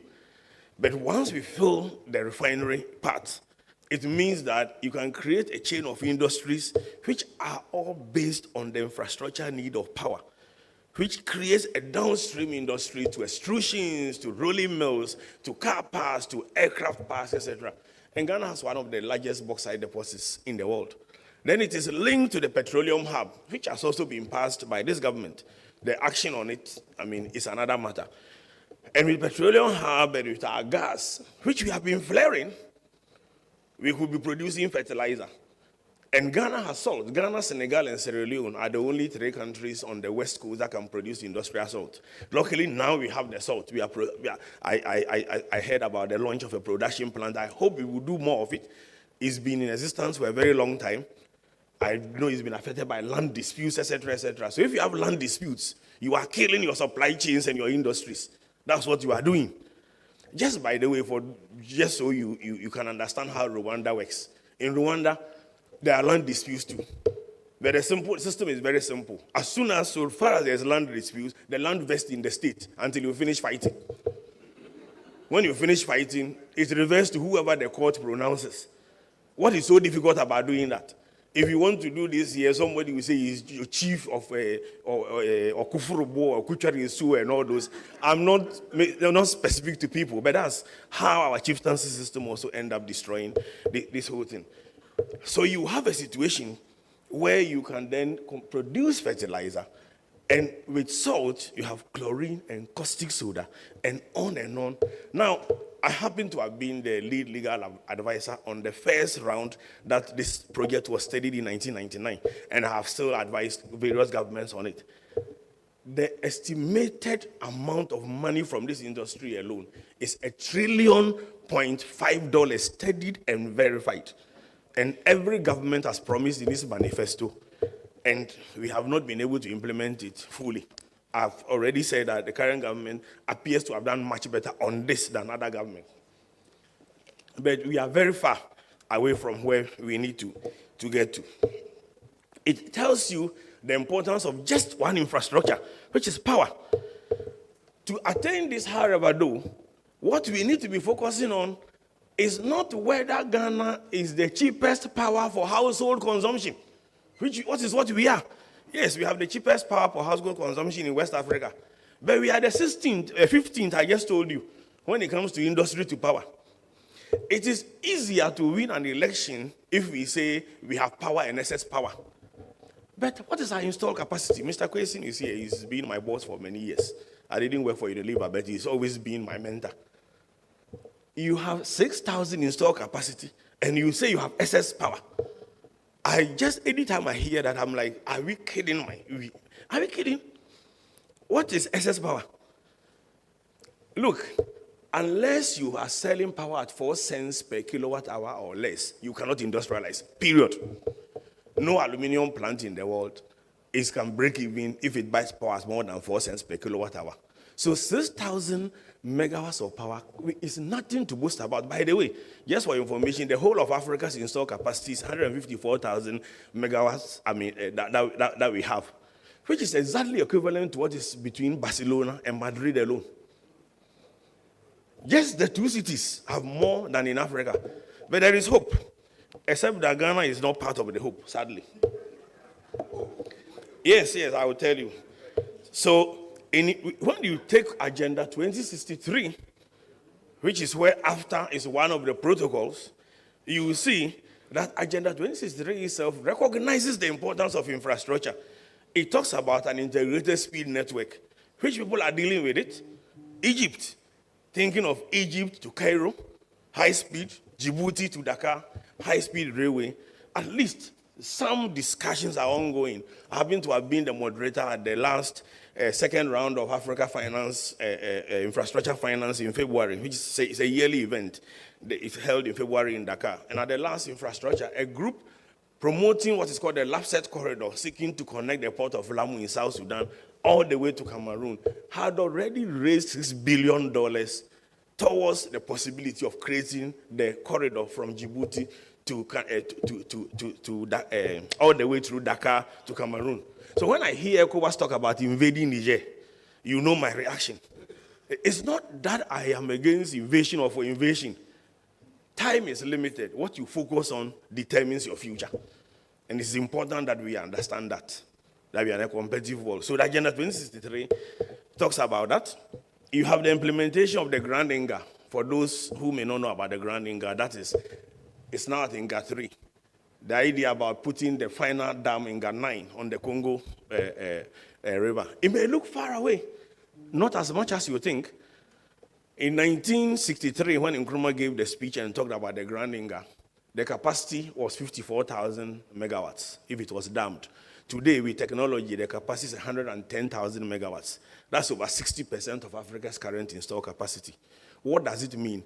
China has patented technology by an organization called GIDECO, which is able to wheel power over 20,000 kilometers. That's how China's power is wheeled. How long? With almost minimal losses. What does it mean?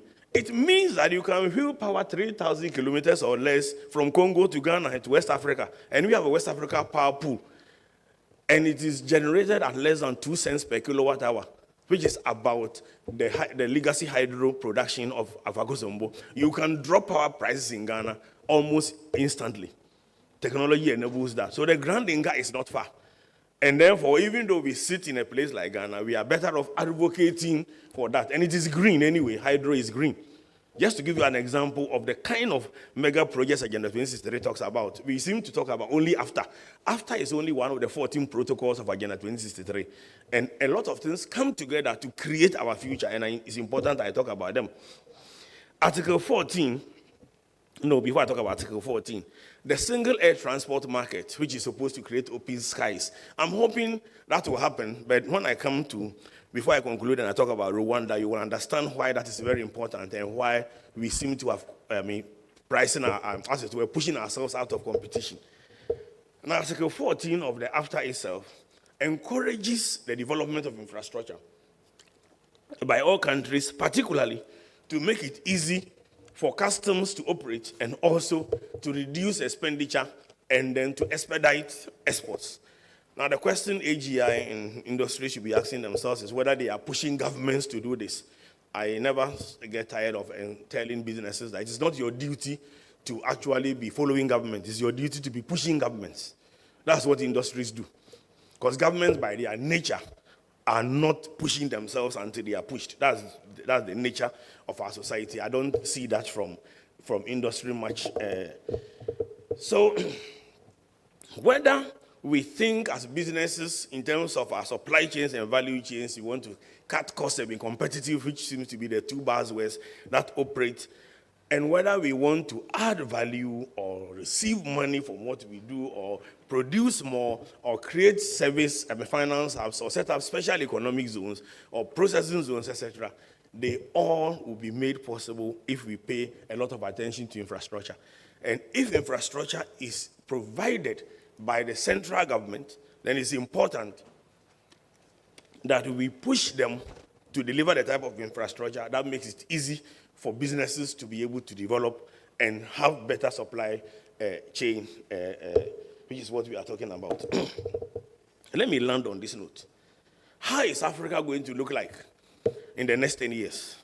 And the reason for this is very important. I'm also in the business of business of predicting the future. I do that regularly.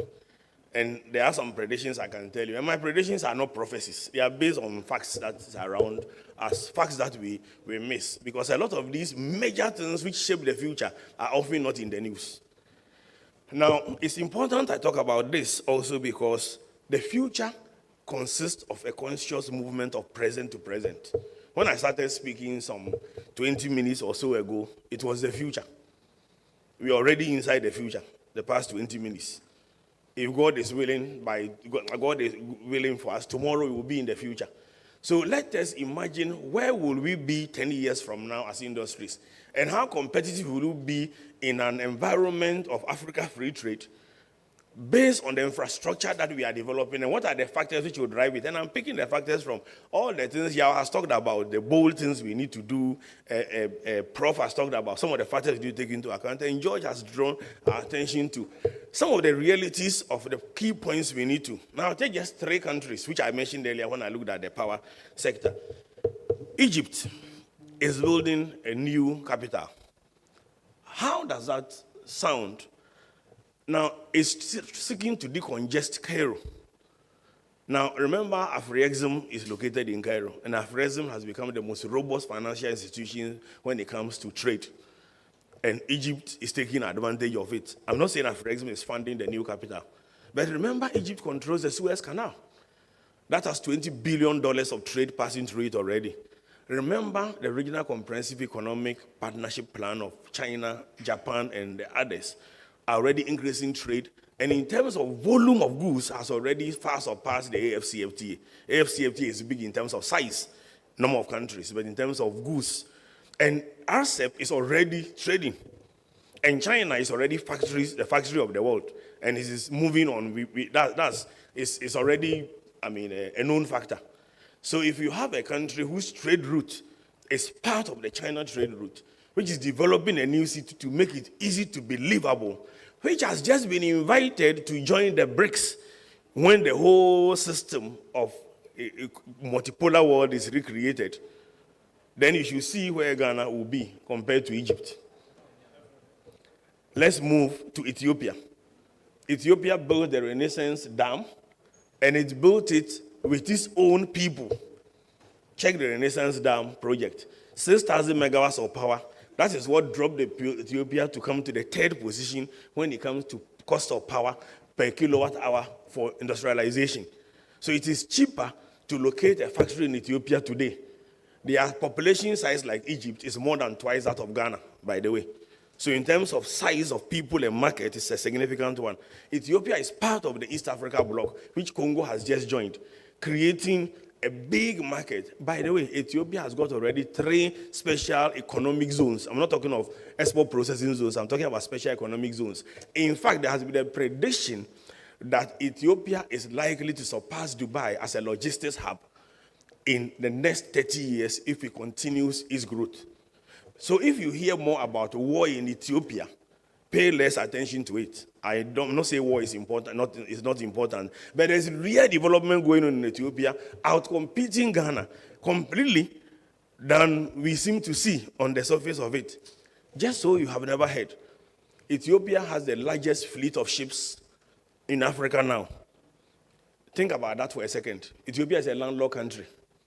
How does it have the largest fleet of ships? Yeah, does that surprise you? Because they understand infrastructure and logistics.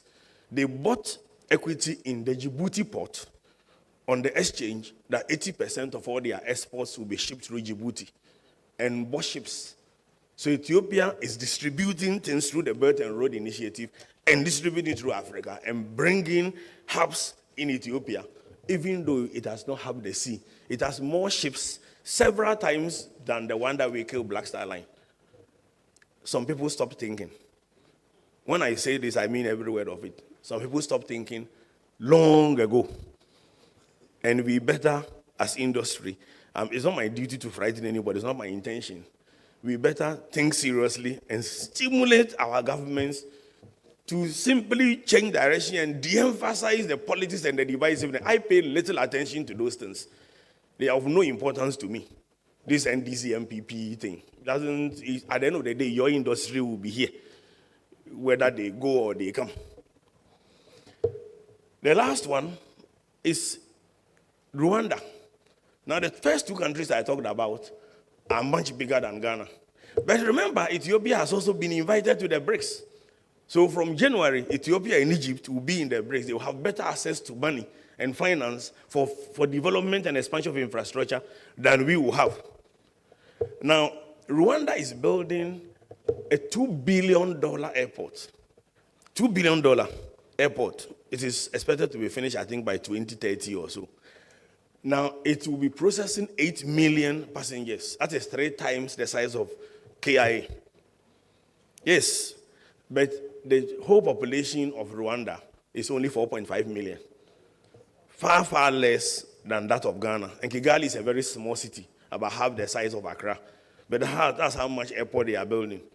Just last week, which was my 4th trip to Rwanda, on the tarmac, I counted about 10 Air Rwanda flights on the tarmac. I didn't know how many had already left before we were about to board from Rwanda. But Ghana Airways at its peak, before we destroyed it, had only 4 aircraft. But Rwanda just came out of genocide 20 years ago and started the airline only 6 years ago. And it is far threatening Ethiopian airlines in terms of competition. So by the time the single-air transport market kicks off, by the time after it's fully functional, the distribution hubs will be in Ethiopia, will be in Rwanda. And just so you know, Rwanda borders Congo and borders Burundi. Why is that important? Because those countries border 12 other countries. It's a natural logistics hub. So if some of us tweet and praise Kagame, it is not because we love tall or short people. It is because we see real things being done. And I tweeted this not long ago, that which infrastructure is going on in your country that makes you hope for the future. Now, before I end, remember I told you that the future consists of a movement of present to present. You cannot hope for a better future with empty optimism. I'm a very hopeful person. I'm a perpetual optimist. So personally and for my business, I'm very, very hopeful and very bullish. But as a collective of industry, if we are expecting to be hopeful, we should be looking at the projects happening now, which will make our industries better in 10 years. If we are not seeing that now, then your optimism is empty. Thank you.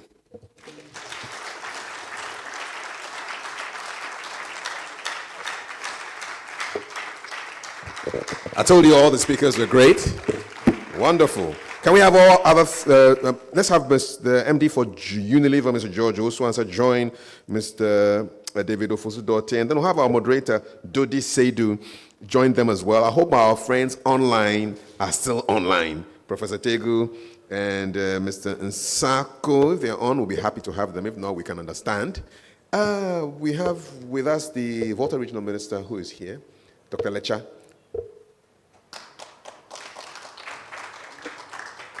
Seidu?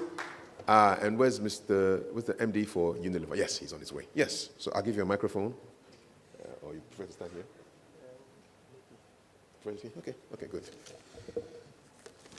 So we give you 20 minutes? Yes, all right. So the people are interested in questions. Okay, thank you very much. Please, an applause for Kafui and also for the panelists. Thank you very much. It's been a very, very insightful and very thought-provoking presentations from all of you. And I think, I'm sure you've all been waiting to ask questions. My name is Dodi Seidu. I work for Africa Trade Academy, and I will be moderating this session. But perhaps, I don't know if our online panelists are still around. Are they still there? Okay, great. So maybe I'll start with them, since, of course, we can't guarantee the connectivity using your words. But of course, I understand one of them has a meeting in a short while. So, Mr. Nsako, if you can hear me, I just want to find out from you. I mean, you presented on the topic of, the supply chain strategies for business sustainability in a VUCA world. And I just want you to maybe expatiate a bit more on practical strategies that businesses can take so that they can be able to survive this environment. Maybe just 2 or 3 practical steps. I mean, looking at some of the content that provided by Mr. Ofosu-Dorte and then Mr. Uzu-Ansah. What are some of the practical steps that a business can take to navigate this VUCA environment?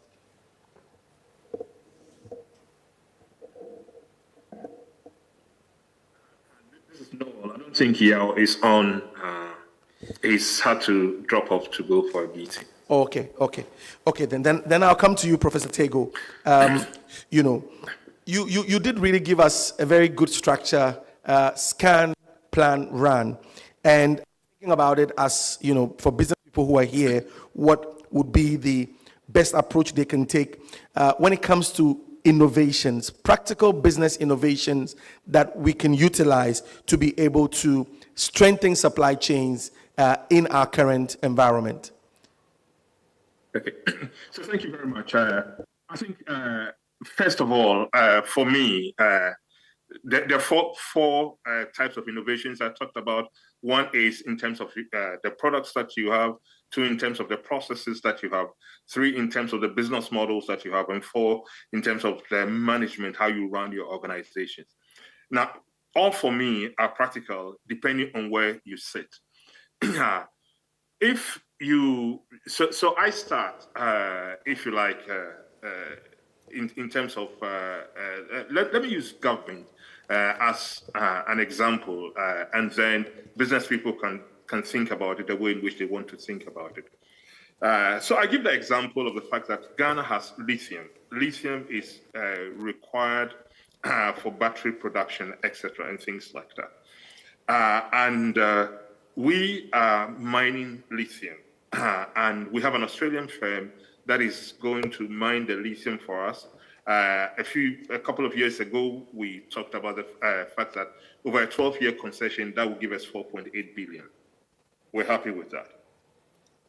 But we're talking, the MD for Unilever talked about the fact that we have an issue with, how do you call it, unemployment, youth unemployment in particular. And by the way, young people who are unemployed are not going to remain young people forever. They transmute into adult unemployed people. Exactly. Now, mines don't give us a lot of employment. But we know that if we are able, like Nigeria is seeking to do, to move into producing, setting up EV factories, battery factories, for example, it will do well for us. And that would give us a lot more jobs insofar as that is concerned. And our schooling system, as the managing director for Unilever again said, could be geared towards research in those areas and training people to be able to do that.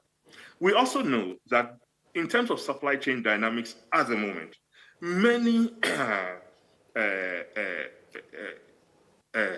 car manufacturers are seeking to build cars, EV cars, electric vehicles, who use the batteries near the battery plants. And if that is what they are doing, then if we have cited battery where we are, then a lot more would come to us in terms of siting of factories. And Mr. Fosu-Dorte has talked about the fact that we have a strategic location. Part of the strategic location is that we are the center of the world. Exactly. And therefore, I mean, that gives us a lot of advantage. One of the things that Singapore will tell you that they exploited is they're being at the center, at the nexus of a trade route also. So we could do that, and that would bring people in to site factories first. It gives us a lot more in terms of people. And then what do we have in Ghana more than anything else? We have sun.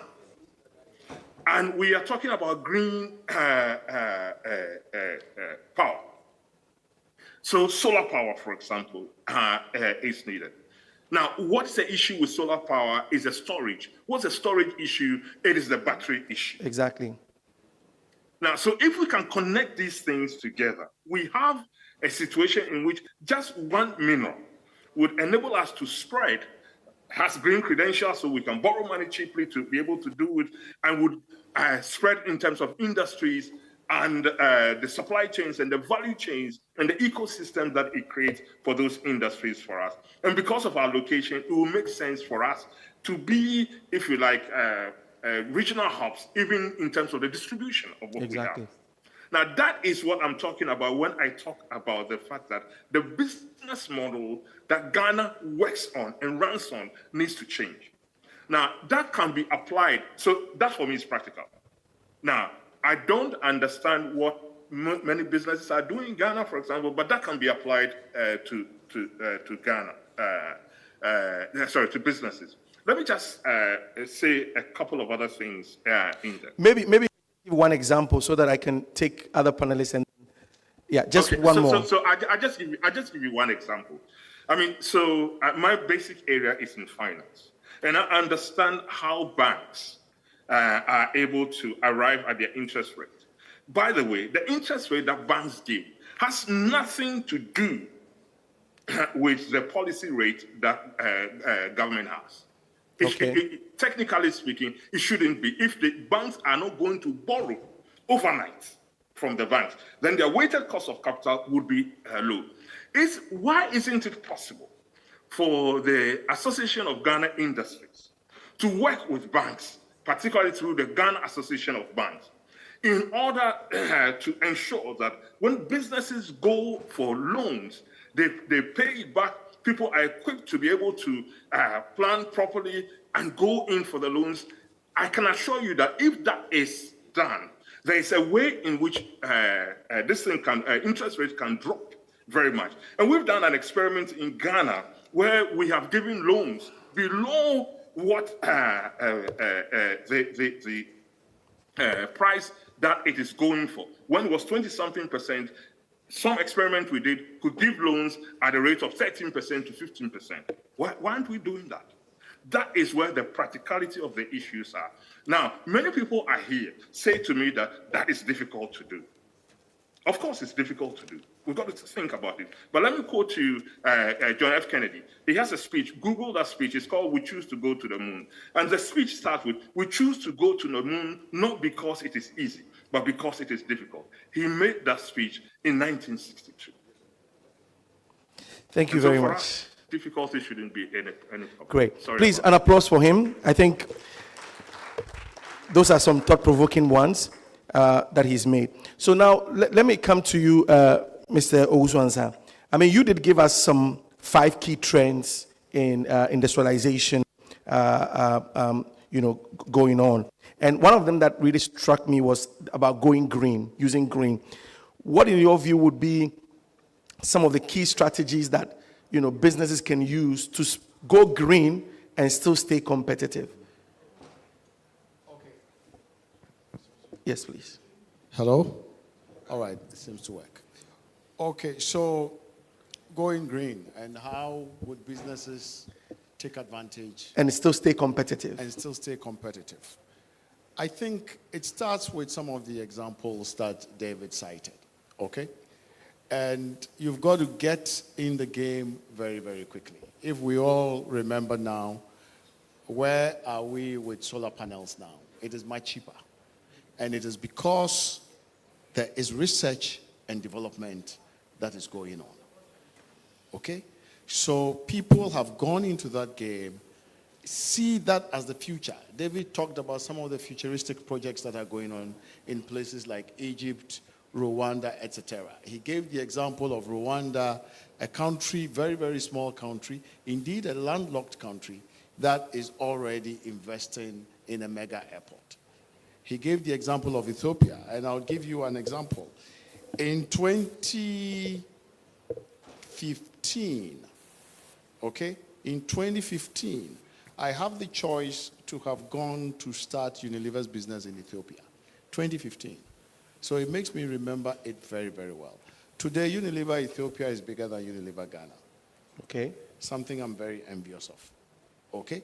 2015. So 7 years, and so giving credence to what David said.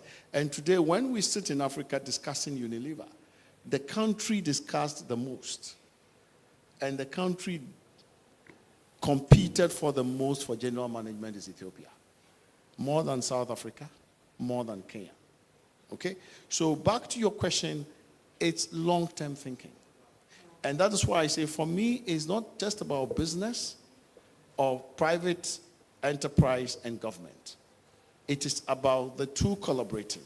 So if we said green is where we want to go, what are the areas that we have chosen as a country to work in? David talked about bauxite. Prof. Dodu has just talked about lithium. Yeah. How do we then begin to partner and research into how we can make these batteries green? how do we partner in research into how, when we produce our bauxite through the bauxite value chain, would be green. So that is it for me. Because what I see happen here most of the time, and I say this as a proud Ghanaian, so I'm still a very, very proud Ghanaian, and I still, like David, I'm very, very positive. Why do we still export timber in its raw form? Because we want the quick bucks. So many a time we are not planning and thinking long term because it takes too much time. And it is time to step back. And as David put it, what happens tomorrow is from today, and start preparing for that.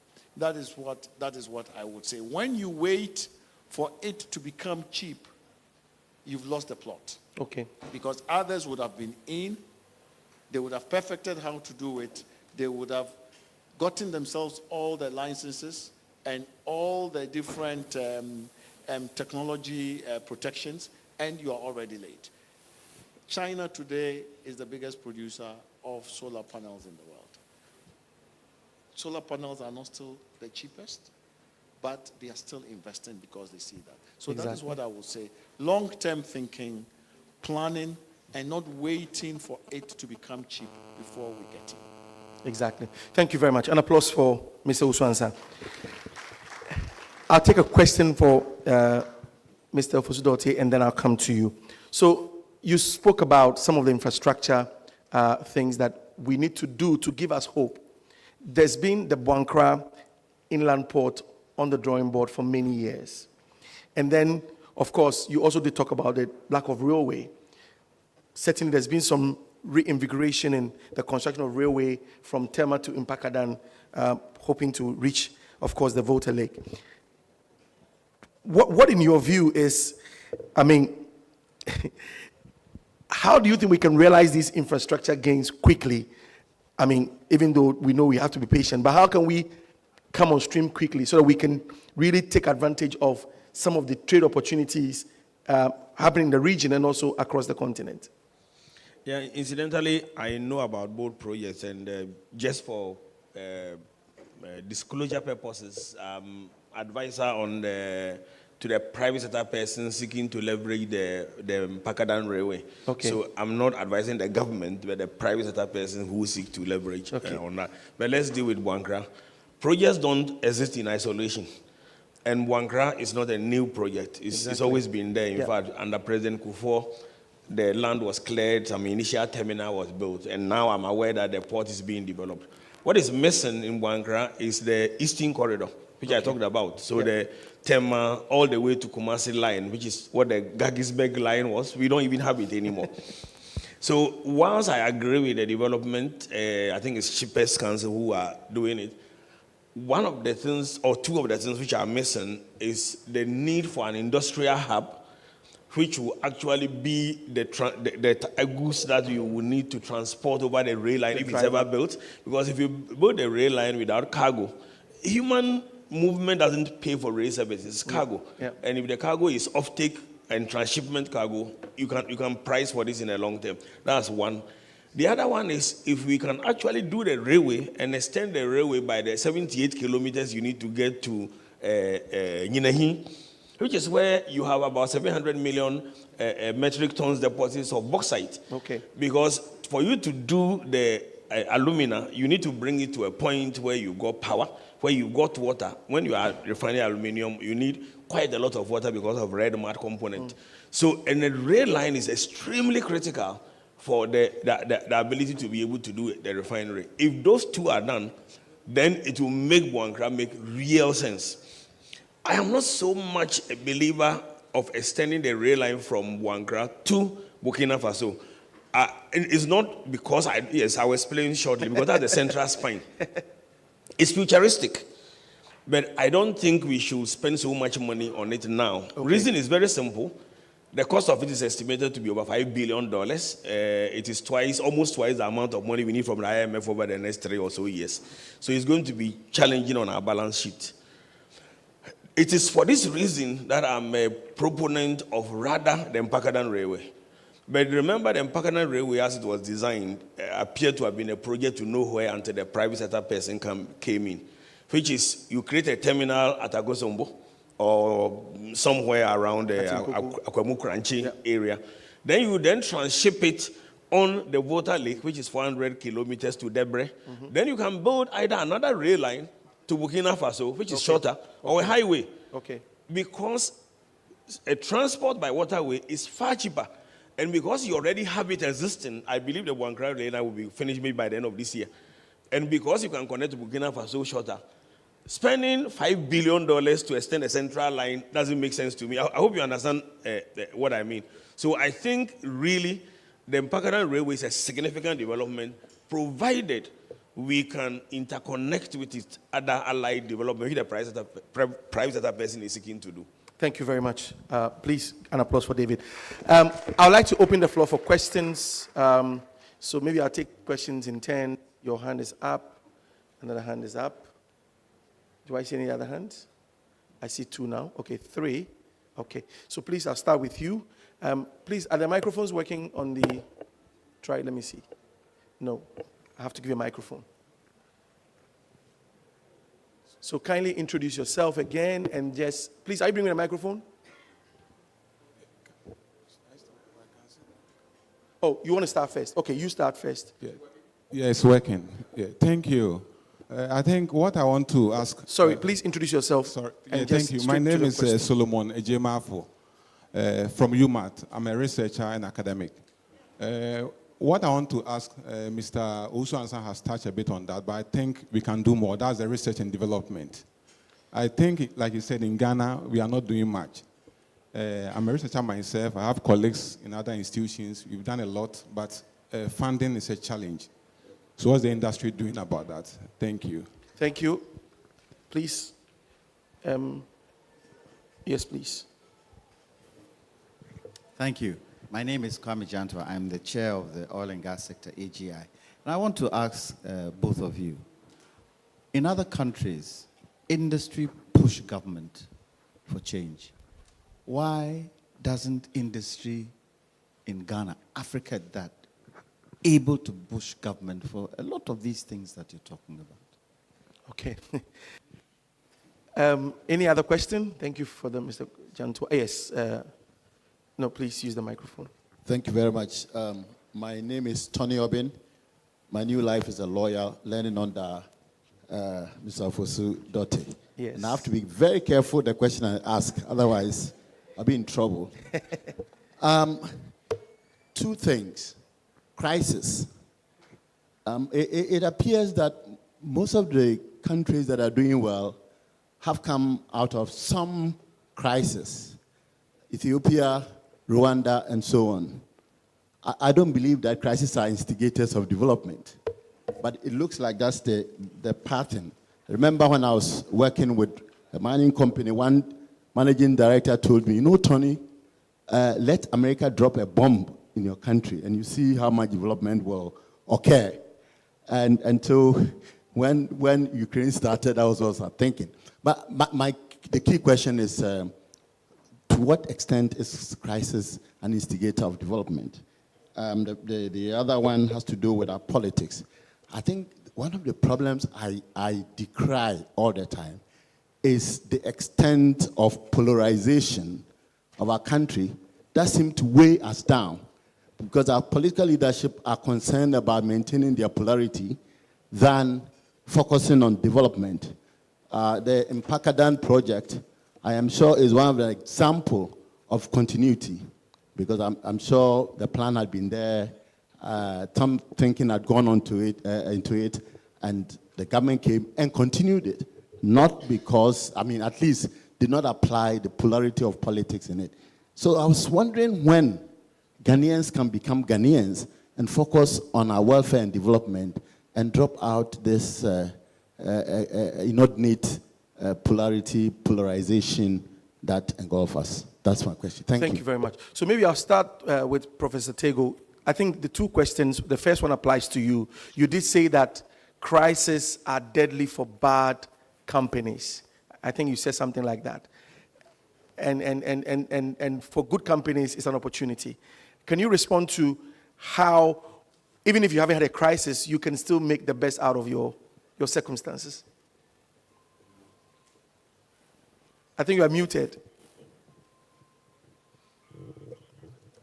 Sorry, technical team.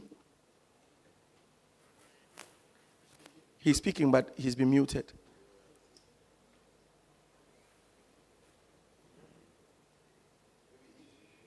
Okay.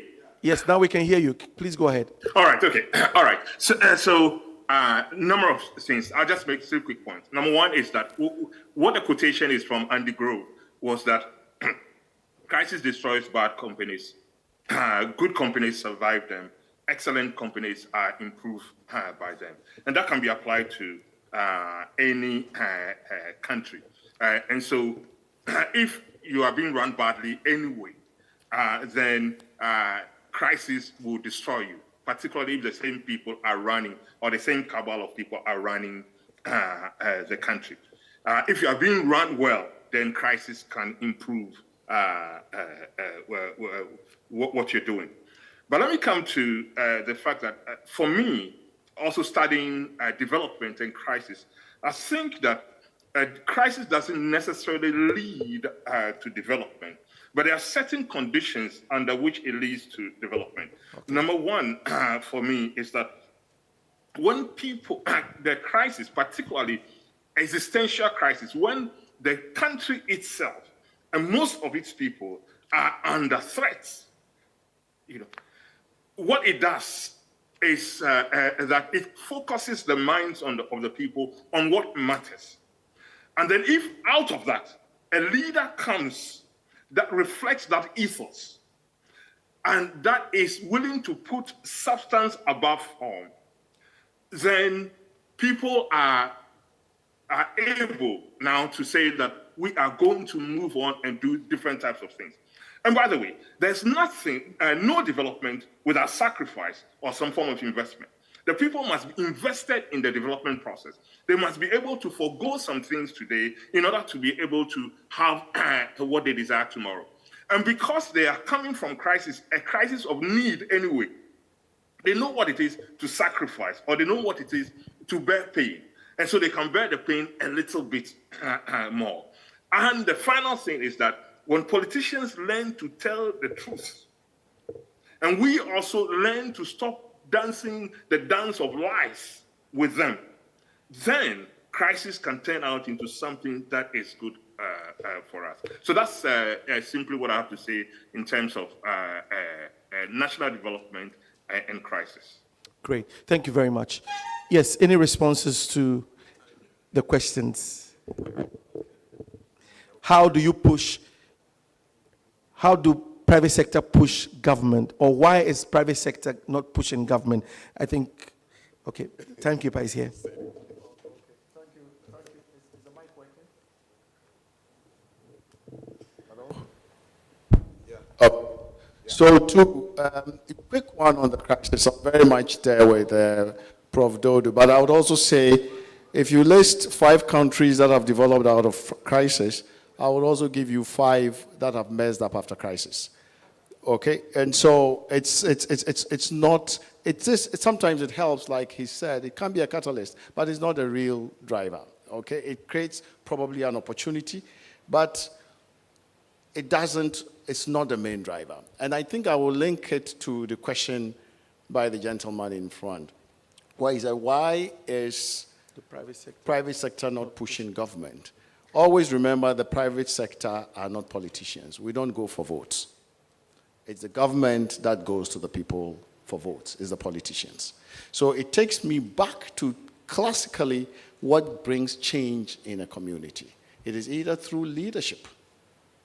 So places like Singapore, Rwanda, lucky, great leaders emerged from somewhere and are driving the agenda. Where you don't have great leadership, it emanates from the people.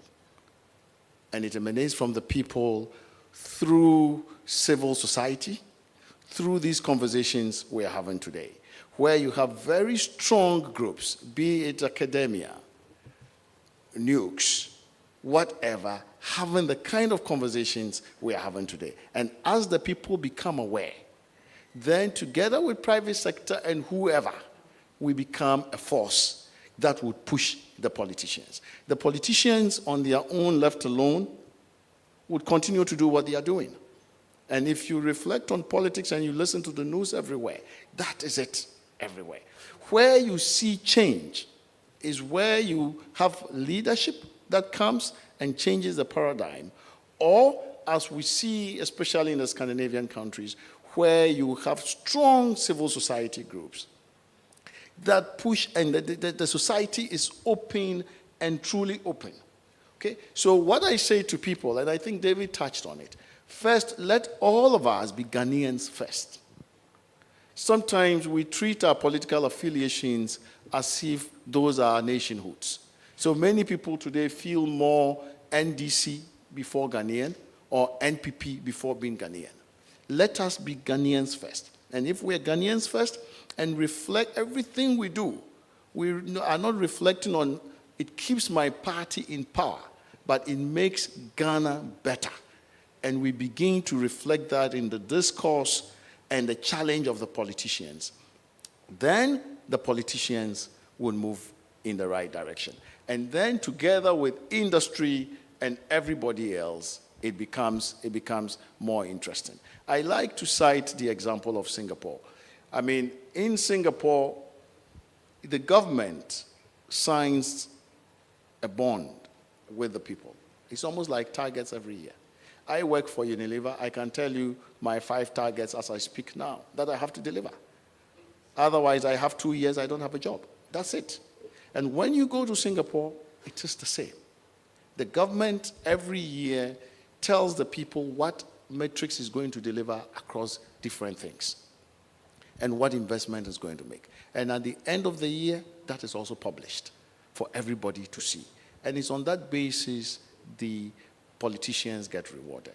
One thing I tell people all the time, and when you finish, go and Google, the Prime Minister of Singapore is the highest paid Prime Minister in the world. Okay? The Prime Minister of Singapore is the highest paid Prime Minister of the world. Because when Singapore started, Lee Kuan Yew came from a simple philosophy. Why do the corporates do well? They do well because they get the best people, and they pay them well, and they do a good job. That, for him, was how you also run a country.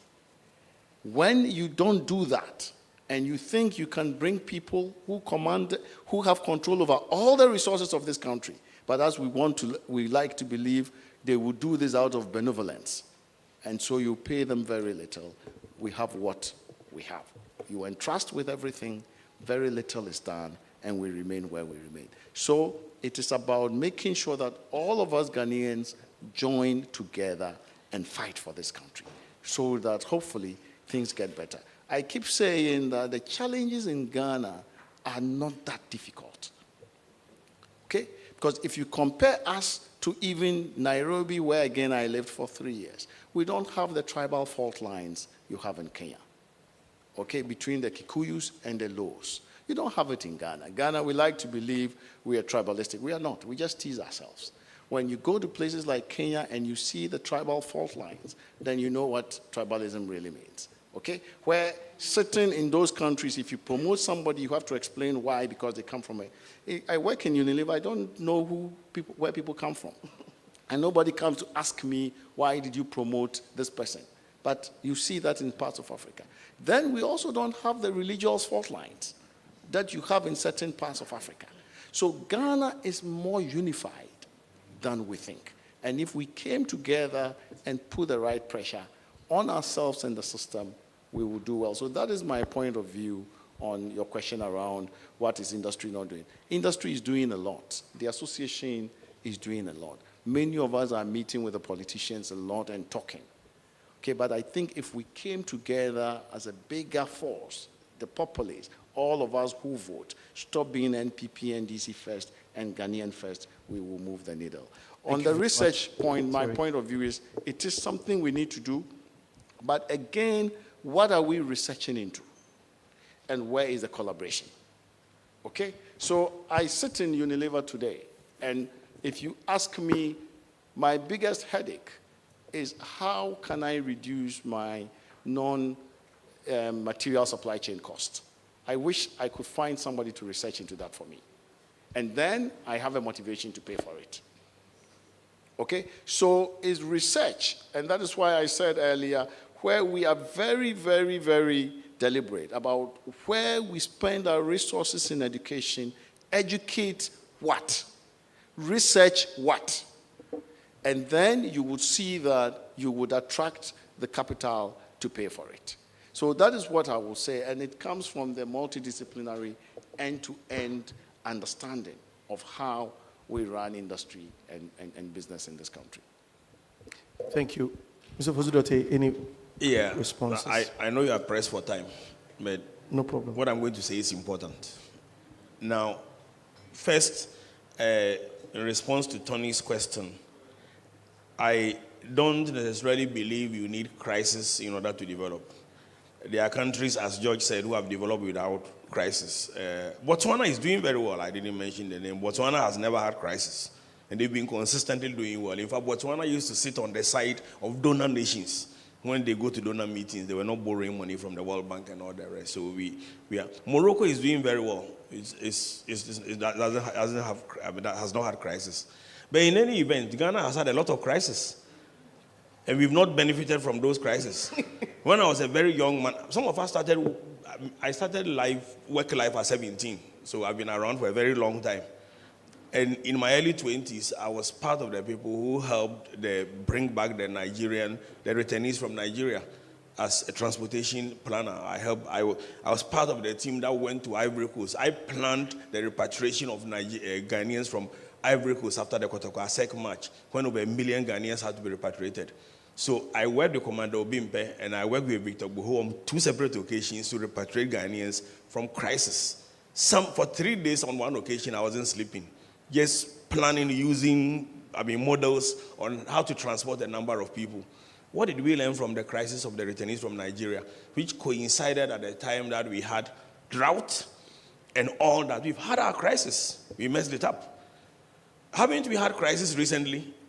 Isn't the debt exchange crisis? Haven't we had a crisis from COVID? It's enough crisis. What have we benefited from it? We just don't learn lessons from crisis. We are a people, there's a particular psyche about Ghana we need to deal with. We like to rest on our hours. There's small achievements and we think we have achieved. I have a Nigerian friend, and please give me, this is important. I have a Nigerian friend. When we used to sing in those revolutionary days, you say, Ghana for painting.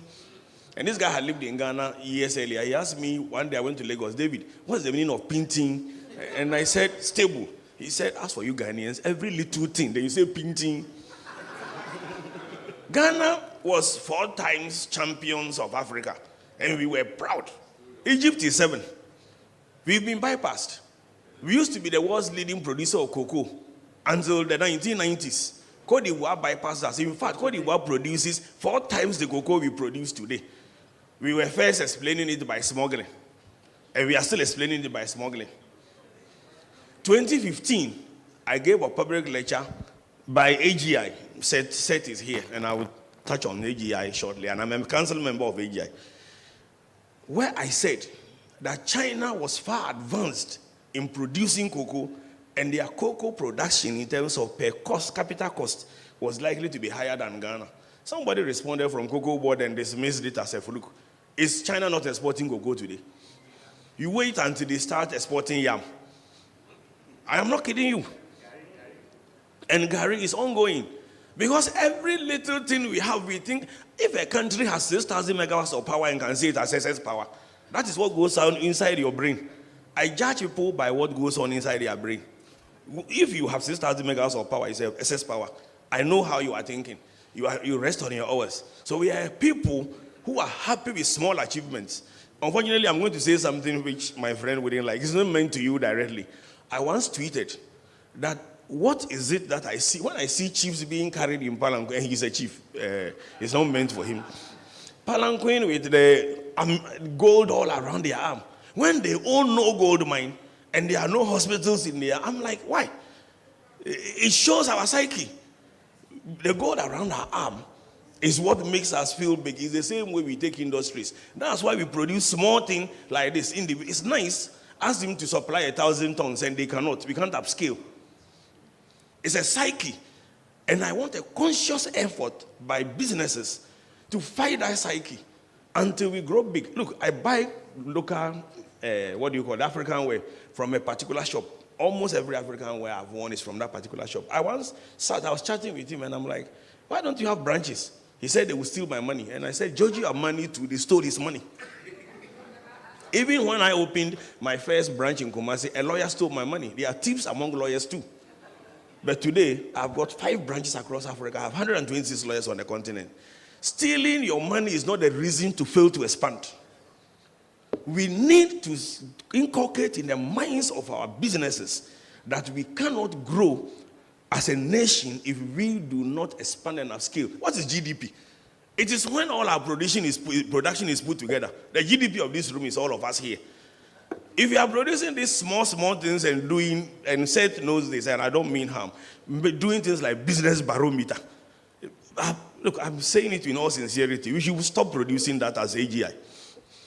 Because it just measures what people think. Let me tell you what we should be doing. And I am talking about how, I'm moving to the part about how businesses are not influential. Look, somebody said the government, we found lithium, etc., etc. I don't know the details. I want to ask, does AGI know the details of the contract of the lithium production? I don't care whether the lithium is produced by a foreigner or not, but I expect AGI to know who has won it, when is he starting production, what is he doing, etc. You know why? It's not because I'm interested in the lithium. Every industry has a value chain. And if you know what he's going to do, then you tell your members, okay, you may be building supply points because it's going to finish in 2020, and therefore start finding money to build these supply points between now and 2020. That is how industries are built. So industries should stop following governments, going exhibition, etc., and ask government, what are the opportunities here? The so-called foreign direct investors, they come seeking to partner people. But businesses are happy to follow governments. You want to know why businesses are not influential? Unfortunately, I disagree with my friend George on it. I won't go far, and I'm a council member of AGI, so I say these things openly. Look behind you, you will see why they are not influential. They are partnering Ministry of Trade, European Union. So we find a fund from there. I am not against it, but I will tell you a story which reflects our mindset. And I say this because I have done it. I'm not a theorist. I, with 2 other people, and Seth is here, in 2019, wrote to the AU, seeking to bring businesses from Africa to the negotiations of the AFTA. I'm a private person. I didn't write on behalf of AGI. No government engaged me. Ministry of Trade didn't know about it. When I spoke to the heads of state at their lunch in Niger, some Ghanaian politicians were wondering where I appeared from. Because we wrote asking what is the role of the private sector. And we demanded that the private sector should be present. We brought 28 business associations from 28 African countries to Addis Ababa. What I'm going to say will surprise you.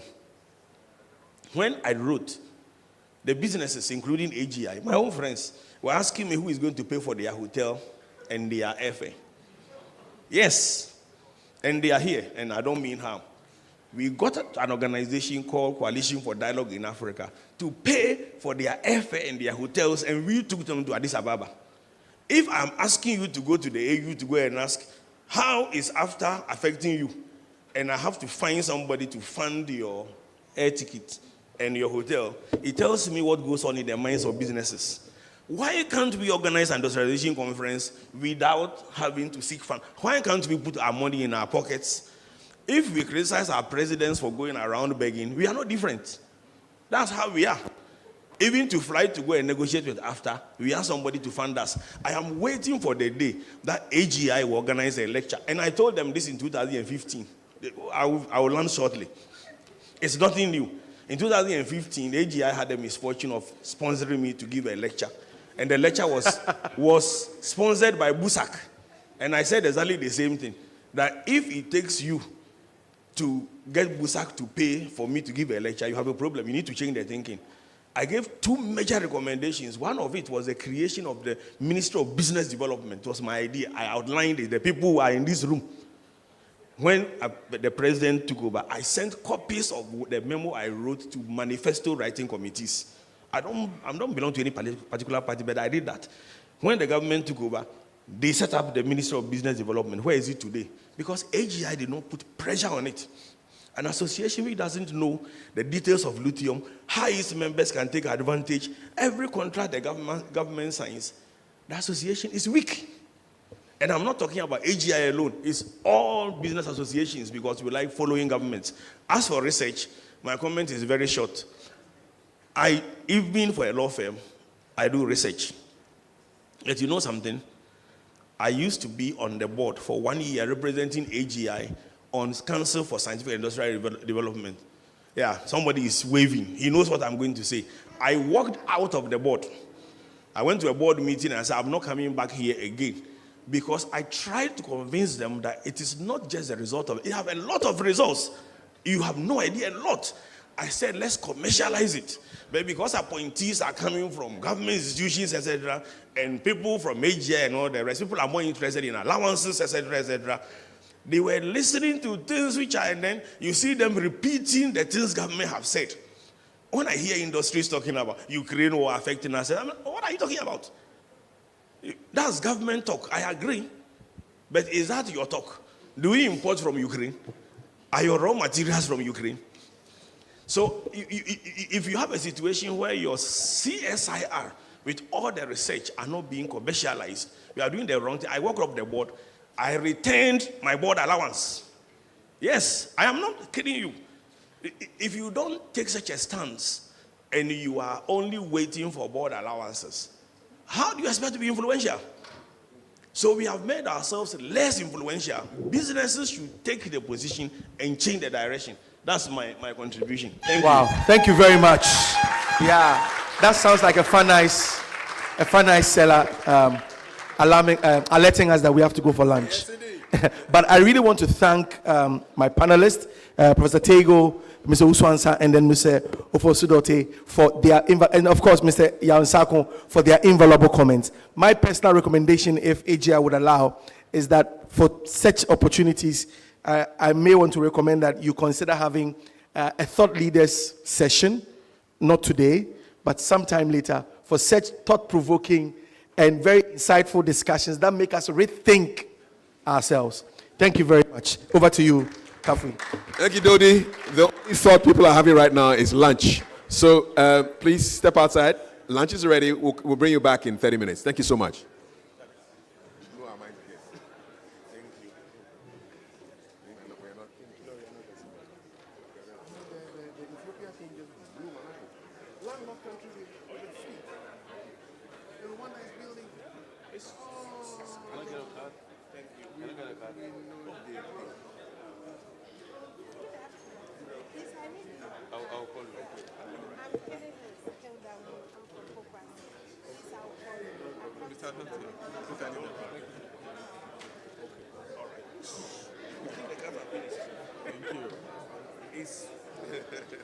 Bring your phone. I'll use it. Oh, thank you. Thank you. Thank you. Oh, okay. Scan it. Scan there's a code here. Turn on your camera. But the card is finished. Yeah,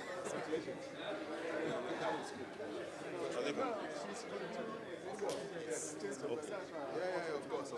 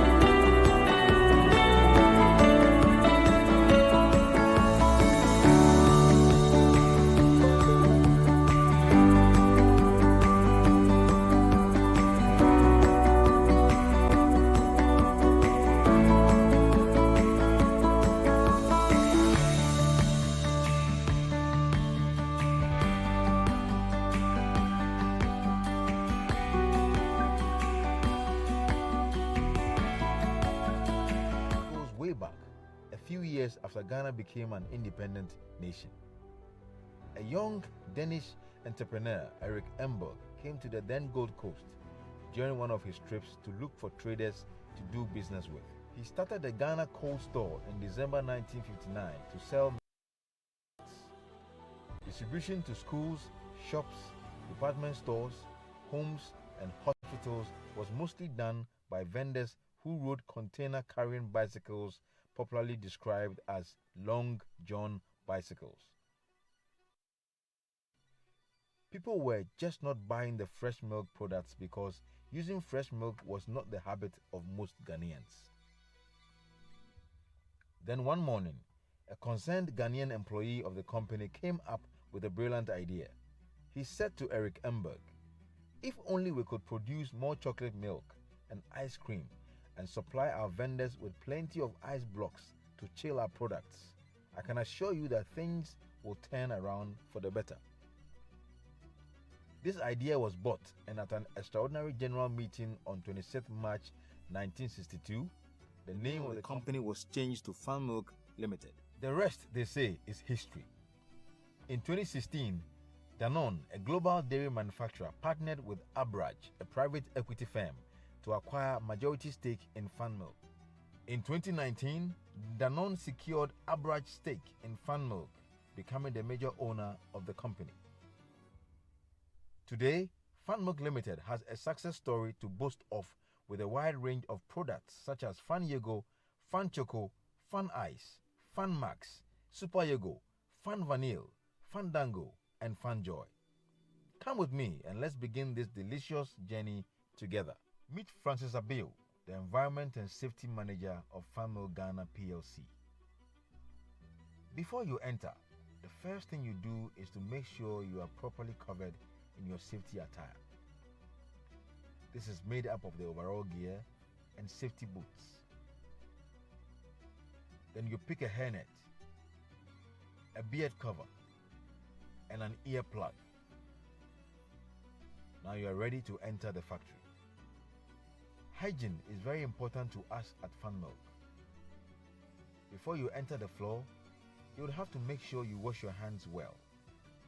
Scrub underneath your boots and sanitize. After you do this, you will be allowed to enter the floor and touch any product on the line. Welcome to the mixing room, where it all begins. This is Benny Stete, the Assistant Production Coordinator in charge.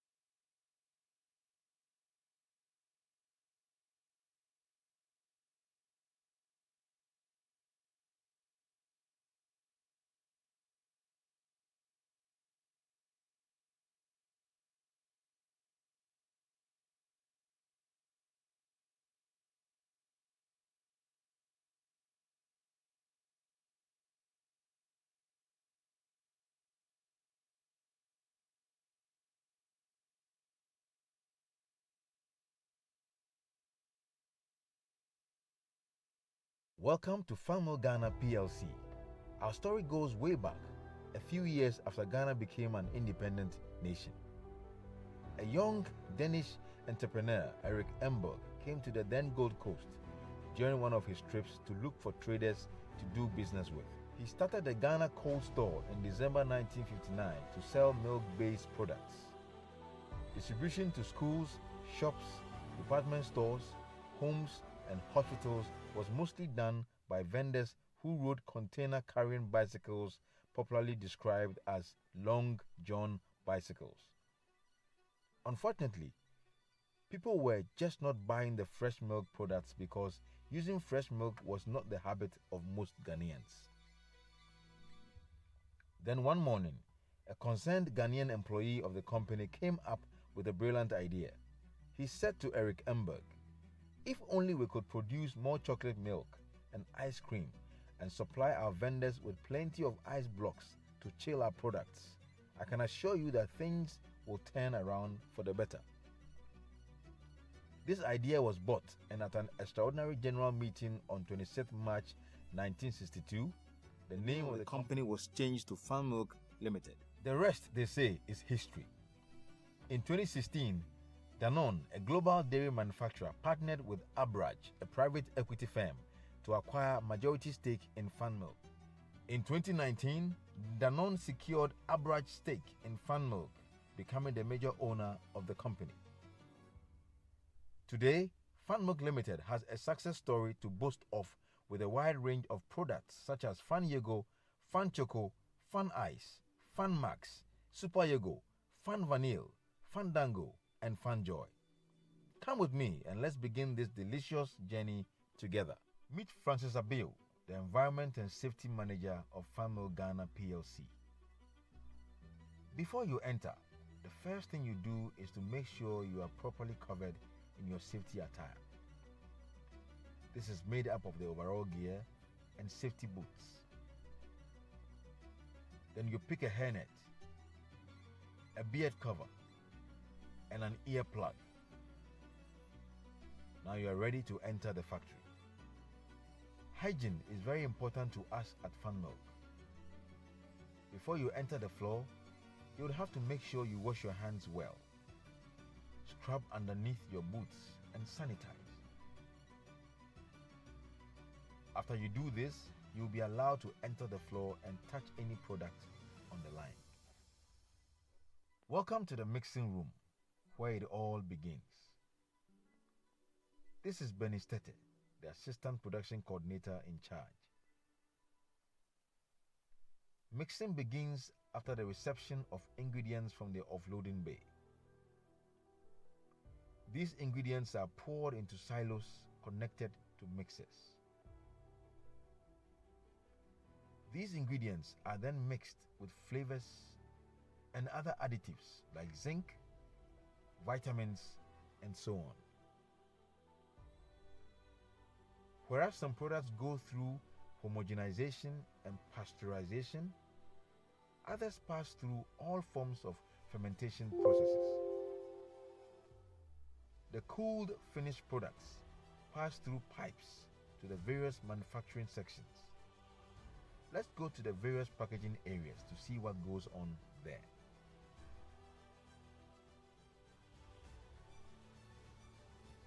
Here is Peter Akon, the Assistant Production Coordinator. Peter works with his team in the packaging section here at Farmilk.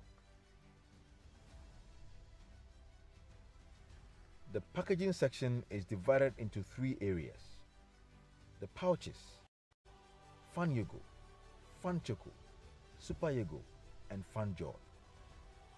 Then we have the bulk, that is the Fan Ice tubs, and our premium ice cream, Go Slow. Finally, we have the LXL, which produces Nutri-Day, Fan Max, and Fandango. After packing, these products are arranged and labeled in jumbos, which are then sent to the cold rooms and the ambient warehouse to be stored according to expiry dates.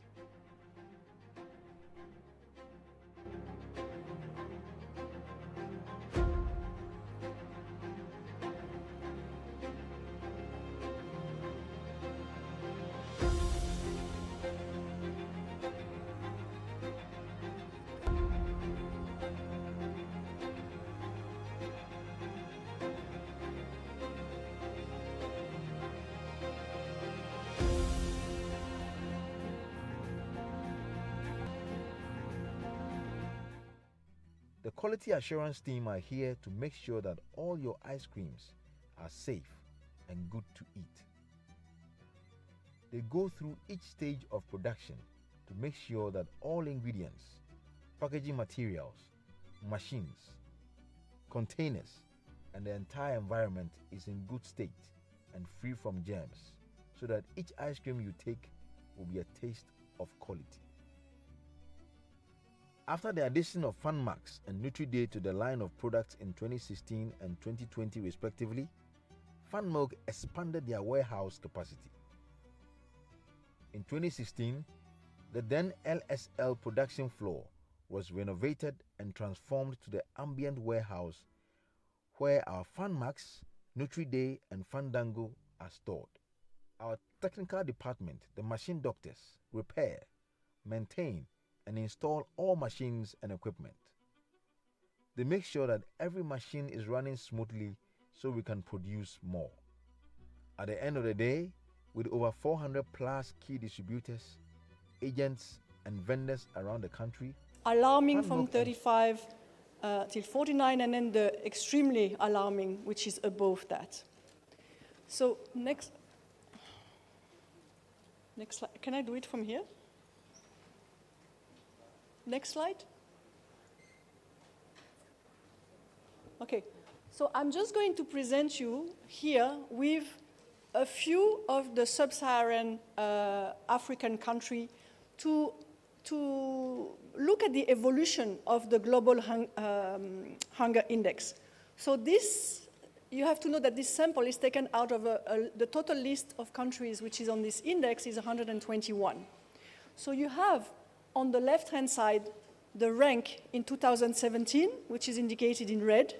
And then you have the evolution from the selected countries from 2000, 2005, 2010, 2017, 2022, and the rank in 2022. And why am I showing you this today? Is to show you, like for example, starting with Ghana. Ghana had an index of 29, which means it was serious, right, in 2000. And in 2022, it is gone to moderate on 13.9. And you can see that his rank, he was low on the lower rank at 62 position in 2017, but today he's at the 67th place. So you can see that it's not because they improve the index that they have a better ranking. This is the first observation. So you can see with the different countries, let's say Cameroon. Cameroon went from 41.2, so very alarming, to 18.9 in 2022, and it is ranking on the 80th place.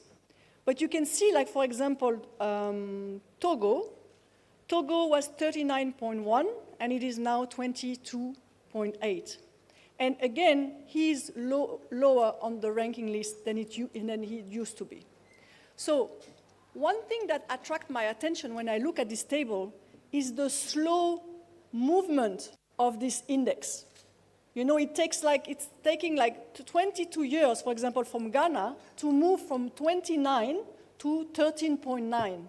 So the index is an indicator, but the slow rate is something that has really caught my attention. And actually, I came to look at that thanks to an Indonesian professor named Agus Pakpahan. Next slide, please. Next slide. Yeah. So I will go back to Professor Agus Pakpahan right after that. So based on what you have seen, and if we calculate the average score between 2010 and 2019, the expected approximate time for Ghana to actually reach an index that is comparable to the developed country, which is below 5, would take about 19 to 22 years. Can you see? And Cameroon would take 44 to 48 years at that rate. In Côte d'Ivoire, 30 to 33 years. And Indonesia, between 28 to 31. So you can see that none of these countries is going to reach SDG 2 by 2030. So we look at the measuring progress, but how fast? This is something that I really want to bring to your attention. And next slide, please. And Professor Akuz-Pakpahan, in one of his really fabulous speech in Bogor, had referred to Ukraine as being the only country who was able to actually have an index lower than 5 within 5 years. You can see here, in 2000, Ukraine was 13.6, and it became, in 2017, -5. So that was something that I had kept in my head when I arrived in Cameroon. Next slide, please. Why did I keep that in my head, actually? When I discovered a most wonderful book, who was first published in the early 70s, and it's the output of a serious research on food heritage. And this is just to give you the main recipe list, which is presented, that is the table. And when I was going through this table, I was first looking at the diversity, okay, from plantain, banana, cassava, yam, cocoa yam, etc. But you can see there are so many different things, palm nuts, sesame, peanuts. The ingredients are very varied. But what caught my attention, and I remembered Akuz-Pakpahan, is that actually 16 out of these ingredients, 40%, are actually animal protein.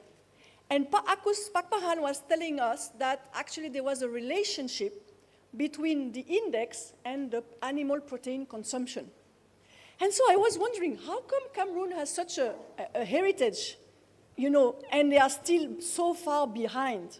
This is what triggered my curiosity, and this is why I ventured into going deeper in the research.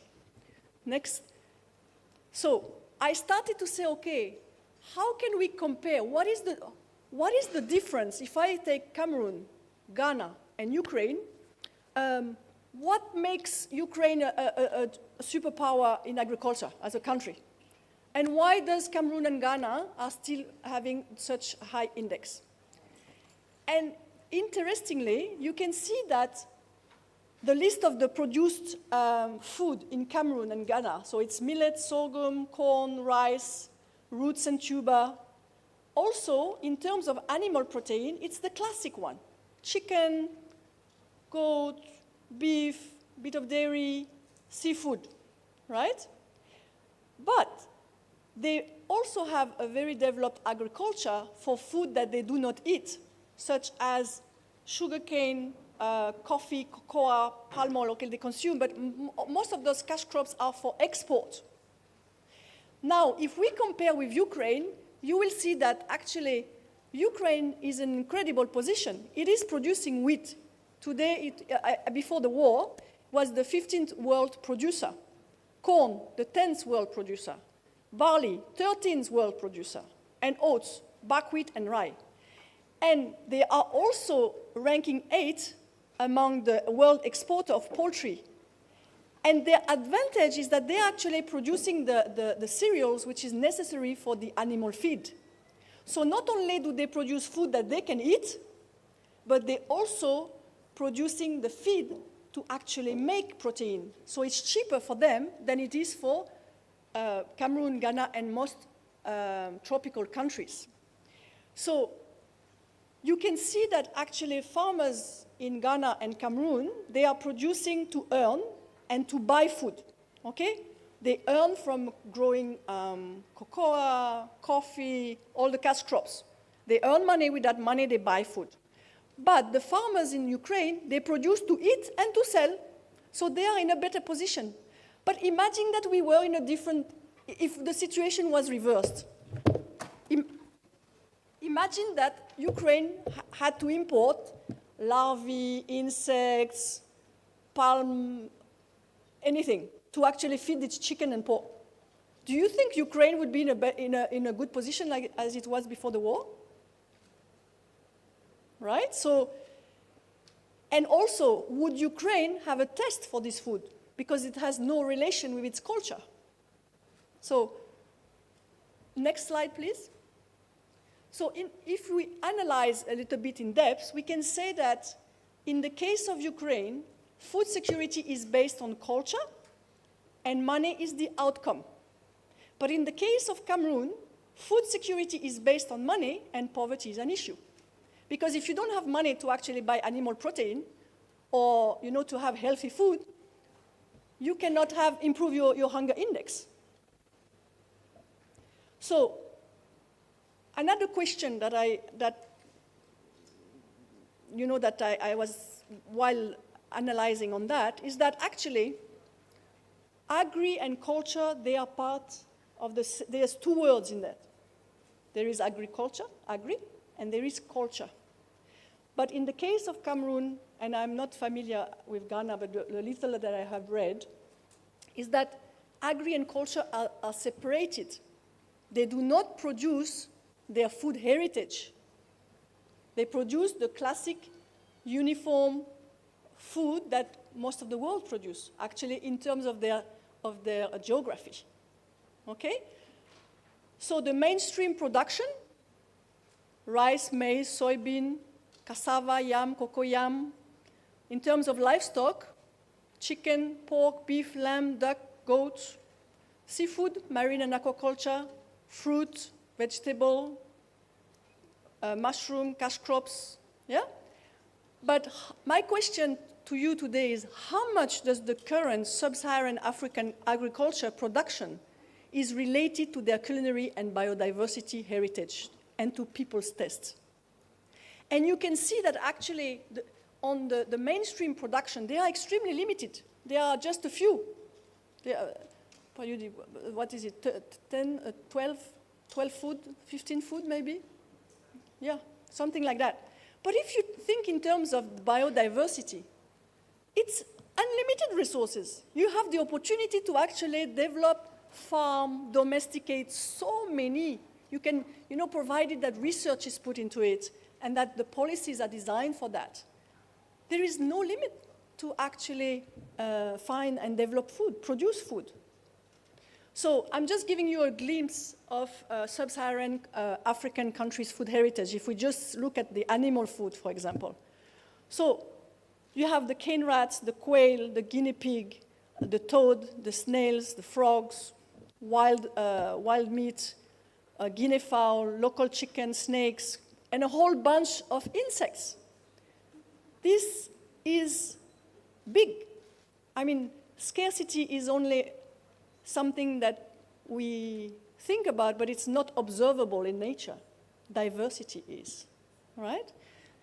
Ghana, we got this information from FARA, has forgotten food, yeah? Like the taro, the pumpkin, the African eggplant, the frafro potato. Next slide, please. The sorghum, julkala, the hungry rice, the fonio, you will know that from fonio, the aerial yam, bambara groundnut, and amaranth. And this is not limited. So the beauty is that with this climate change and high population, there is an amazing opportunity for Africa and all the tropical countries, because time has come with the protein transition to actually develop new kinds of food, right? Whether it's cultured meat, food plant meat, unconventional animal protein. You can see these are already on the market, and they are growing. I will show you some slides. The so-called unconventional food are considered to be the future of food. So there is a chance to actually take by considering that. Next slide, please. So this is, for example, the rise of alternative food and future food finance. You can see how much has been invested since 2010, and it's growing. And the capital is actually now being increased, like what the amount of money that was invested during 10 years is now about the same thing is being invested in 1 year. So it's just to show you that there is a lot of businesses which are venturing in that. And these businesses, they are in Europe, they are in Asia, they are in America and Australia. Next slide, please. See, for example, Europe is getting a taste of the market. You can see already so many startups are actually started to produce this new food. And, but these startups, whether they are this one or the ones in, next slide, please. Singapore is leading the change in Asia. But this startup actually cannot be creative enough because they cannot source the ingredients. So what do? They develop technologies like cultured meat or 3D meat. But if they had, access to a wide range of new ingredients, can you imagine what it would do? Next slide. Look, this is the new shift that is being envisaged in the meat sector.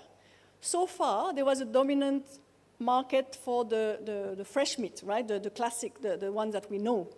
But progressively, it is expected that the unconventional meat is going to take over the classic meat. And if you have had a chance to visit Amsterdam, they are already in the supermarkets, right? And you have like a whole place. I mean, I was amazed, like from cricket to culture meat to alternative protein. I mean, vegan. It's there. It's there. Next week, the next slide. And you can see also that there is an increased alternative protein consumption growth, which is steadily going and is expected to really reach skyrocket heights in the near future. Next slide, please.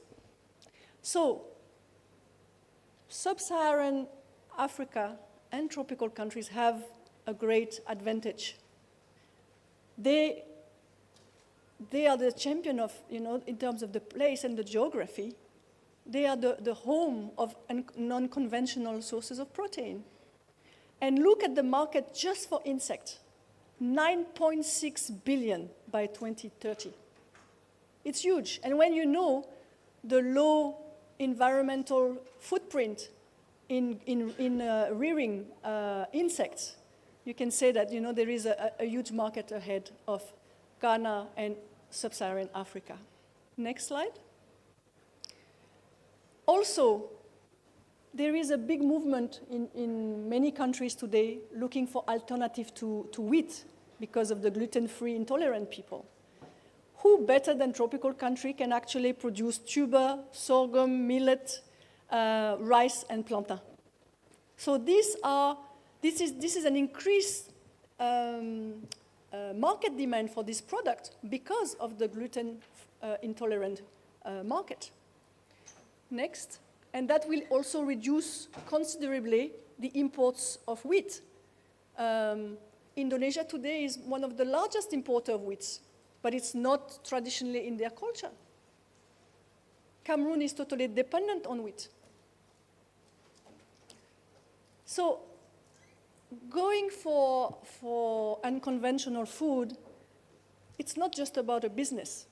It's bringing on the market a new creativity, the possibility for startups, for people, for chefs to actually become extremely innovative in how they're going to use these new ingredients, how they're going to use these tests to actually produce the food of the future. And it's beyond Africa. It's going to encourage exchanges between Asia and Africa, right? Because if you look at Singapore today, Singapore has so many startups in the future food, but they're lacking these ingredients. So even their chef can actually come up with a multitude of new recipes. So, and also, very attractive in terms of the livelihood for tourism. It's providing so many possibilities for people to work and to develop businesses, but also for gastro-diplomacy to really expand in a different way. Gastro-diplomacy is not going to be only about serving food, it's also going to be about positioning your ingredients. Next slide, please. So, supporting sub-Saharan food security with the production of unconventional resources And here is an example about, with the insects. Insects are not only incredible in terms of their value, but they encourage circular economy.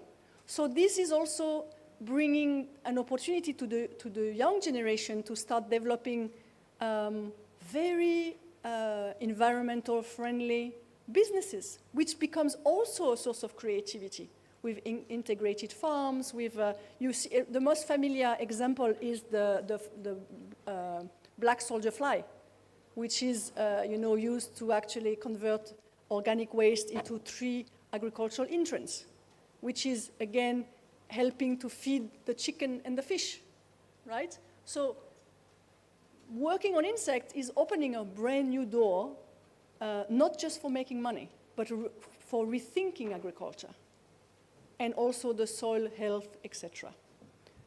So what would it look like if actually sub-Saharan Africa would go for all these unconventional resources? Let's compare again with Ukraine. If it was doing that, it would become an agricultural power in its own field. Why? Because instead of producing all these cash crops which they don't eat, they could actually start producing food that they eat and that they have a comparative advantage, just like Ukraine with the chicken. But they would be, producing unconventional protein that they could market with Singapore, with Europe, with Australia, for them to develop their own food of the future. So this is what I wanted to share with you today. But there is no reason that Ghana and other sub-Saharan Africa do not become agricultural power if they take advantage of their asset. Next slide, please. So in conclusion, we can say that Ghana and sub-Saharan Africa do not need to wait for 20 or 30 or 40 years to have a better index, right? By choosing to make their food and gastronomy revolution, they can actually make it in a much shorter time. And they can provide for their people better access and cheaper access to animal protein. And they can win on all fronts, right? Because if you're healthy, it's not only about economics, it's also about being well, being happy, and also having a good mind. And from the moment that you start to provide creative opportunities, people feel better. Because how much can we go in a loop only based on 10 or 15 ingredients? How creative can we be if we always use the same ingredients, right? So sub-Saharan Africa offers a fabulous environment to actually do that. And this is whether it's insects or the other unconventional food. And that's not only for animal, because you have a wide diversity also for vegetal, which also has so much nutrition and properties that can be applied to that. Sub-Saharan Africa cuisine is an invitation to the tropic. We have kind of rubbed the differences between our geographies, making it a very hostile place, with mosquitoes and all these things and all this disgusting food. But I mean, this is geography, this is culture. Why should we think that going to these places, and not revealing their beauty and their poetry and their know-how? So this is something that can help connect people, because it is through exchange. What you have is different to what I have, and this is how we can build a good relation. And it's leading a path to development and peace, because we start to get to know and to respect each other through food. New markets for unconventional food are really developing, so this is a great opportunity at the moment. And Africa has all it takes, including the know-how and the knowledge, to actually do that. I would say that currently, if we analyze what are the major setbacks to unleashing Africa's agriculture potential, One is that food security and agriculture policies are uniformly designed around conventional food. So it means that everything is designed about, all the value chain are designed, all the norms, everything, the market, the transport, everything, the agreements between nations. So, you know, you have to think about that. And the second is that all the technical assistance and investment in the national research is actually closely linked to the food security and agriculture policies. Money goes to that, right? Very marginal amount go to actually develop unconventional food. So I would say that we need to redesign food security, to have a new approach that is based on the food culinary heritage, on the biodiversity heritage, to expand the possibilities and to help all these countries to become agricultural powers. Thank you very much.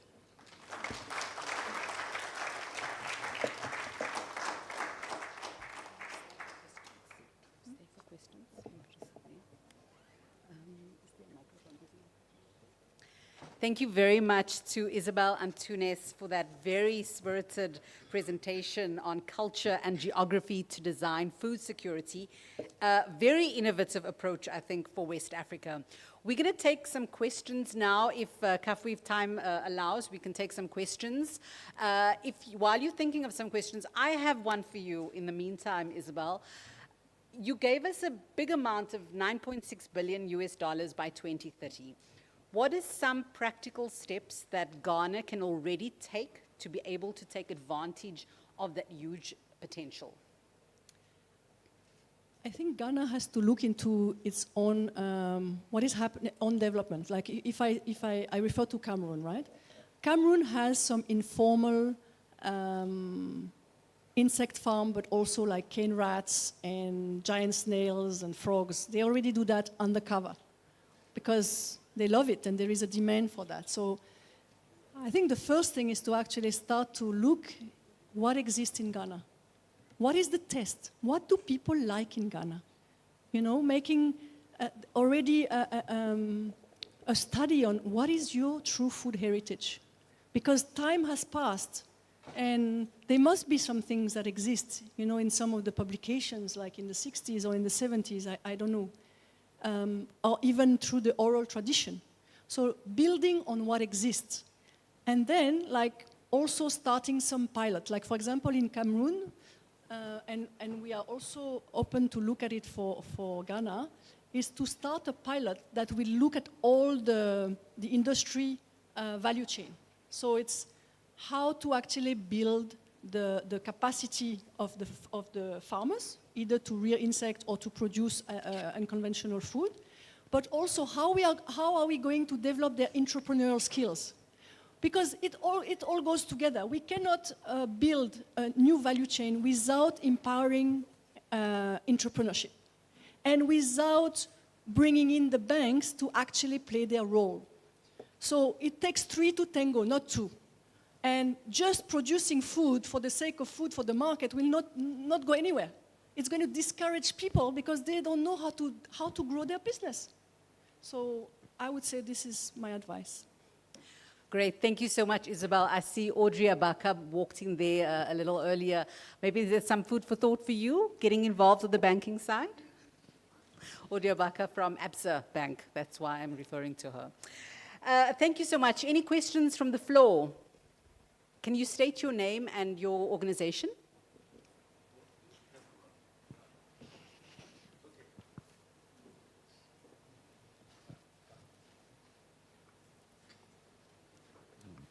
Thank you. My name is Kwame Jantwa. I'm the chair of the oil and gas sector, AGI. I want to find out, in your work you did you take into consideration the culture of the people? And then number 2, Europe people by sight, Africa people by taste. And so it can be very difficult. I don't understand what you mean by insects. Do you mean insects, or are you talking about something else you're referring to as insects? Because it's a total different scene when you look at Europe and when you look at Africa. We don't eat frogs here. And even if you try to convince people to eat frogs, that's a taboo. But we eat snails. totally two different things. So you need to clarify more for us to understand what you mean. Thank you. Thank you for this question.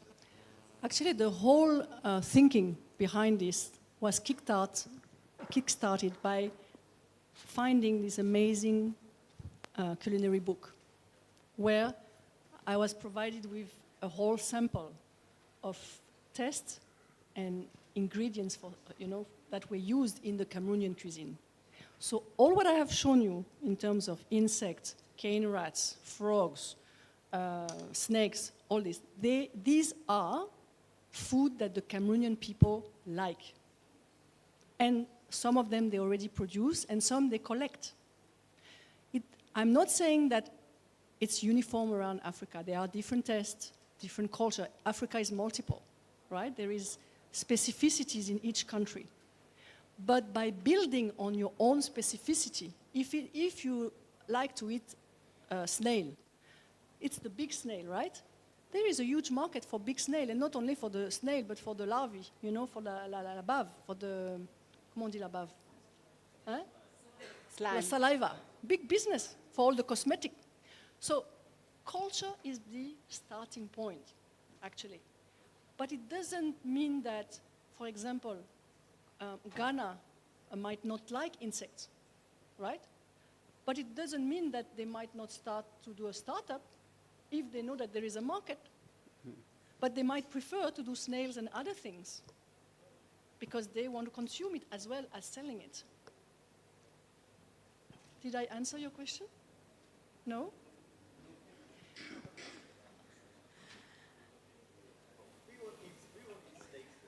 That's fine. Don't go for snakes. Okay. Yeah. That's right. But go for that. Yeah, I think your question, excuse me, Isabel, you started off your question asking if she had taken into consideration the culture. And I think culture, like for many of us in this room today, we're not the same culture. Culture is not one thing, not one uniform culture that we all have. And so I think it is really to replicate the idea to look at local cultures and what you can.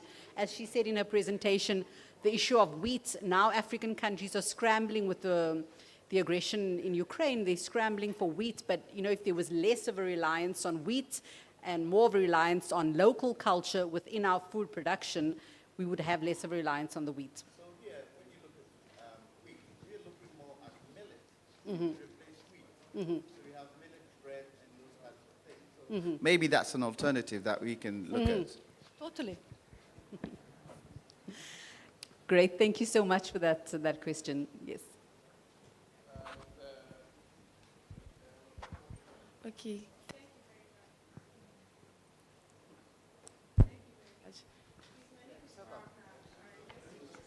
Can you use the microphone, please? Okay. Hello. Hello. Thank you very much. My name is Baraka. I have two concerns. The first one is in terms of the culture and geography. If you really want people to accept or adopt it at an earlier stage, I think your starting point should be from the schools and the universities so that you are able to grow that before they are done with school. Then when they come out of school, it won't be new to them and they can venture into it in terms of entrepreneurship. So that will be a great starting point for you, aside those who are already in the industries and already producing. And the second point I want to make is that I just finished level 400, and in terms of agriculture and food security and everything, I believe that a lot of entrepreneurs, like a lot of students want to venture into these kind of areas and do a lot over there, but then they do not really have that kind of support, or they don't know where their starting point. So if the EU can also collaborate with some of the universities in Ghana, like Legon, KNUST, and the rest, for you to also grow these people so that we don't leave them out, and also grow that spirit of entrepreneurship so that we get the food security in the long run. That will also be a good idea. Thank you very much. Great, thank you so much. I think it was more of a statement than of a question that you had. And I think later on with our panel that we're going to have now, we'll have more information about the programs that the EU has rolled out. And if you visited the EU booth, within the last 2 days, you would have seen and tasted some of the projects that the EU is involved in. I think I've eaten half of the mango in that stand already. It's so delicious. We have also other products that they had available. The coffee too, very good. We have one more question. Good afternoon. Francesco Ramella from Ranan Fish Feed. I am already in agriculture here in Ghana. The idea I heard is very interesting. Now there is a problem of scalability and possibility to put this traditional product to commercial farming or to commercial breeding, and that is another game. So this to me is the main point. Because if you need to do fonio at the same rate that we could do maize or soya, or the same thing for sorghum, or the same thing of breeding of grass cutter or snails, this to me is what will allow the growth of the country, the improvement of the activity. So, but I don't know if there exists any study in Ghana or wherever in Africa that can tell if this kind of product can be scalable as the other one that are. So I believe this is a focus. What do you think about it? Thank you for that. Yes, I agree with you. And that's why we are thinking about doing a pilot project to actually do a proof of concept for scaling up. But we also need to revise our idea of scaling up. We don't, with such a high diversity, we do not maybe need to produce huge quantities of the same fonio, you know, because if people just change from wheat to fonio and then they only eat fonio, it's not going to be healthy. So, but yes, we need to start developing products that people like with a proof of concept. And it started already. Some countries are doing it. Look at Kenya. Yeah, but I was saying that, sorry, because the population of Africa is growing at a very high pace. So we need to have the possibility to do that pretty fast. If not, we cannot have fast a substitute, and then this rate will stay the same. True. So, true. Thank you. Okay, thank you. Thank you very much. We'll take one more question before moving on. Those microphones are not working, so can I ask?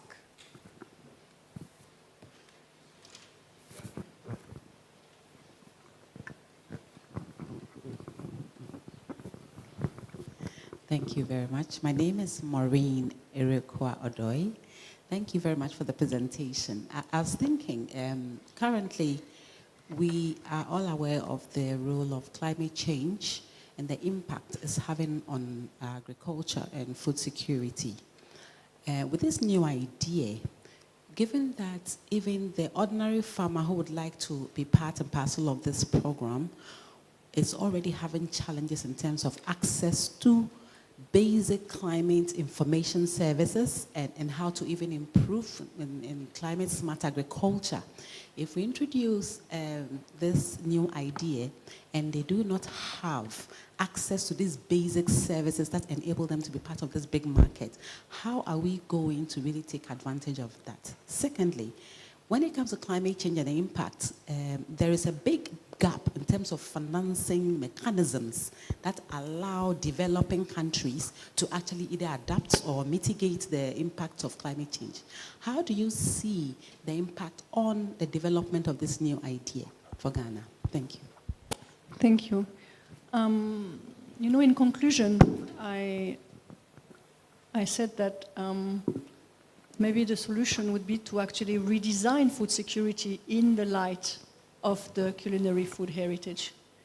Because by redesigning the food security and agriculture policies, everything will be unfolding. The issue today is that unconventional food are just very marginal. They're not getting any interest from the governments, it's very minor, right? Or from the bank. So that's why we need to think more into redesigning the food security and the agriculture policy in relation to the local national culture. I am not saying, and I hope that nobody has misunderstood me, I'm not saying that this is a copy and paste and that we're going to ask you, all of you, to start eating insects and producing insects just for consumption. Not at all. Each country has its asset. Some of these assets you like to eat, but some of these assets can become a business. So this is what I hope I have answered your question. Thank you very much, Isabel. I think it always gives us a lot of food for thought when we come up with some interesting new ideas and new concepts. It needs to start somewhere, right? So we can scale it at some point, but it needs to start somewhere. Thank you very much. And you mentioned talking about policy and research, and we have the head of policy and research at the Ghana Agribusiness Chamber, who is one of our next panelists. So we're going to touch on that subject as well. Thank you very much.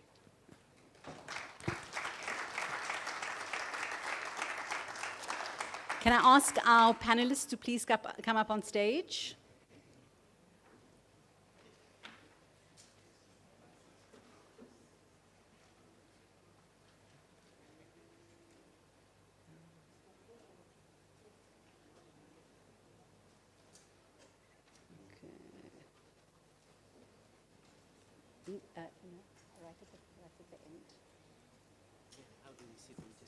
I'm going to tell you where you're going to sit. You can sit in the middle.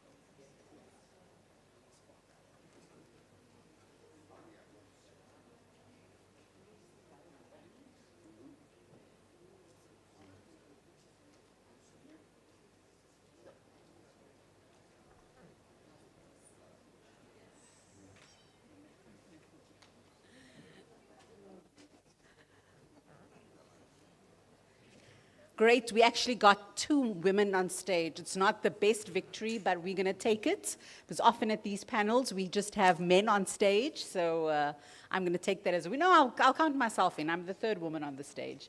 Thank you so very much. Next, we will have a panel discussion about opportunities and challenges for the agribusiness sector. As I mentioned earlier, there's been a slight change in the programs that you have in front of you. Mr. Anthony Morrison, the CEO of the Ghana Agribusiness Chamber, is being replaced this afternoon by the very capable head of policy and research at the Ghana Agribusiness Chamber, Gilbert Atsu. And Gilbert, I have a question for you. You can answer from your seat. The first question is going to go to you, because it's something that we already started talking about with Isabel in terms of research and how research and policy making actually changes and impacts the way we choose our food. So you represent the main farmer association in Ghana, and therefore, I think better placed than many of us in this room to identify the challenges for the operators. How can Ghanaian farmers be better supported from your perspective? All right, thank you very much. I would begin by saying that the agribusiness sector in Ghana is vibrant and promising when you assess the economic growth statistics, when you look at the needs of rural development. For instance, there's a need for information sharing and all that. And recently, we have the population and housing census that suggested to us that as much as 45% of our rural population were illiterate. These have implications for the acceptance and the application of scientific methods of doing things. These have implications for policy and so forth. Recently, I was speaking to one of our members who is very well educated in the agribusiness and agronomic practices. He has a chili pepper farm, which he began to grow some 5 years ago. He went onto the farm and needed to apply pesticides, but he paused and decided to take a little research before doing what he wanted to do. The first thing he did was to understand the pest population on the field in order to inform the strategy. He realized that there were pests on the field, but the other thing he realized was that there were beneficial insects on the field, which is bees. Now, if you understand what bees do, they aid population pollination and ensure that there's an improvement in yield. Realizing this, he needed to undertake some strategy. He didn't want to apply the pesticides because they were going to have some negative impact on the bees. So he decided to pause and come back in the evening to apply that pesticide, by which time the bees would have gone home. After applying it, he didn't even apply it. The second strategy he used was that now he needed to identify a pesticide that has a shorter degrading range, or whatever we call it, so that once he applies them, they can degrade quickly for the bees to come and continue their work. This is an example of how education and training and understanding of agribusiness can positively impact on the way we do things. With the statistics that I mentioned in terms of rural illiteracy rates, there is need for education and there is need for changing in policy and all that. And we in the Chamber of Agribusiness have realized this, and this is why our presidents, Morrison Anthony, led effort in the development of the agricultural e-extension services for a period of 2022 to 2030. This is a plan and a strategy to help educate rural folks in whatever they do and all that. But one of the most important challenge that the agribusiness faces is the issue of finance. Farmers are struggling.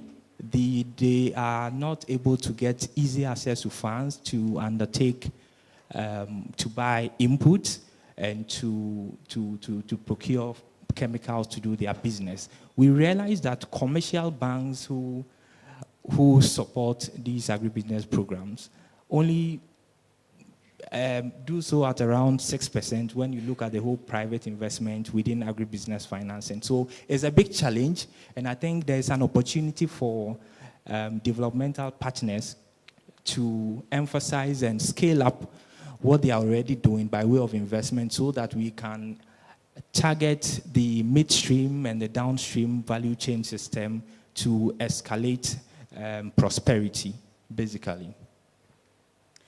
Thank you very much, Gilbert. We'll hear some more about the programs that the European Union and the Dutch government have in place in Ghana so far, and how you can get involved in those projects that are already in place and what they have in their pipeline.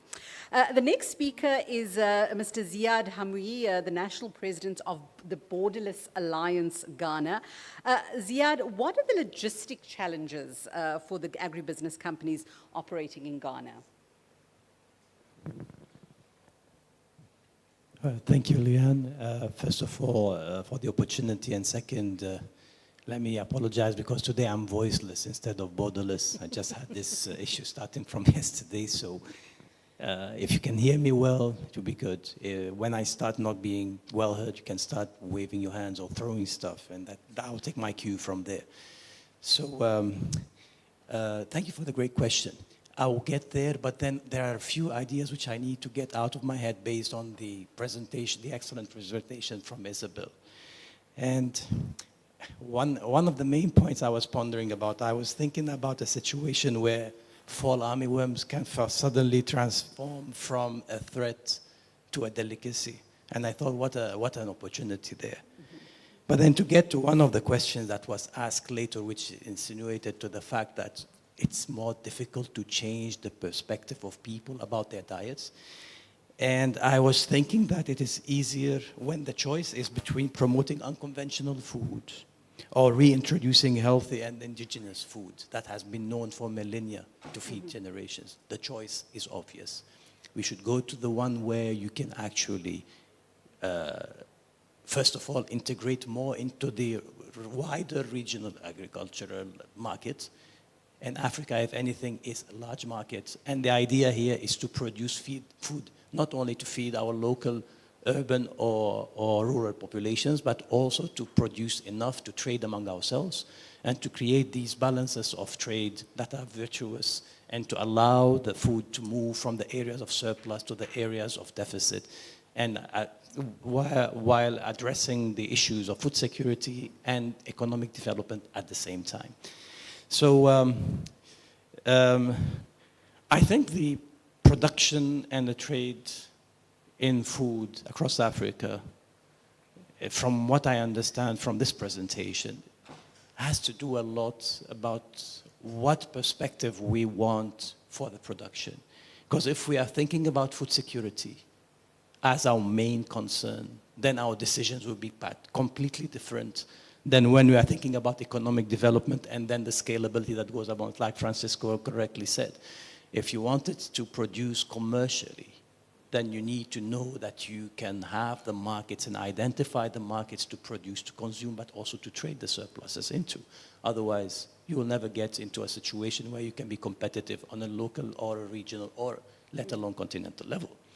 So one of the main conclusions which I seem to agree with from Isabel's presentation is that perhaps we should look at a chronology where in the shorter term we want to start by localizing production and increasing the local production, and that is where I count on Gilbert and his people at Ghana Chamber of Agribusiness to increase the local manufacturing and production of Ghana and other countries so that we have goods to trade among ourselves in the first place.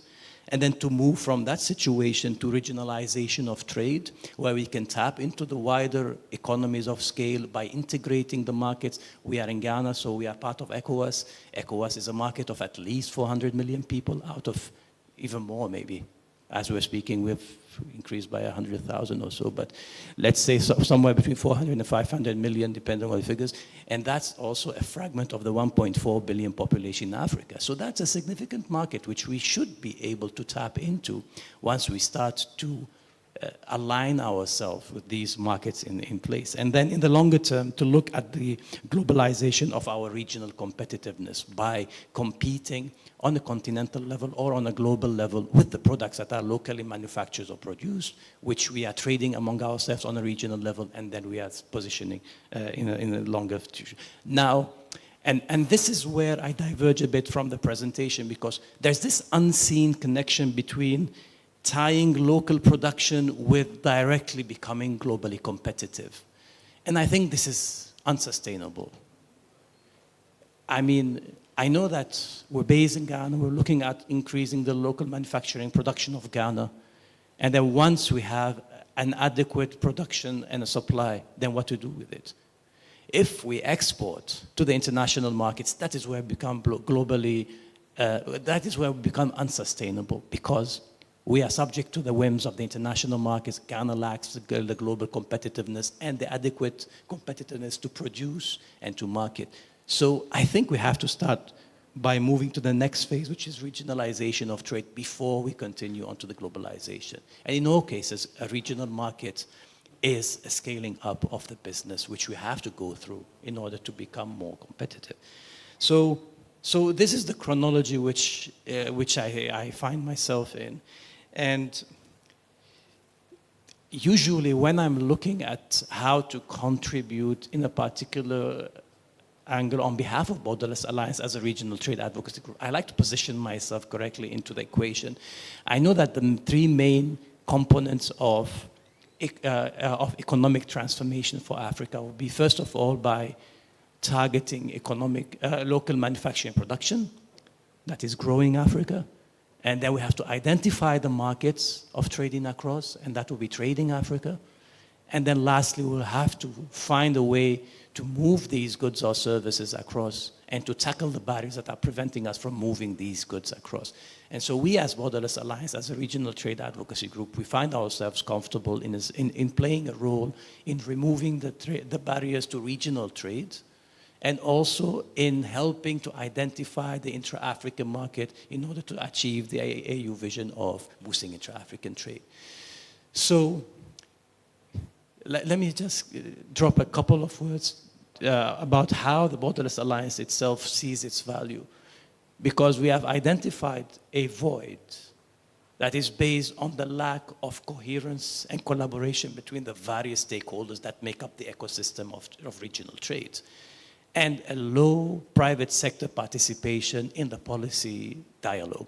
So we decided to fill in this void and to create a local, a regional organization that represents the private sector, that engages with the private, on behalf of the private sector, with the decision makers, with the policy makers, that identifies the gaps and the challenges with the enforcement and the implementation of the regional regulations, and then to think together about how to provide solutions and enforce these solutions.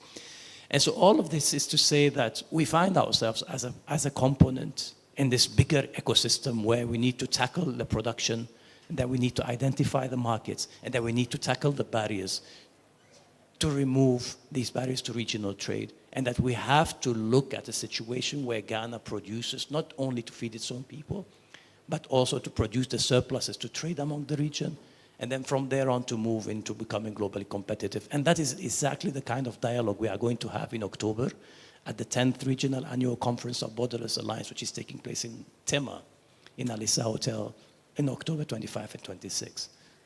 Great, thank you so much. We'll come back to you a bit later to see how Ghanaian farmers can better prepare to take advantage of regional integration. Now, our next speaker is the FAO representative for Ghana, Mr. Yurdi Yasmi, and you've been doing some interesting work in Ghana. You represent, of course, an international organization active in the area of food security and value chain developments. Recently also promoted investment in the soybean area. We had one of our questions around that earlier. Take us through the priority areas for the FAO in Ghana. Thank you, Leanne. First of all, I would like to thank European Union for inviting me to be part of these great panels. Congratulations to Isabel for a very enlightening presentation. Let's give a big applause to Isabel.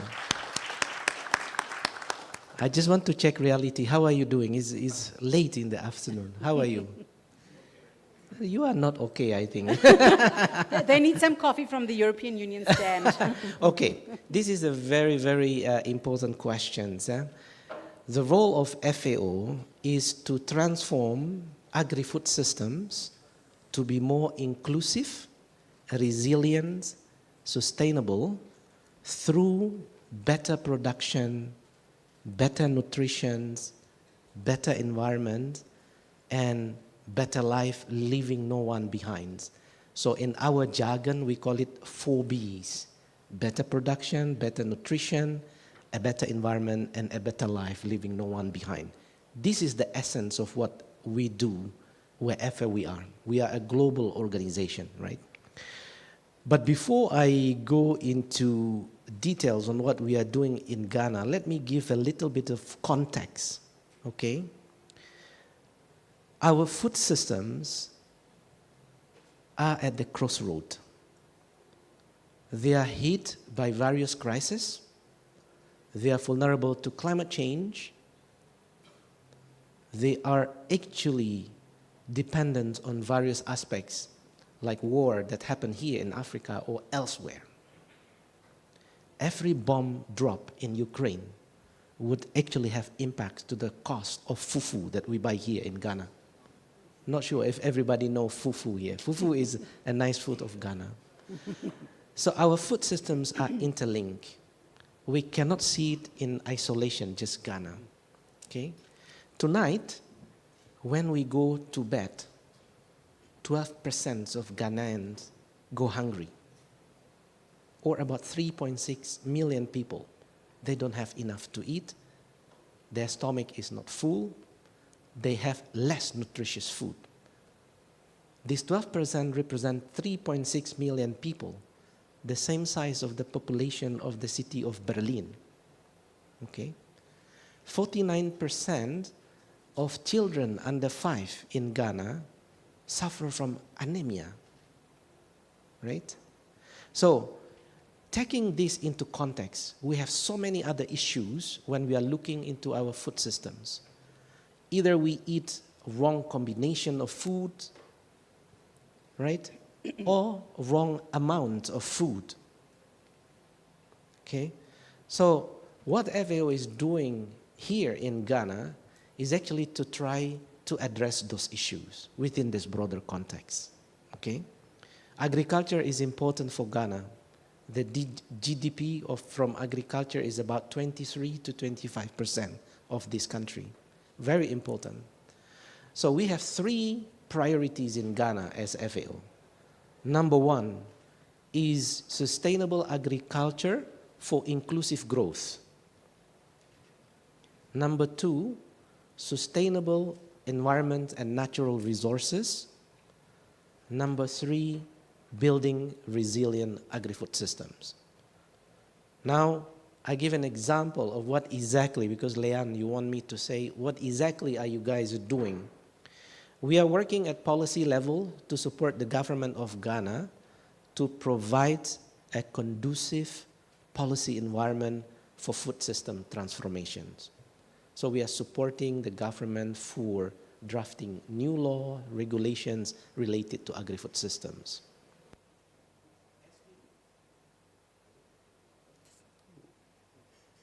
Okay. Can you hear me now? Yes. As we speak, we are implementing a sustainable soybean project. Soybean is very important for Ghana.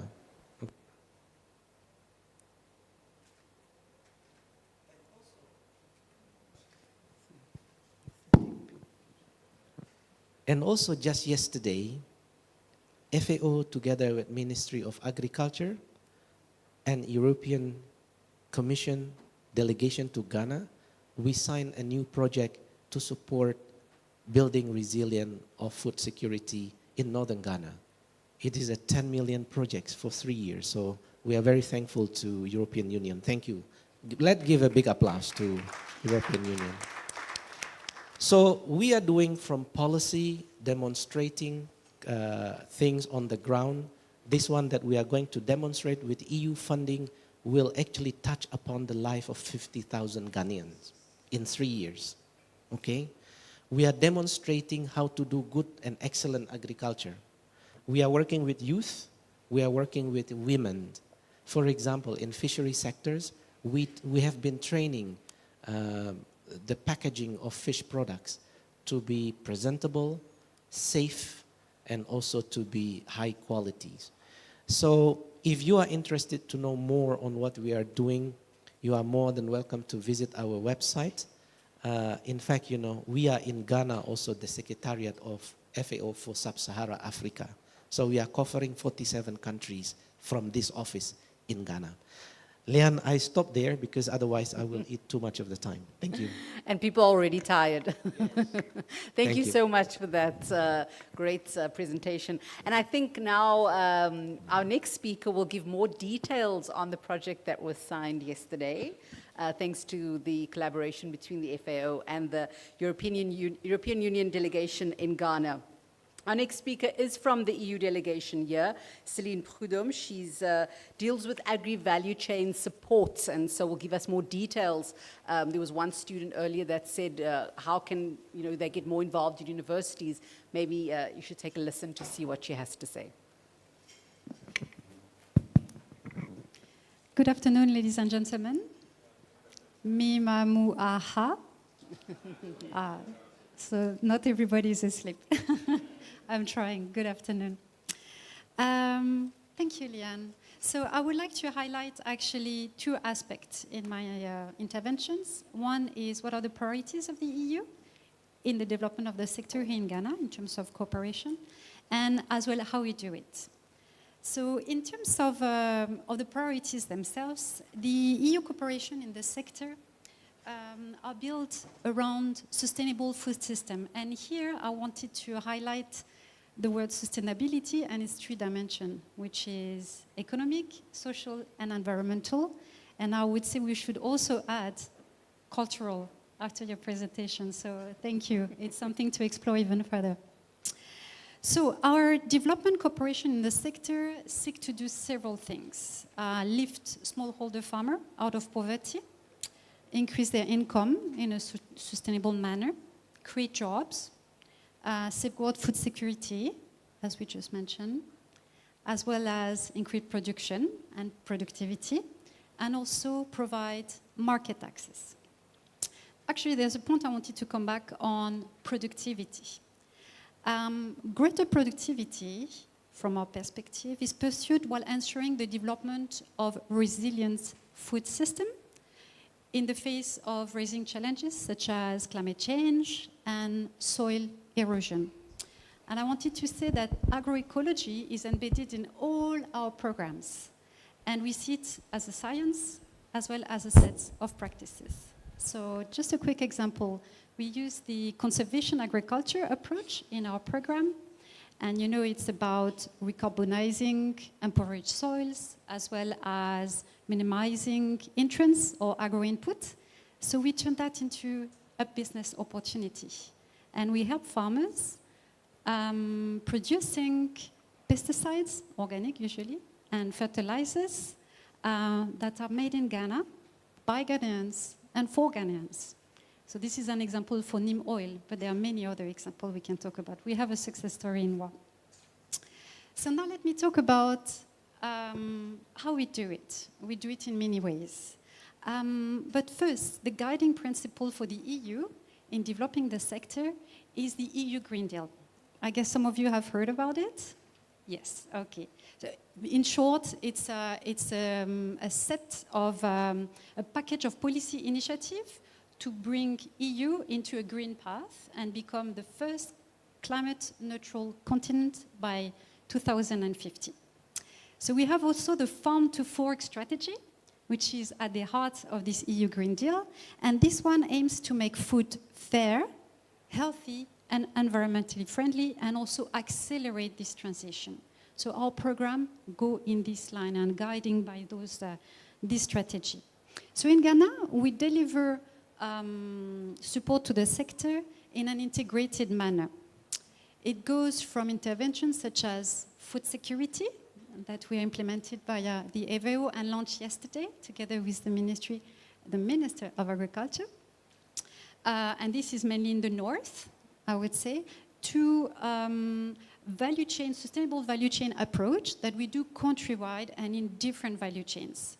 Some are mainstream crops, such as cocoa, maize, soybean, rice, groundnuts, pineapple, and mango.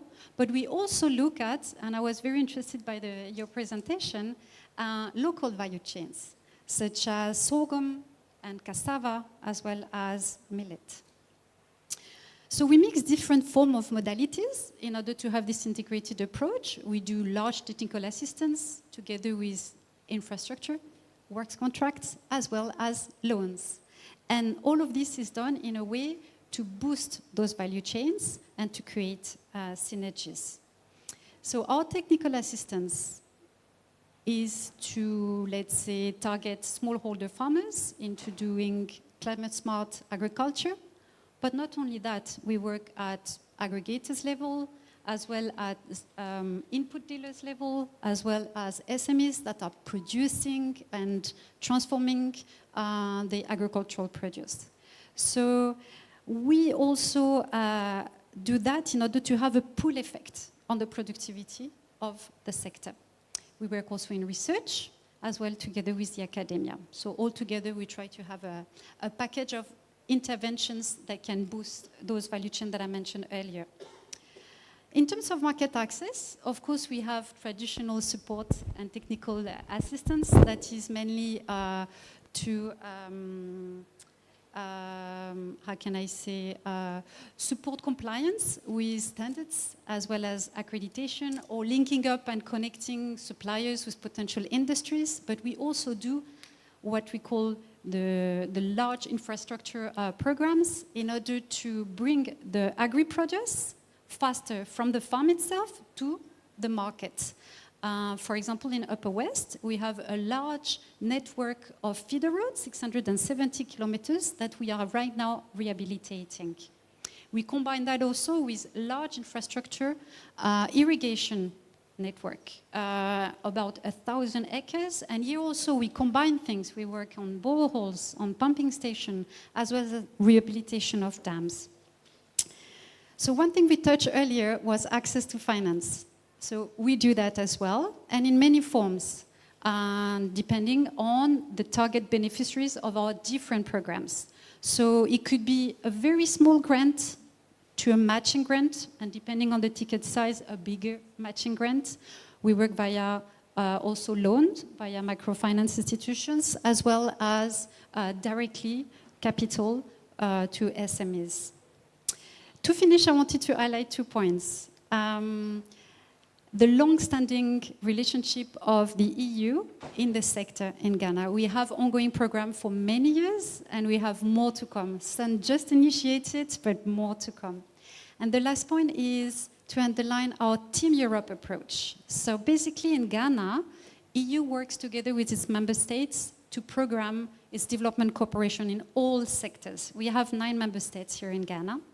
And what we do is by pooling our expertise and our resources, we have greater impact. We have greater also financial provision. And so we work via our member states, banks, as well as development agencies. So I can name just a few. The French Development Agency, AFD, GISE, which is a German development agency, and also FMO, the Dutch financial institution. So I'm going to stop for now. I hope I provided some insights. And Great, thank you so much, Celine. I hope you took some notes about the development agencies and companies that she mentioned and some of the programs that she mentioned too. Andrea Gia is an Italian who's been in Ghana for about 10 years? Even more. More? He's been in Ghana for quite some time. Yes, he's been here for a while. And he represents Eurocham and the EU-Ghana Agribusiness Platform. I had the privilege of hearing him present this platform, which is very interesting when he presented it in Rome earlier this year. You represent EU companies that have either invested or are operating in Ghana. What is some of the advice that you can give for companies that are Ghanaian that would like to operate elsewhere? That's a good question. Okay, first of all, thanks. Thanks for the invitation. As you said, we present this project, which was founded by the EU, of this agribusiness platform. This agribusiness platform is actually an instrument which was given us as European Chamber of Commerce to try to facilitate sharing of information and know-how in between Ghana particularly and the European community. But Ghana, its Europe platform, is just one example, a pilot example, because the aim of the EU is to do the same platform in other countries and make a constant and continuous interchange of information in between African countries and Europe. So all the eyes are on us, which makes me very fear a lot, because actually we are an example. Now, I came here more to listen from the other panelists, from the other people, which actually are the true challenge that Ghana agribusiness have, and try to understand how all these requests, we can take it and translate it into our platform. So we start this platform using 5 different points that we know we have to try to answer, which is mainly the trade, try to facilitate the trade in between Ghana and Europe, access to the market, skill, finance, and certified data collection. All of them have a fundamental importance. Starting from the data collection, any kind of business that, let's say a business person wants to come to Ghana and establish a factory for processing any raw material, let's say the tomato, we are not even able to give reliable data on how the production is in Ghana to establish a business plan. So the platform supposed to, get all those information maybe from other institutions. They might have it. And make it clearly and available for whoever wants to come and invest in the country. That helps because it improves the transfer of knowledge, it improves the skill in the local producer. Then finance. I always hear finance from everybody. Finance is not a problem only for the agribusiness, especially in Ghana. We know how the rate of any loan in Ghana is, so it's a general problem. But we have to also to look at the business of the agriculture in a different way. So elevate the concept that farming, it's just a poor job, okay? And look at it as an opportunity, try to introduce a new figure. So an agriculture manager, because if we don't have reliable data, we cannot build up a correct business plan. There is no way we can get access to any funds, even though they are available. Exactly. That's the point. And so from here going, I can keep going and mentioning things, but I don't want to waste I think your it's time. a good moment to mention before we move on to Inga and what the Dutch embassy is doing, or the embassy of the Netherlands is doing in Ghana. We have our final presentation, and you're going to have to stay in the room for this, because Changwe Kumalinga, I often get the vowels confused, Kumalinga is going to be talking about innovative business models to support smallholder farmers. And one of the approaches that he takes with his company in Zambia is to actually look at the data and start from there. So he's going to give very practical information about that. He's going to be coming up in a few minutes. We'll have our panel stay on stage so that once Chingwe is finished with his presentation, we will take more questions before we wrap for the day. Okay? Sorry, Inga, you have the floor. Oh, thank you. Thank you for the introduction. I'm happy that I'm here now. I only came 4 weeks ago here in Ghana. So, Akwaba, Inga. Thank you. So sometimes I have to peek at my paper because I have to look what we did. But for sure, the Netherlands and Ghana are already for a long time trading partners. And we want to stay focusing on Ghana, and we want to grow as equal partners. And that's also why we are focusing on agribusiness, specifically on horticulture and cocoa. So we did already a few projects, several years. One of them is, for example, HortiFresh. That project was 8 years. We focused on the environment around the vegetable and the fruit sector. And we looked at the barriers for companies, local and international companies.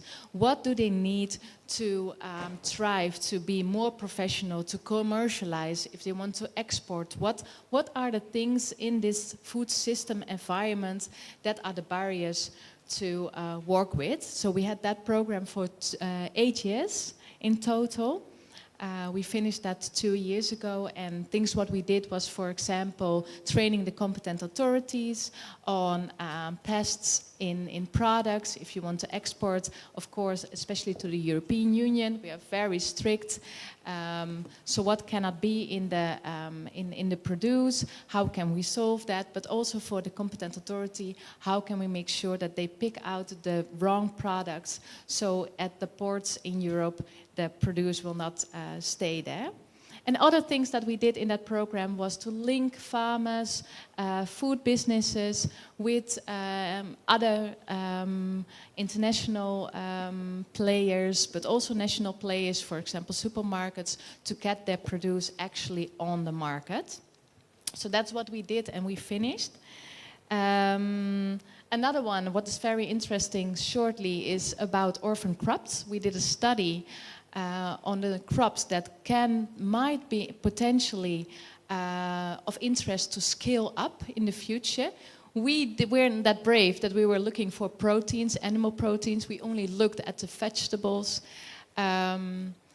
But I think there's also a great potential, and it's twofold. The first one is that it's very important for Ghana to preserve their genetic resources. So we are supporting, for example, the seed bank to make sure that those genetic resources stay in the country and that they're preserved for many years.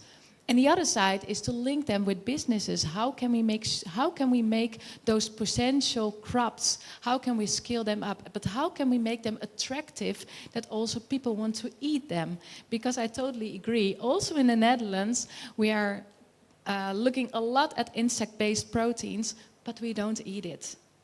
The other hand, we are transforming to other proteins, and it's already a lot in the supermarkets. And I think also here in Ghana, we have a lot of resources, what is already there, what people are already eating, and what has the potential to be scaled up. And the last one that I want to talk about, that is a program where we talk about farming as a business. So we have a 4-month program. I think it was first funded by the European Union. We are going to work further with it, with Dutch partners.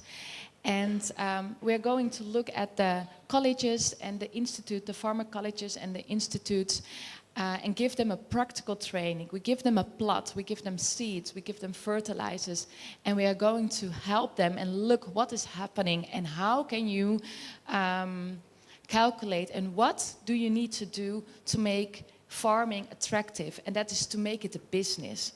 So we try to show them in a 4-month program and with internships that farming is something where you can make money and something where you can, what is important. So it's important for the food production, but it's also economic, something of interest to work in. And that helps, of course, the food security. And I can talk much longer, and I all want to invite you to talk with me about the projects, but I will keep it at this. Thank you very much, Inga. Can we invite Chingwe up on stage, please? I'll ask our panelists to stay on stage.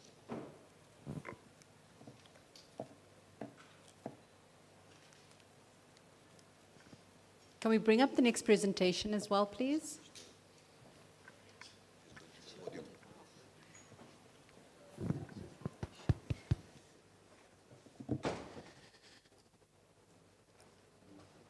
Okay. Good afternoon, everyone. Can you hear me? Okay. As I wait for the slide to be up there, I just want to say, thank you to the European Union in Ghana, and thank you to the Eurocham, to the AGI, and all the partners listed there, for making this GISE 2022, what I'm viewing and coining as a success. I'm very grateful, to join the stage all the way from Zambia. Zambia is in South Central Africa, in case you're wondering. And I bring greetings, from, our company executives at Good Nature Agro. I bring greetings from our smallholder farmers. And I just want to say Zikomo. Well, Zikomo is thank you, in one of the Zambian languages. So with that said, I'm really super excited and enthused, to be able to share our experiences, as Good Nature Agro. Good Nature Agro is, sorry, I think I'll have you go to the slide before. Good Nature Agro is a legume, seed, and commodity company. And what I love about what we do is we really work with smallholder farmers, across Zambia and across Malawi, to produce quality seed as well as quality commodity for local and international offtake markets. So I'm speaking to you as a member of the private sector and also a beneficiary of funding and technical assistance from the European Union projects and support in Zambia. So, and moving on to the next slide, as a legume, seed, and commodity company, we started off 9 years ago. And our story is literally the story of many of you entrepreneurs in here, where it started off with, really youth. Our 3 co-founders, Sunday Salungwe, Carl Jensen, and Kellen Hayes, of which 2 of them are literally youth. 9 years ago, at the ages of 23, 24, started a business. And this business was looking into how do we provide crop diversity in Zambia? How do we ensure that, the type of business we're running, adds towards the nutrition, of the people in Zambia? And also, how do we also find a way to improve the soil health? And the simple answer there was legumes, right? 9 years ago, legumes were not attractive in Zambia. You know, like no one was talking about soybeans, no one was talking about beans, no one saw it as a very viable business. In fact, it was so difficult that we really started off by only convincing 40 farmers to start the journey with us. And our message was simple. We want to grow with you. We're here to invest in the long haul. We want to grow groundnuts, we want to grow beans, we want to grow soybeans, we want to grow cowpeas, pigeon peas and cowpeas, because we really, again, wanted to, you know, like ensure that our smallholder farmers had a crop diversity.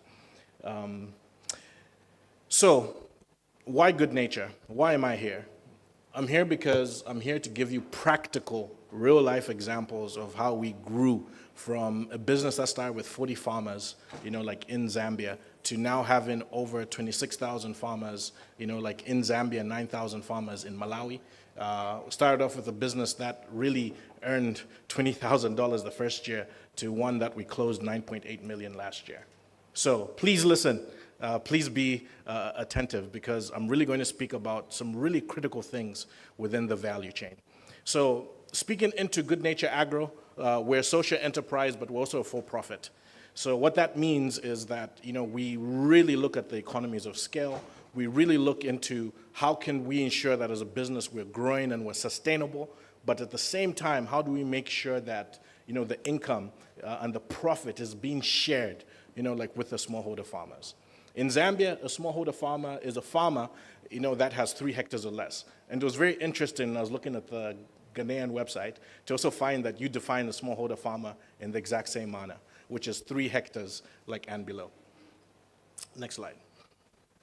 So our mission as Good Nature Agro is very simple. This is to move small-scale farmers out of poverty and into the middle class. And it's funny when it was very interesting rather, when Celine was speaking, I'm like, Celine really just took all the notes from my PowerPoint presentation. But I love the fact that we're aligned in that, because there is so much that we can do. Food security for the world is an important thing. And just by a show of hands, who ate today or yesterday?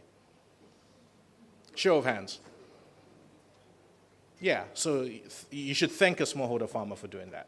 Because statistically, 90% of smallholder, 90% of the farmers, you know, like in Africa, are smallholder farmers.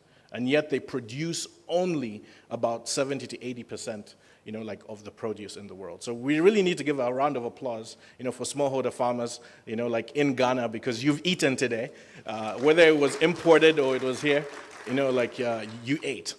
And that's what's important. I'm really passionate about moving smallholder farmers out of poverty and into the middle class, because I know that when you speak into rural development, when you speak into value chains, when you speak into providing opportunities, you know, like for the continent and linking to high-value markets, like it really begins there, because smallholder farmers provide 44% of the jobs. But I'll move a little bit quick on the slides. Next slide. So as Good Nature Agro, and this is my advice to anyone who's listening and listening carefully. You know, like we really designed our whole business on human-centered design thinking. Literally around human-centered design thinking. What does that even mean? It means that we came together with the farmers, we had an idea, and we designed a whole business product and offering, you know, like alongside the farmers. You know, and how do we create this? How do we look at the value system? Where are your biggest challenges? And how can we ensure that we solve those challenges? So that's how we started the business. So we looked at where's the problem and how can we create a solution for that? So it doesn't matter whether you're a smallholder farmer, it doesn't matter whether you're a commercial farmer, it doesn't matter whether you're in Africa or you're in any other part of the world, or whether you're in Ghana or you're in Zambia. I can tell you this. Farmers will always ask themselves these 5 important questions, right? One of them is, you know, like, what am I going to grow this year? It's a very important question, right? So what you're going to grow that year has to be supported by, do you have the right soil? You know, do you have the right inputs? Do you have the right, you know, the conditions and da-da-da-da. So what am I going to grow this year? Who am I going to sell to? Where am I going to get the quality seed? And we, as a seed company, we're looking into what we call certified, like quality seed. Where am I going to get that from? How am I going to pay for it? I mean, we've already talked about financing gaps and financing needs. I can tell you there's a $170 billion gap. And I repeat, $170 billion gap, like in the for smallholder farmers, primarily in Africa and Asia. That's a huge number, all right? Bring it close to home. There's a 92 billion. That's just in the continent of Africa. So when you look at these questions, like how am I going to pay for it? And the last one is, how am I going to get that good yield? These are super important questions. I don't want to grow something if I know, like if I don't know how good the quality of the seed is. I don't want to grow something if I don't know who I'm going to sell to. I don't want to grow something if I don't know how to grow it, right? A lot of us, like have the conversation around, like productivity, and I'm glad, again, you brought up the conversations around productivity because it is so crucial. Some people grow a seed that has a potential, like maize, to grow, it has a potential of 10.5 metric tons per hectare, but then in Ghana, what's the average? What's the average in Ghana? 1.6. The seed has a potential to grow 10.5 metric tons per hectare. In Ghana, that same seed of maize is only producing 1.6. The questions. So, human-centered design thinking has different stages to it. I'm not going to bore you because I've already spoken into it. It's really bringing the solution, a handmade solution for the people that you are planning to work with.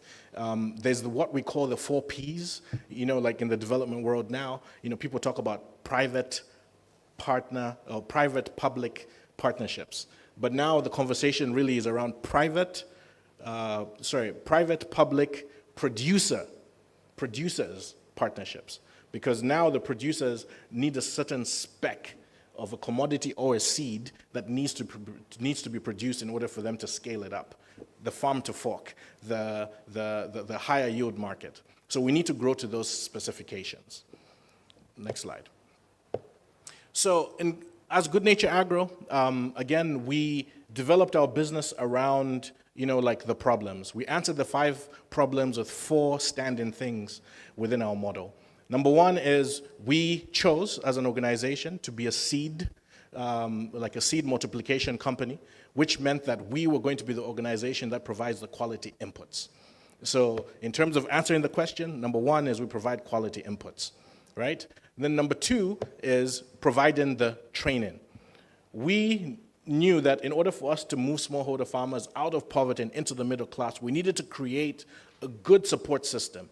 We're not sitting in air-conditioned offices far from the problem. We actually live in and among the farmers that we are working with, and we provide agronomic support. So we hire graduates, and I heard someone say they were on the level 400. We would be hiring graduates that didn't choose to go into entrepreneurship with agronomic support to go live and work in and among the farmers so that they can provide the quality trainings with either agronomic as well as financial literacy, because we believe those two are hand in hand and cannot move, without the other. The other thing that we do is we provide financing. We've been using our own balance sheet, to provide financing. You know what they say, right? Like, put your mouth where your money is. We've been doing that for 9 years. If there's any banker in here, the banks will tell you, no, we don't lend directly to smallholder farmers. We don't have the KYC or da-da-da-da, and there's all these reasons around risk. I'm here to tell you this. I'm a former banker, by the way, of over 8 years. I'm here to tell you this. Like, in working directly with smallholder farmers, we have a repayment rate of 93%. 93%. In Zambia right now, the non-performing loans are 35%. So when I walk to talk to CEOs of banks, I ask them, who would you rather place your bet in? The 93% repayments or the 65% repayments? But then, so I need to move a little bit faster. The last piece is really on, providing markets. Because again, you don't want to grow something if you don't know who you're going to sell it to. So what we've done with our smallholder farmers, at the point at which we register a smallholder farmer, we give them a contract. And the contract will say and stipulate like, hey, there will be a base price, but we'll follow the market price if the market price is higher. And if you produce quality, we'll give you a 30% bonus for that. So what we found is that we, on average, pay our farmers between greater than 25% than what the market rate is. You can imagine the pipeline of people in the rural area that want to work with us. So again, with such a high repayment rate, we're now more able to convince, like our, the local banks and international investors to invest. So Good Nature Agro has two models. I'll spend 2 seconds on this. One is seed multiplication, and the other one is, growing food for commodity that we co-source. I'll move on. So there's a lot in this slide, but all I was trying to demonstrate in this slide is this. You need to have a plan. You can't just be a traditional seed company, pause. You can't just be a commodity company, pause. You almost literally need to integrate technology, into the system that you're creating.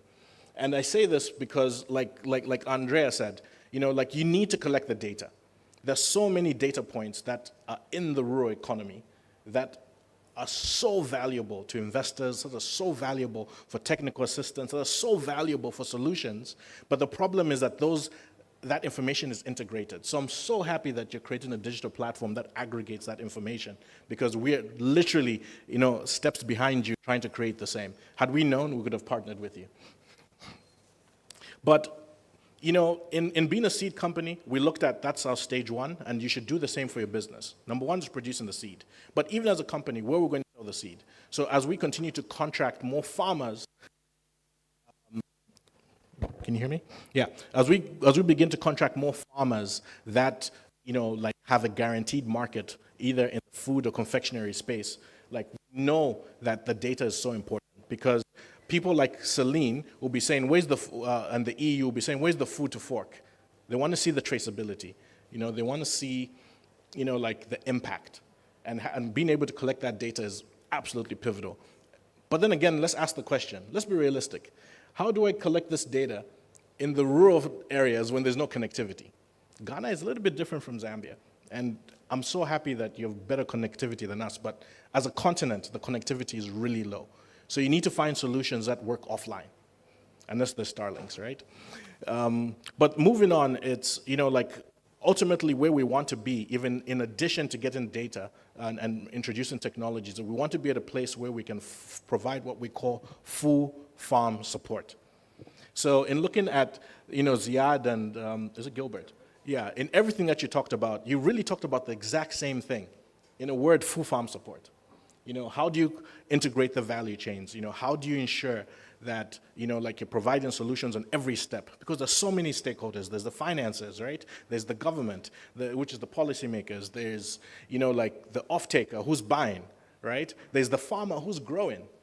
There's the agro dealer who's the intermediary, right? So there's so many steps that you really have to look into. Next slide. So in all of this, and in sharing with you, my fellow our Ghanaians and friends of Ghana, we came up with what we call upside-down approach. And this upside-down approach is really just looking at, where do you start from? There's so many issues when it comes to farming, but where do you start from? Do you start with the farmer? Do you start with the seed? Do you start with, where do you start from, right? And I talked about, human-centered designers putting the farmer, at the center of everything. But the truth is, a farmer can't just decide to grow what they want, right? It has to be sold. It has to be bought by someone. There's a consumer market there. So we came up with what we call the upside-down approach, where we start with the seed or commodity buyer. Who's the person buying, right? And then when we look at it from that value chain, that's when we reverse backwards. So I want to show you a practical example. So whoever is moving slides with me, let's ignore that slide. Let's go to the next one. I want to give a practical example of how GNA approached this. So work with me. Number one is, you've got an off-taker, and this off-taker wants peanuts, and they want to make, peanut butter. As you can see, I didn't rehearse this, right? Peanut butter, there's different types of peanut butter. There's smooth peanut butter and there's crunchy peanut butter, right? So depending on the nut itself, the nut has to be able to provide certain, what they call a cook test. There's what you call a seed profile. How much oil does it have in it? How many proteins does it have in it, right? Because a crusher doesn't want to waste money. They want to see every single part of the peanut, like maximized, right? So they'll get the oil, get the extract out of it. But then there's also what you call, in the circular economy, there's what you call the leftover, the cake. Are they going to use that into, the feed, like industry, and the likes? So we as a company would look at what you call the seed profile.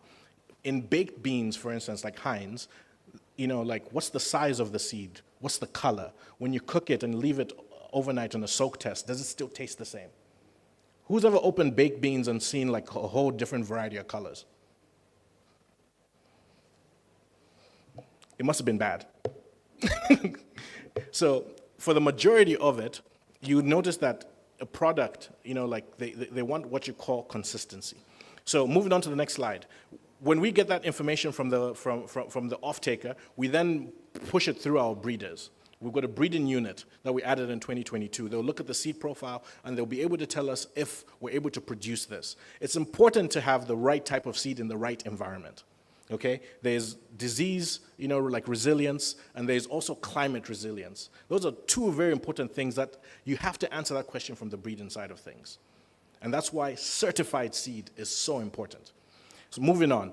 So when we now take it to the breeders will produce it in the greenhouses. From the greenhouses, it will then go to what we call a foundation farm. A foundation farm is controlled by us. We'll then multiply it, and then it will then go into the smallholder like SID network. And this is what I love, because I've got 26,000 of these. They actually gave me a nickname, Mr. Smallholder. So when I go in the field, they know me as the guy who pays, or Mr. Smallholder. So we take it into the seed network. In the seed network, they multiply it, right? And we've got 4,600 amazing smallholder farmers, that are growing legume seeds for us. And it can be whatever, like value chain or crop that you want to introduce. Moving on, like just to show you again, when it goes into the smallholder seed, remember what I talked about? Those 5 things that we answer? They're now into implementation. They've got the inputs, they've got the training, they've got the financing, and they've got the market, because they're not even worried about any of these things, because we've already provided. Let's move on. Now, why have I shown you these numbers? And I did it on purpose to not tell you what they are. Because when we started working with our smallholder farmers, the baseline studies taken from 3 independent, like 3 independent parties. Our farmers used to make $113 net income per hectare. Last year, and you can trust me because I'm the CFO, our farmers made net income of $777 net income per hectare. Now, and that's just growing 1 hectare. Remember we said in Ghana they grow how many hectares? Now, what's interesting for you to know is that when we give out financing, we're only giving out $101 in the form of financing to the smallholder farmers. What does that mean? They've got profitability, right? They can now send their children to school. And they can now add on to wealth by putting more animals. They can now add on to better things within the diet, right? They can improve their quality of life. We started off having a North Star 9 years ago, saying that our North Star is if farmers can make $600 net income per hectare, we've made it. Now we're at 777, and I'm challenging the team like, hey, let's move it to 1,500. Let's move on. So, in closing out, next slide. Yeah, in closing it out, after it goes into the smallholder farmer network, after they've made this money, after they've been supported, it then goes back into, it then goes back into the buyer, right? I had a very interesting conversation just before the start of this about maize. How do you grow it? Who's going to buy it? Is it consistent? Can you deliver on that? And I promise you, smallholder farmers, when trained and supported and invested in the right way, and when you have farmer support that lives in and among the farmers, you can deliver more. So let's move on. Let's skip that slide. Yes. So smallholder finance and approach. Technology, boots on the ground, and data collection. So there's no shortcut. If you want to grow your business, you want to scale, you definitely need boots on the ground. Like if you're going to do like small scale schemes, you need the technology to collect the data and to provide, auxiliary trainings and to collect necessary data. And the last thing of it is you definitely, boots on the ground, data and technology. So what we did as Good Nature Agro, moving real quick, is we embarked on this digital transformation journey. And it's so important because this is the project that the EU funded. And the EU, all I can say is thank you and amen. Because with this now, moving on to the next slide, we were able now to see like, okay, how can we provide support? And this is where I'm saying we are miles away from what you're doing on the digital platform, but this is what we've been building so far. We've been building the solutions around first mile, last mile. We've been building solutions around farmer engagement. Farmer engagement is so important now because we created and coined a term called KYF. KYC means know your client if you're in the financial industry. KYF is know your farmer. How creative. And what I really like about KYF is we collect data on two fronts. One front, we collect data about the farmer, and the other front is we collect data about the farm. Those are two very important but separate things, right? The farmer could be doing decent, but if you don't know what the soil type is and you don't know what the capability of the soil is, then you're making a half decision. So, like for us, farmer engagement is so important, and we collect data on each farm that we have. We digitalize them and collect everything. The last part that we're doing in this digital platform is what we're calling a client dashboard. A client dashboard is now where we are working with stakeholders, and the FAO are one of them, where we're trying to go into multi-year contracts, where we can guarantee the farmers for the next 3 years, this is what you'll be growing. How encouraging is that? When a farmer can get into like a 3-year forecast and not just a one-season forecast. So beneath that is ERP, beneath that is blockchain, beneath that are all these like, AI or beside or whichever direction you want to go. But the digital platform is super important. Let's move on. So, who would the digital platform connect? The most important one of all of these is the financial industry. And this is where I want to speak about financing. I'm tired of arguing with banks to get money. If you go through due diligence, and trust me, I have an investments degree, and I raise money. In fact, this last year, I just raised $16 million for our company. So I'm really good at raising money. But I can tell you this, due diligence wears me out because it is long, it is tedious. If it's a 1-year, process, oh my God, it actually gives you PTSD thinking about, I have to go through this again next year. But it's an important part, because remember there's a gap of how much? 170 billion, right? I don't want our company to be statistic, so I'm going to raise the money that's needed for us to grow. But I'm now making it easier, we're now making it easier, thanks to the EU, to find means, to where like the bank language meets the farmer language. Because I'm talking about the rural economy. So what we have done is that we've developed a credit scoring system. Ooh. What is a credit scoring system? So when you go to a bank, the bank will look at the 5 C's of credit. And before they can give you a loan, they will gauge you upon those 5 C's. So what we've done, we've kind of replicated that and looked at it from a rural point of view, and then incorporated it into a credit rating score, because that's how we have been able to put like our mouth, our money where our mouth is. Because each year, when a farmer is able to repay a loan, they have access to more the next year, and more in the next year. And then we add on assets, then we add on cash, and they're always repaying because we're the 93%. So we're teaching now the financial industry how to include the rural community and the rural economy into the lending. Last year, for the first time, we incorporated 4,600 smallholder farmers, into the financial system from the rural area. Right? How did we do this? We worked with the bank to create what we call KYC Lite, where we had all the data, and because we had the data, they were able to open up those accounts. And we pumped in close to about $2.1 million into the rural community. And this year, we've pumped in close to almost $4 million into the rural community. It's changing people's lives. Absolutely changing people's lives. But the credit rating system is so important. And how you partner with the banks and other financial institutions is to share the data. We're not waiting for the government, to come up with a solution. We are taking the bull by its horns and saying, hey, EU and any other partners, how do we partner to create a sustainable, lasting solution? Because the gap is too big. So, in conclusion, that's the next slide. No, the next slide again. In conclusion, I definitely want to stress that,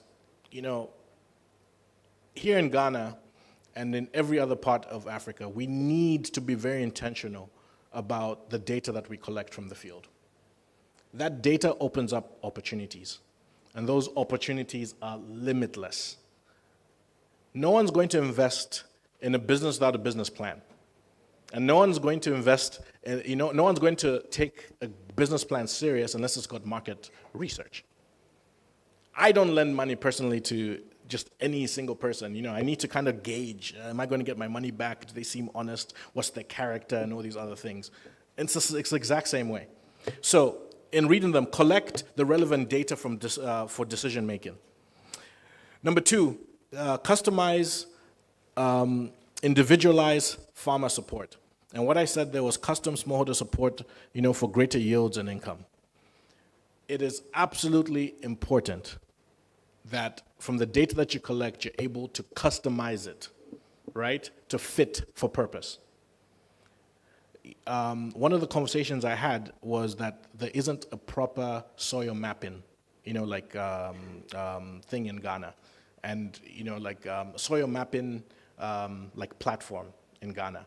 And because of that, you might be able to send the wrong fertilizers in the wrong places because you're sending a compound D thinking it needs nitrogen when it needs lime because the soil is too acidic. So collect the data, customize the data. Number 3 is guarantee farmer market access. Someone asked me, how do you make farming attractive? And I heard that, for young men and women, how do you make it sexy is the word they used. Simple. Pay. Let it be in the form of a business, but let them get sustainable income out of it. Pay them. Trust me, as young adults love money. They do. And they love growing things. Look at this ideology of followers. They want to create something that other people can follow.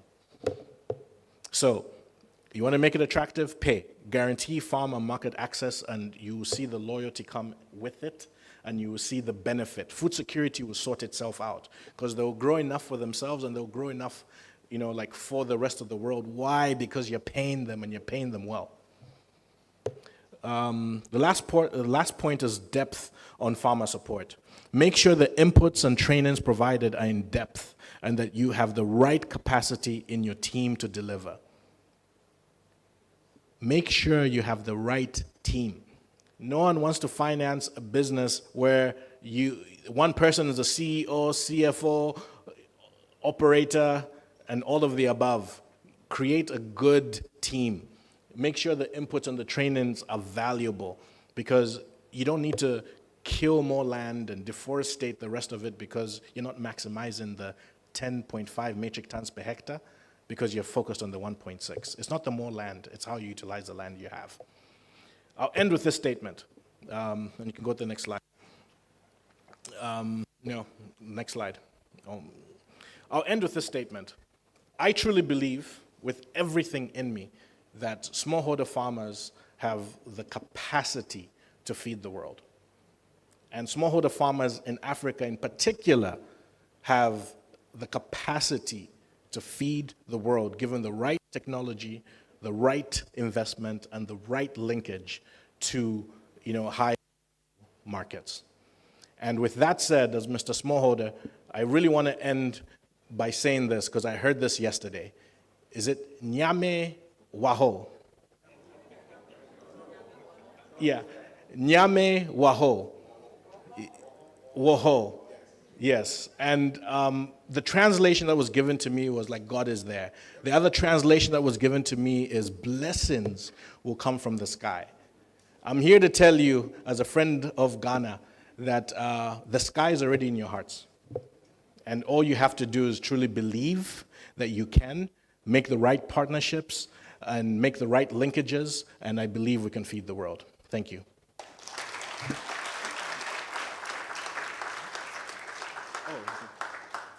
That is not a big enough round of applause for Mr. Smallholder.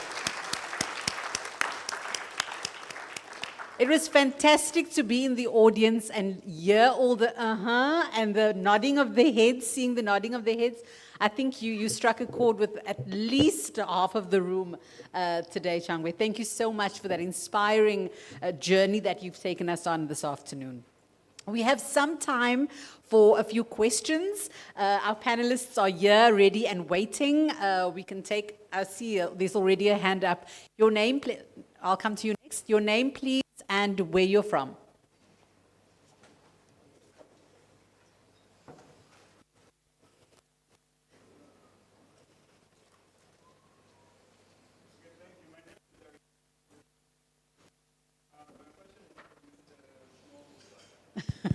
The name is stuck, Changwe. Yeah.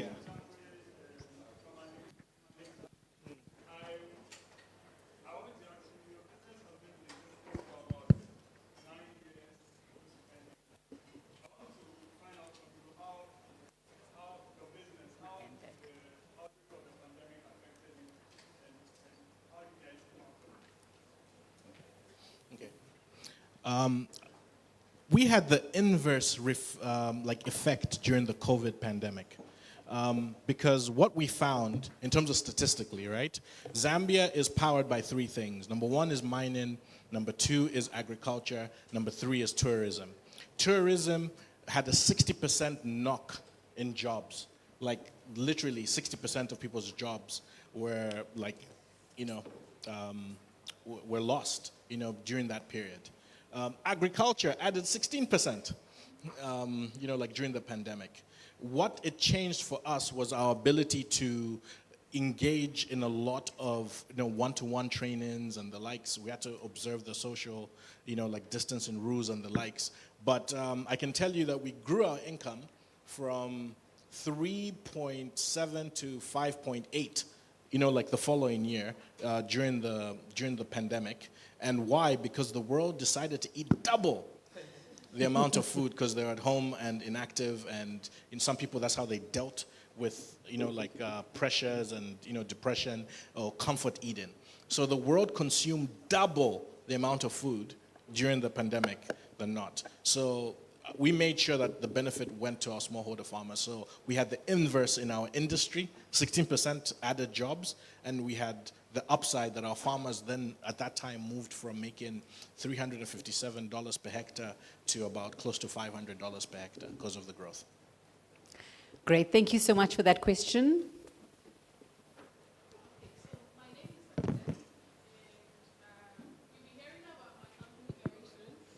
I'm going into agribusiness. So my question Fabulous. is We've inspired somebody to go into agribusiness today. So my question is to Changwe. You've already spoken about the challenge with COVID and the challenge about financing because of due diligence. But I want to know if there were other challenges you encountered in your engagement with the farmers themselves, so that we can take notes for when we want to venture into such. But then I have another question, so let me just say to Inge. You mentioned that you have a training for some institutions, so you're targeting students. And I'm wondering, yes, it's a good initiative because then you are targeting them before they get out of school. But what about those that are already out of school and are looking to do something? What interventions do you also have for them? Thank you.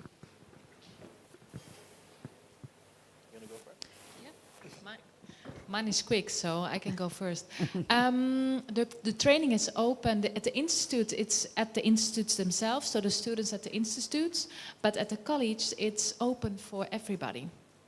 So also for the persons that want to go into agribusiness.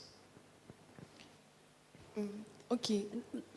So we'll get Changwe to answer first, and there's a gentleman here who had a question before, and then we'll come to you.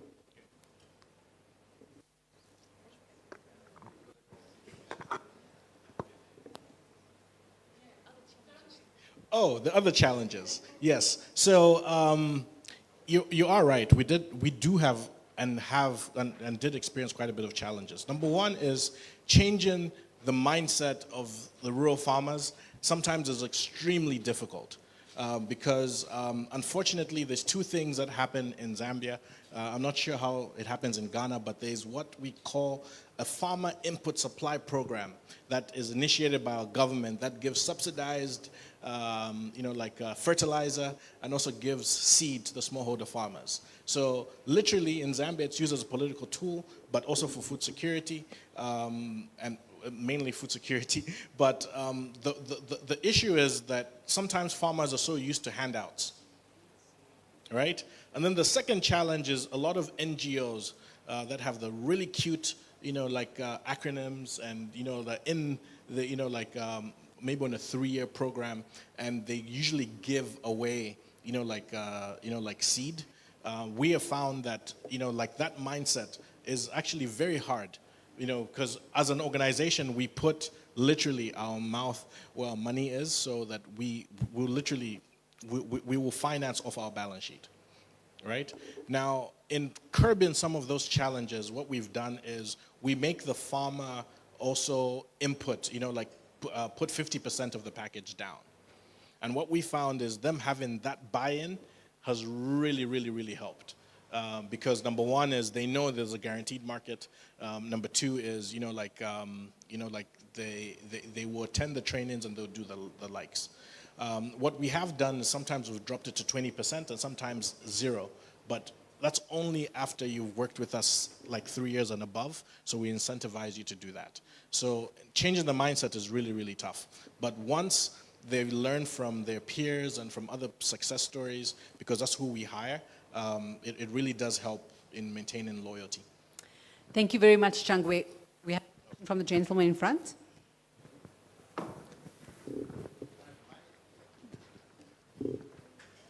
Thank you. I don't know that I should introduce myself again. No, it's okay. So my question goes to FAO. Sorry, I've forgotten your name. Sorry? Zia. No, but Ziad is from the Borderless Alliance. Borderless Alliance. And then to Gilbert. Either of them can answer. First thing, there's some disappearing foods in Ghana at the present moment. And I want to know how you choose the kind of investments and what kind of crops you go into. So you take cocoa yams, for instance, seems to be disappearing in Ghana. Number two, there's another one called, I don't know the English name, but it's called finger yams. Those yams with fingers seems to be disappearing. The other thing is, how are you linking infrastructure to crops? So give an example of the Western region. They grow cherry tomatoes, but it always goes to waste because of road infrastructure. Lastly, how are you working with the Research Council for Scientific and Industrial Research, CSIR? They seem to have quite a lot of work they've done, but most of the things they've done is on the shelves. Thank you.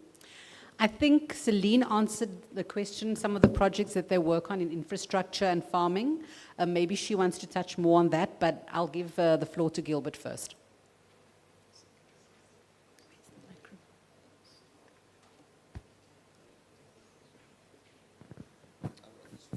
If not, you can. Hi. All right. I think I'll answer the question about cocoyam and we call it cocoa. Is that asobaire? Okay.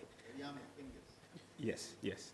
Okay, so I think 8 years ago, I have worked with the media before. I went to the Department of crop science at the University of Ghana to interview one expert. He's also a lecturer on the issue you raised about the constant disappearance of this important foodstuff. The funny thing is, and it's not funny, the fact of the matter is these food crops, when you look at the analysis of nutrients and nutritional values and all that, are way higher than, for instance, their competitors, cassava, cocoyam, and all that. And it's fascinating. So I asked him, and he mentioned to me that there were research going on to improve the planting materials, because over time, they have become so susceptible to diseases and some forms of pests. But the challenge has been investment into their research and in investment into their research. That is why we haven't really seen improvement and by way of visibility. And it is also important for us to encourage people to go into that form of crops, because for me, I find those foodstuff a national security crop far more than these days what we rely on, which we have to import and all that. So first of all, I think we need to do some investment, and stakeholders that can do that should. Government is also doing a bit, but it is important to also encourage people to go into it. So for those who are looking at investing in some form of agribusiness, vegetables are okay, but there are areas that we can actually focus on, just as a lawyer said. So I would encourage anybody here to look at those relatively unknown or unpopular tuber crops. Thank you. Yeah, you can add. Would you like to add something? Okay. Oh, you wanted to ask a question? No problem. I think this.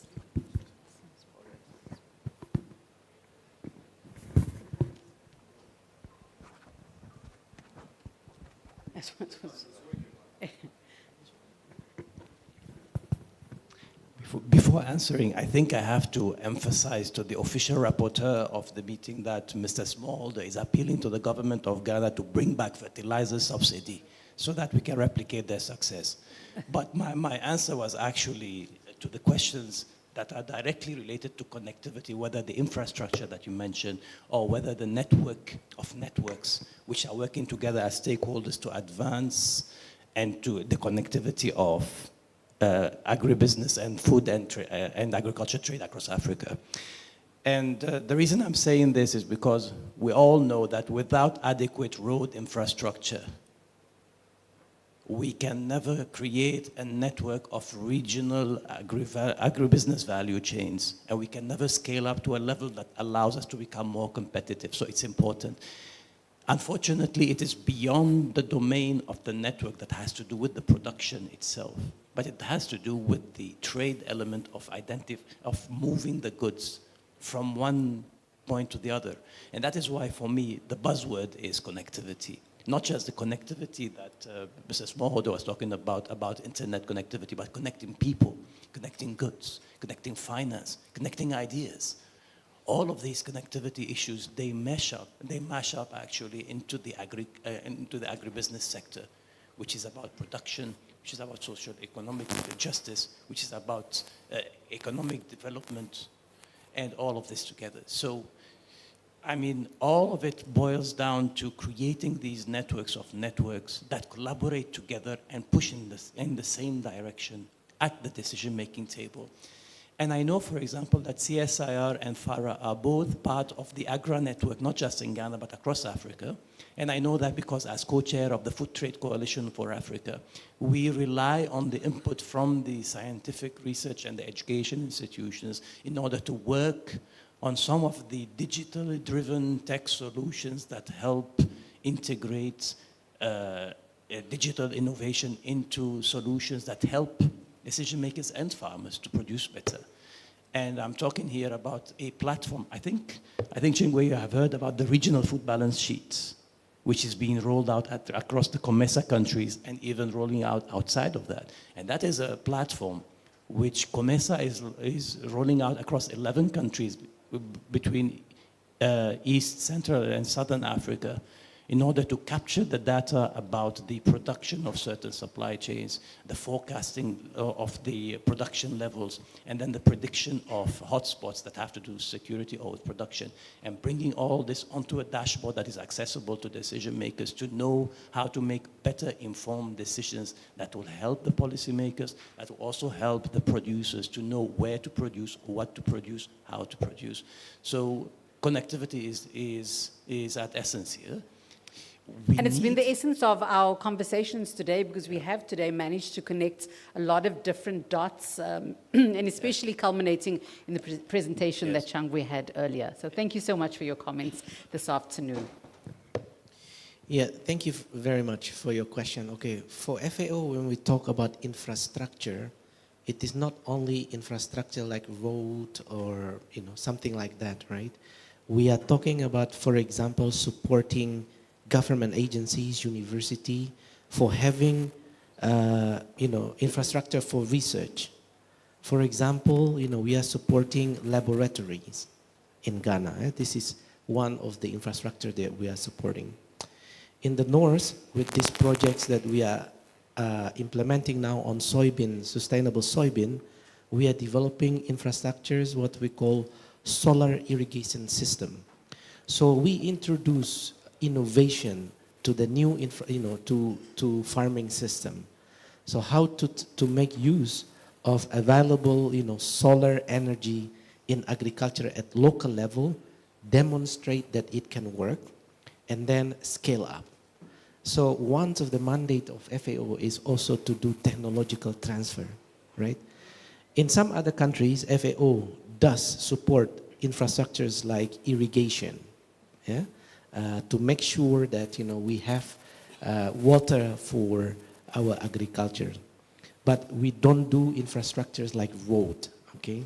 Now, how does FAO decide about their program? You're talking about some food are disappearing.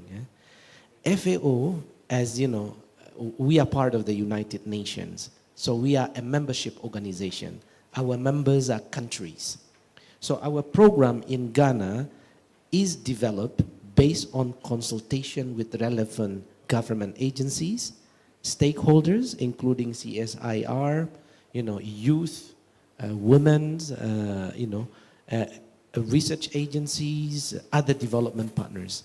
The process of developing our programs for Ghana, usually we have a 4-year, what we call country programming framework, through consultative process.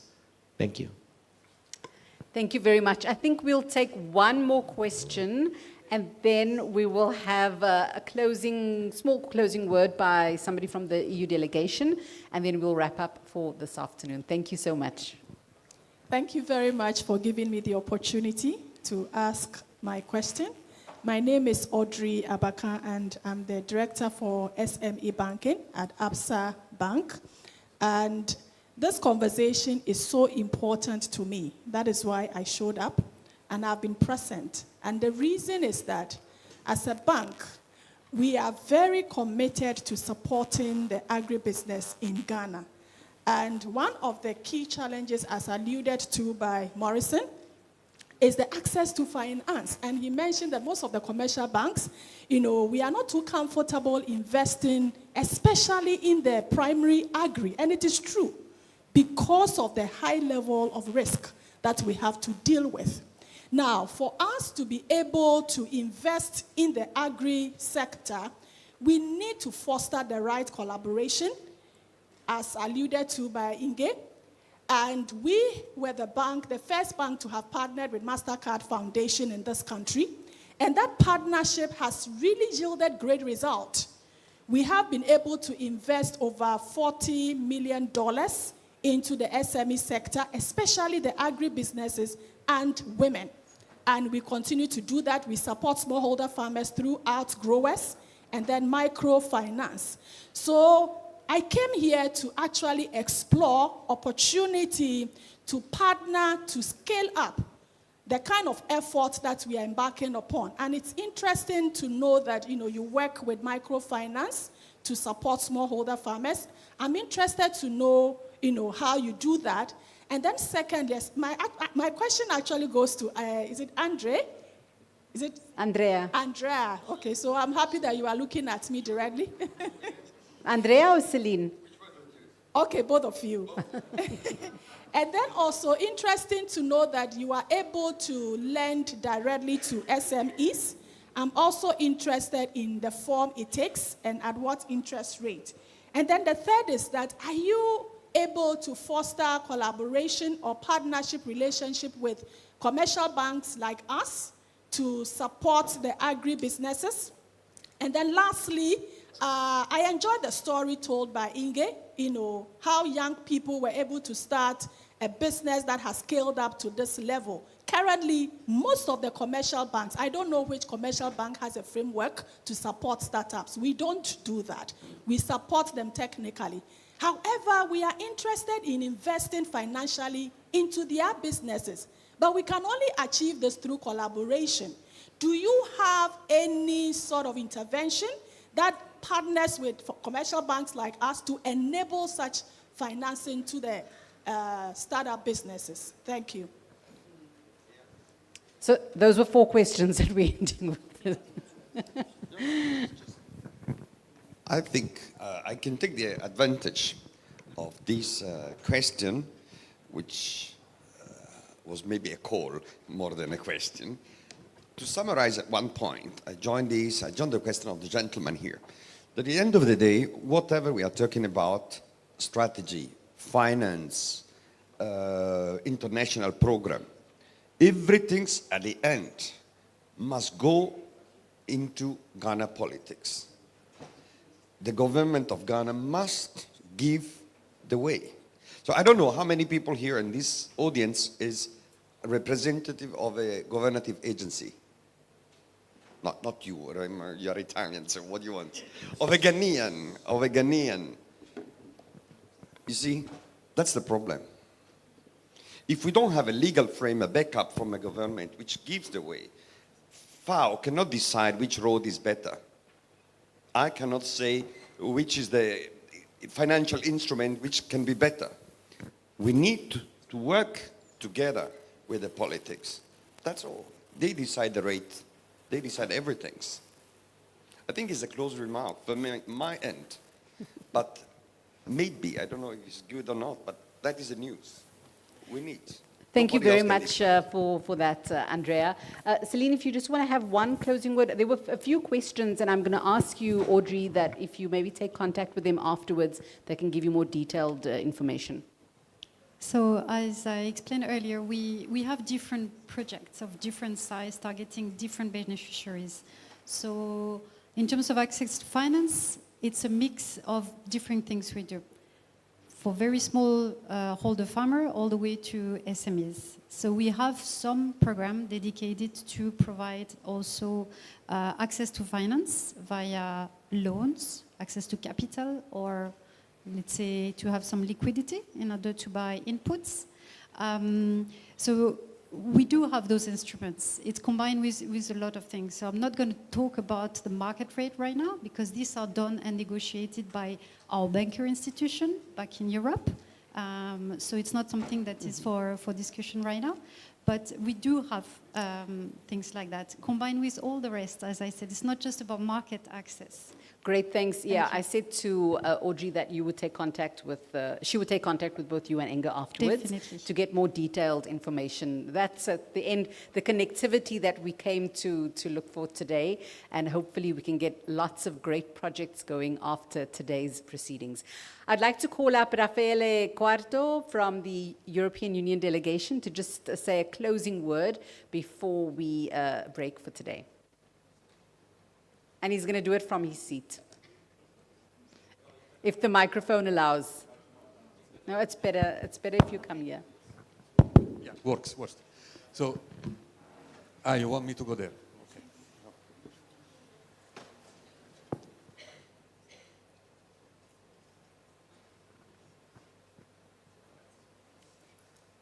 Yeah, thank you, but I didn't want to make a speech. I just wanted to as I am basically the masterminder behind all this very nice panel, I just wanted to thanks everybody, also on behalf of the EU delegation, of course, the Ambassador Rasalli, to thanks all these speakers, very interesting and very important food for thought that we have given today to our audience. Of course, also my colleagues, Margot and team that helped in the organization, and also our moderator and all the team. Very good job today to, I think, really to create a right environment to exchange information, exchange ideas, especially innovative ideas, thanks to also to Isabel, on how to foster the agribusiness sector here in Ghana. I think that was the objective, and I think we achieved something today. So thank you to everybody. I don't know if I can announce already the fact that we will have a networking cocktail just now upstairs. So please stay with us and continue to exchange these ideas and create this really network of people that wants really to move on with the agribusiness sector here in Ghana. Thank you.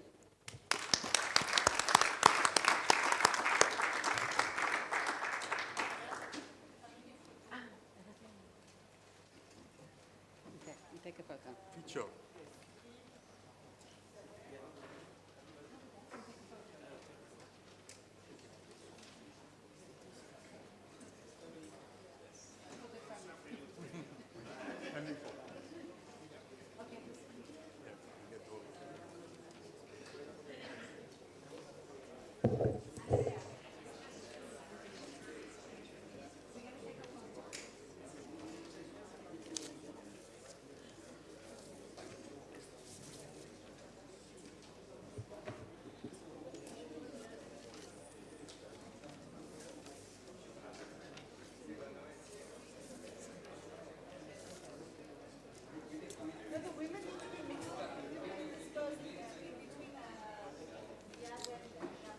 So thank you very much, Leanne, for the expert moderation, and to all our panelists. Day 2 successfully executed. So tomorrow we'll have a pitch competition. We'll find out who the winners are. 5 finalists in the pitch competition. So make sure you come in early, 9 o'clock. We have energy conversations. VRA will be here, Nuclear Power Ghana, and then the PURC, the Public Utilities Regulatory Commission, will also be here talking about tariffs. So that's a conversation you want to be part of. 9 o'clock, we start bright and early. Thank you so much, all of you, and have a good evening. There you go. That is a very innovative way to Yes. get people out of here. That's it. Very nice to meet you. It's a pleasure, Leanne. Take care. Yes. Hello, sir.